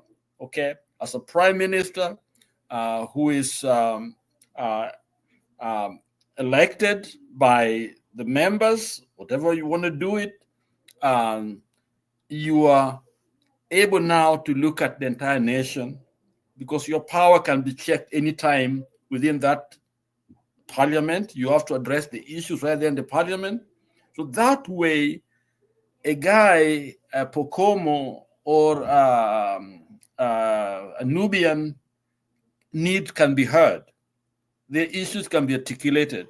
Right now, you don't have to, because they are politically, election-wise, they don't matter. It's like America, they have electoral college, which no matter how bad it is, but it's a certain checks and balance that it brings to governance in the nation. Kenya, we have nothing. All you need is the number. When you have the number, you rule. And how you get it is your way. So actually, in terms of democracy, we are not strictly very democratic. And that's why I think other tribes, wengine, will not be represented. That's why for over 60 years, other Northeastern and other communities were never taken care of, because we followed a presidential system that didn't care about all those places.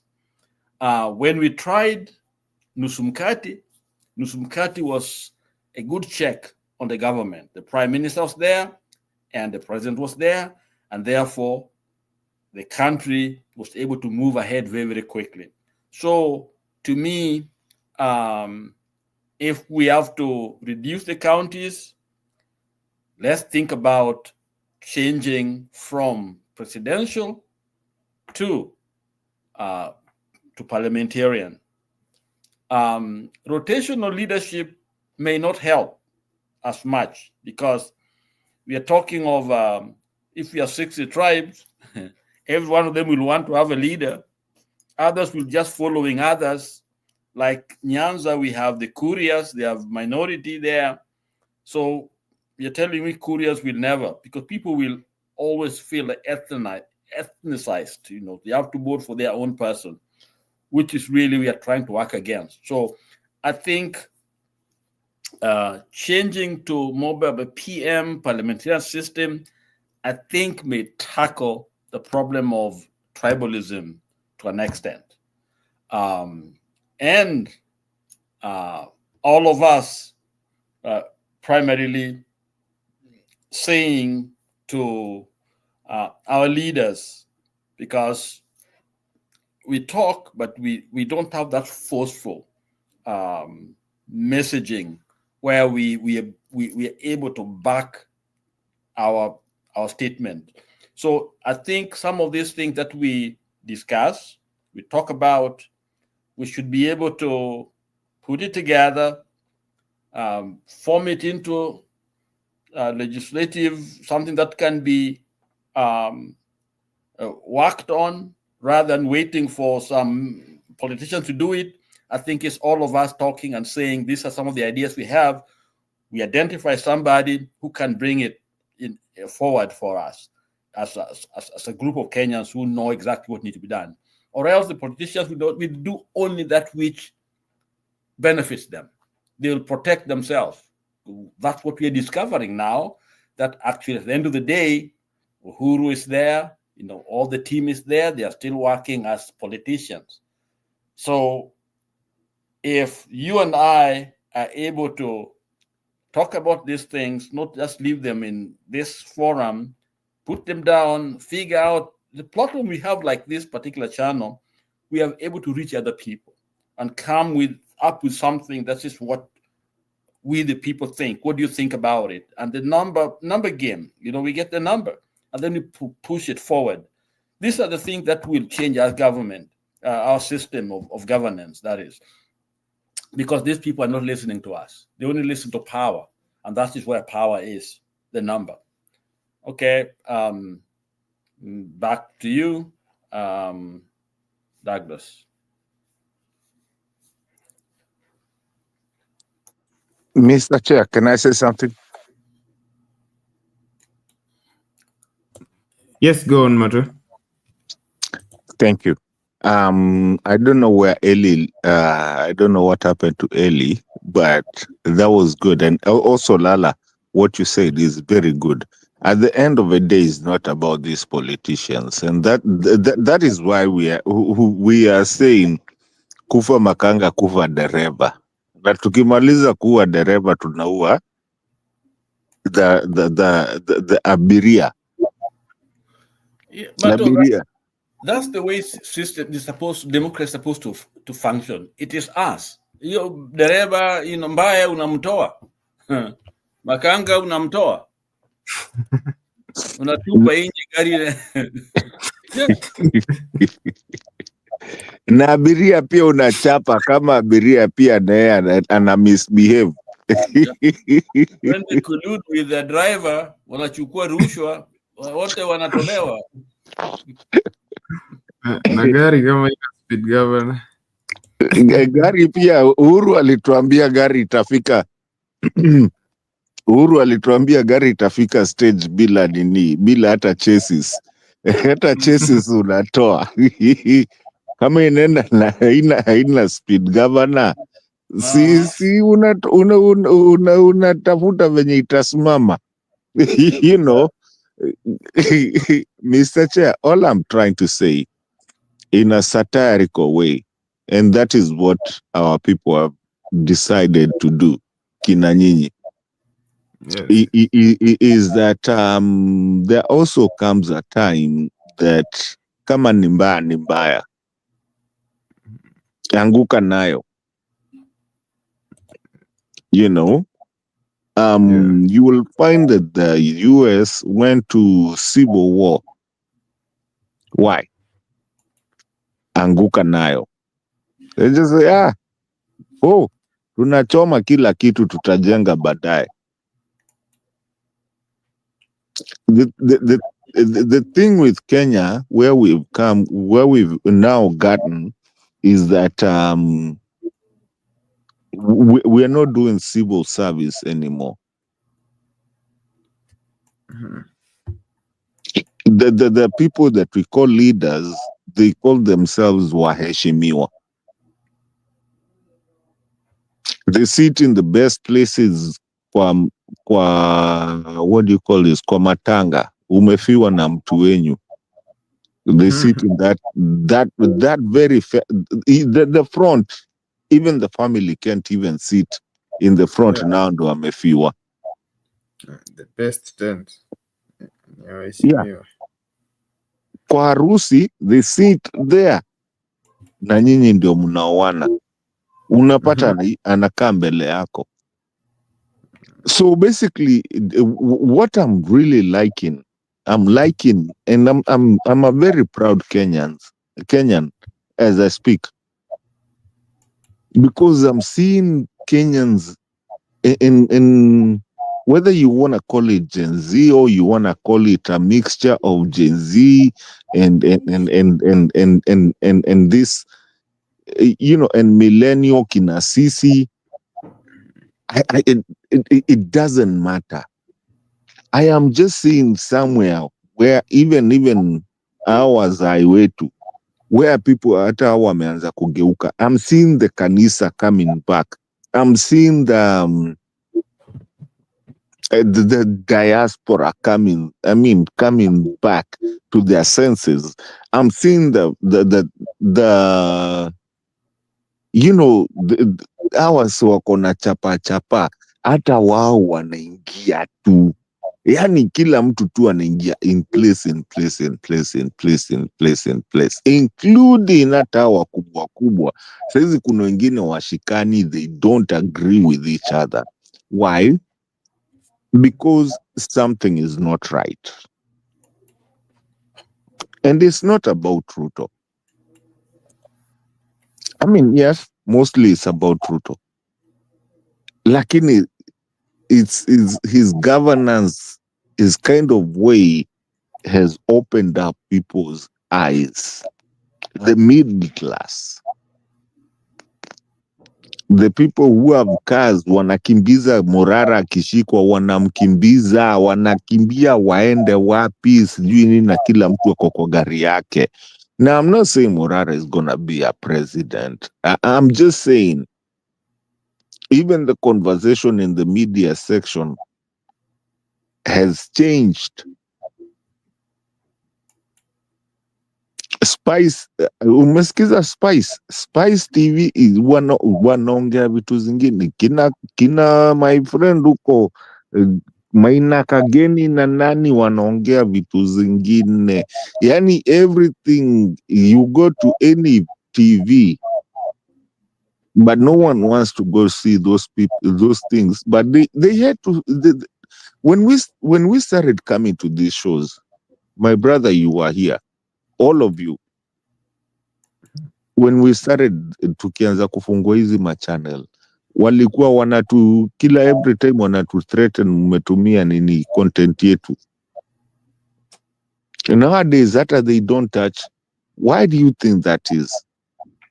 Is because they've come to realize that the Kenya they thought imeharibika. Na ni wa Kenya by what they're saying.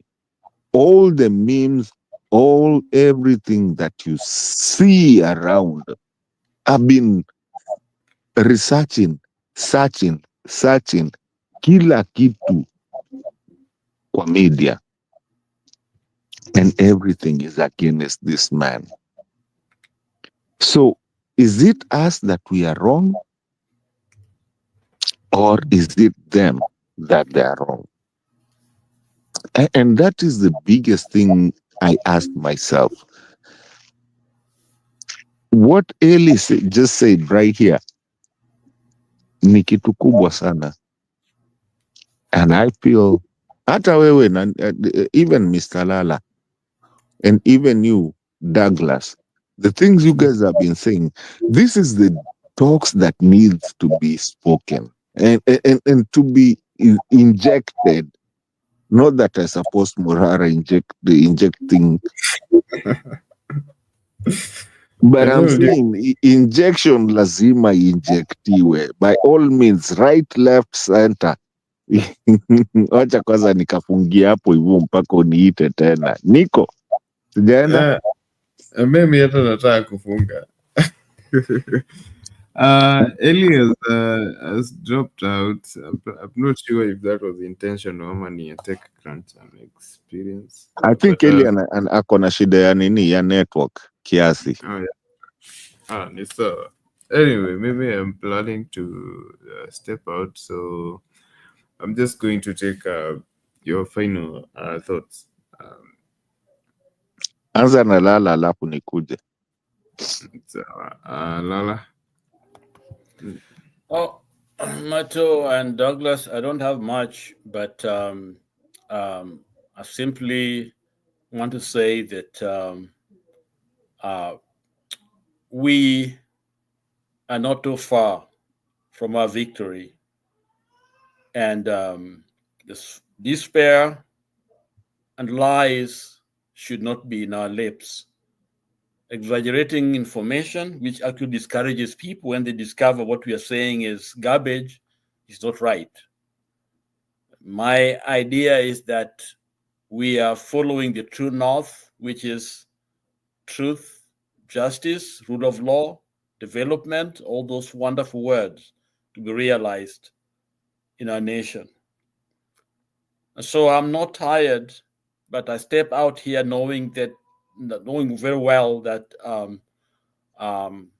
the wind underneath us is a threat to the other side because we are soaring, and yet it doesn't feel like it because of the way the other side is organizing itself.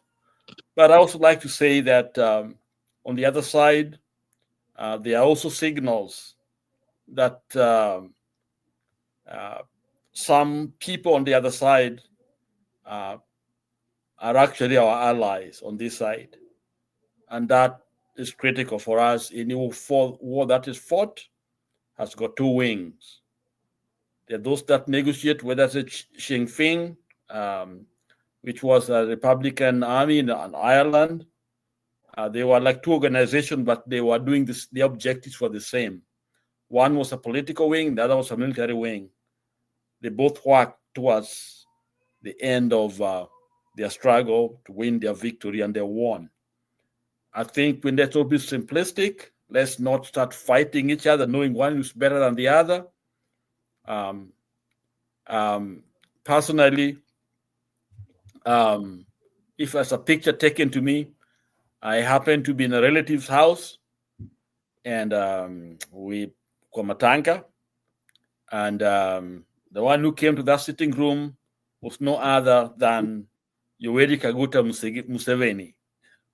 I couldn't run away. I couldn't fight him. I even greeted him with a little smile. Okay, that's mean I joined him. So let us also be careful in the way we castigate one another when we don't know the facts. So let's have the facts before we speak. I think we hit ourselves in a bad places if we keep doing, that we know better than anybody else. So we know who is a traitor, who is not a traitor. If we see somebody talk to somebody else that must be traitors, I think let's have more facts. We can note what's going on, do your discovery, ask questions, than just coming and declaring this person is this and this and that. When actually the worst people and underneath, they are within us. They are the one collecting information. They are the one feeding on the other side, okay? And yet they are they supposed to be the heroes of our fight. So let's know this is a marathon. Let's be consistent and let's pray and ask God to help us because we are very close. Yet there are those who want us to not to get our victory. Thank you very much. Thank you, Kenya Mukora, and thank you, Douglas, and God bless you and good night. Thank you, Lala, and good night to you too, Mato. For me, I want to tell Kenyans to keep vigilant It doesn't matter what you do. As I mean, we are all watching. Where Ruto, and it's not just Ruto, the government of the day, where they are and they think it's money making thing. I think they are very misconstrued because they don't understand the generation they're working with. Me personally, I am a millennial. I'm not a Gen Z, but I have seen things that the Gen Zs can do that the millennials can't or never did when we had a chance, when we were Gen Zs. The millennials are more bolder than, the Gen Zs are more bolder than the millennials. And the good thing is that the Gen Zs have the backing of the millennials. You might think you've thwarted something on one side, but then find yourself on fire on another side. The Kasango memes, it's still maandamano wherever he is, and na wale wanatusikiza hapa, wale watu wake, they should realize, not even that, even Gen Xs wote, even hata hao wazee wetu, they're in support. So there comes a time that you need to sit back and relax and ask yourself what the HECK is happening here. And if he doesn't get that point, which I think amefika point of no return, but he is going out one way or the other. Ameenda one way or the other. I mean, atakimbizana nayo, ajaribu kuweka sijui watu. I just made that my math here with nani, with Eli. How many slots are there? Nikamuuliza na akanirudishia, nikamwambia gani iko na nini. Basically what I'm trying to say is that our country is not good. Some of us, we've seen, tukianza hata kupigana na story ya Dani Airport, we've seen these things. Some of us actually maybe work in those industries. The people that the government of Kenya today is playing with, they're playing with a very bad people. Bad people who actually know what they're talking. So you're not going to lie to us. Where you wake up in the morning and then you go to a meeting and then you stand on the podium and then you ask, you say at least, tumesema ng'ombe moja itatoa tutakuwa tukilipa ati 50,000 for 50,000 for what? For 1 liter. And then you realize, wawa, nimechoma. Unaangalia watu wako hapo nyuma. Unauliza, ala, kwani nimesema nini? Then now they tell you, ng'ombe yezi toa 50, nini, lita moja ya maziwa yezi toka 50K. You see, at that time, already kwanza we, now tumeshinda tukikuambia we ni muongo, then hata sasa watu wako ndio wanakushika wenyewe. 50K for 1 liter. You see, that's where lie takes you, because they always say, if you tell the truth, then you don't have to think answering questions. But if you keep on telling lies, you always to remember the lie. You always have to remember the lie that you said last Christmas or last day or whatever you want to call it. So basically what I'm saying, ni tu wish a good Merry Christmas, Happy New Year kwa wenye wanatusikiza. Douglas, tafadhali you have a good Christmas na ujienjoy. Tujienjoy. Next year tutachapana na msee bado, lakini ajichunge, anaweza kosa kutokea hiyo side ingine. Asante. Tumwache apumue Christmas. Kasongo, yeah. Anyway, thank you, Matu. Thank you, Lala.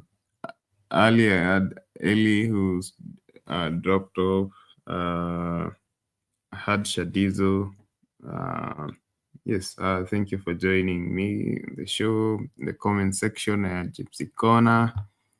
Tuni Muhamudu has been supporting me. Pen Nyagaka, Resilient. Who else? Charles Green. Sami Costa, and everybody else who has been in the show, those who have been tuned in,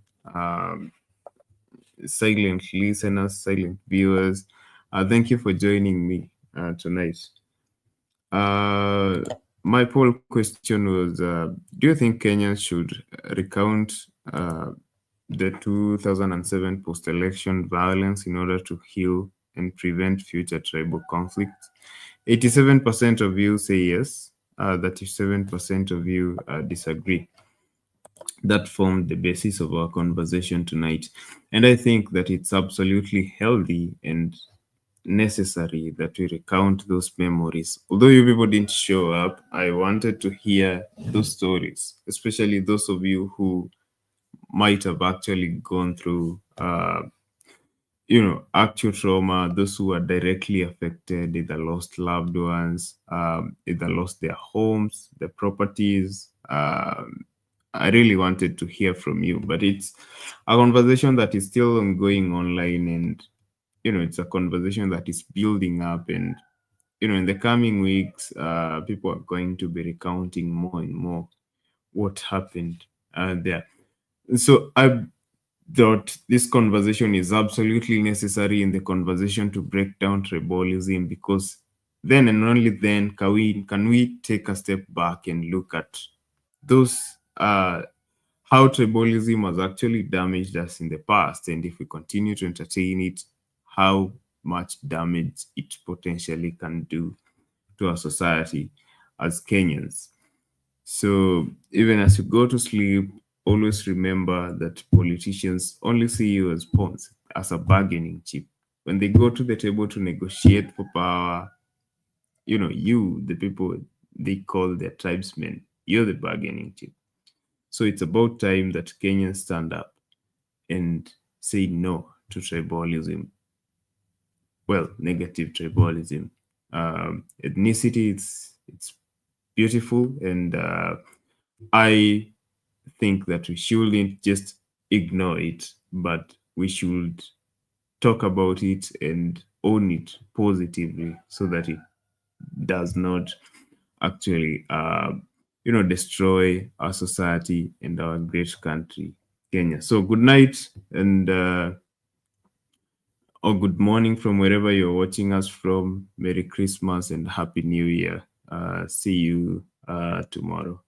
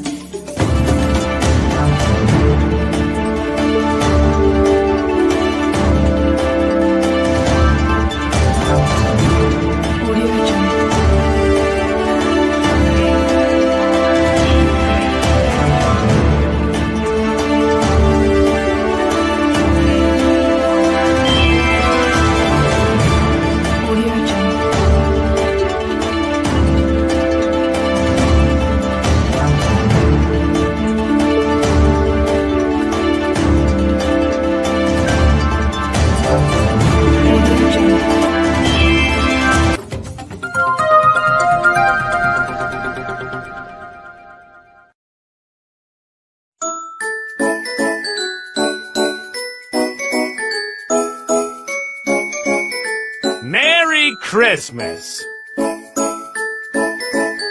Tazama Sound Candid Talk upate ufahamu.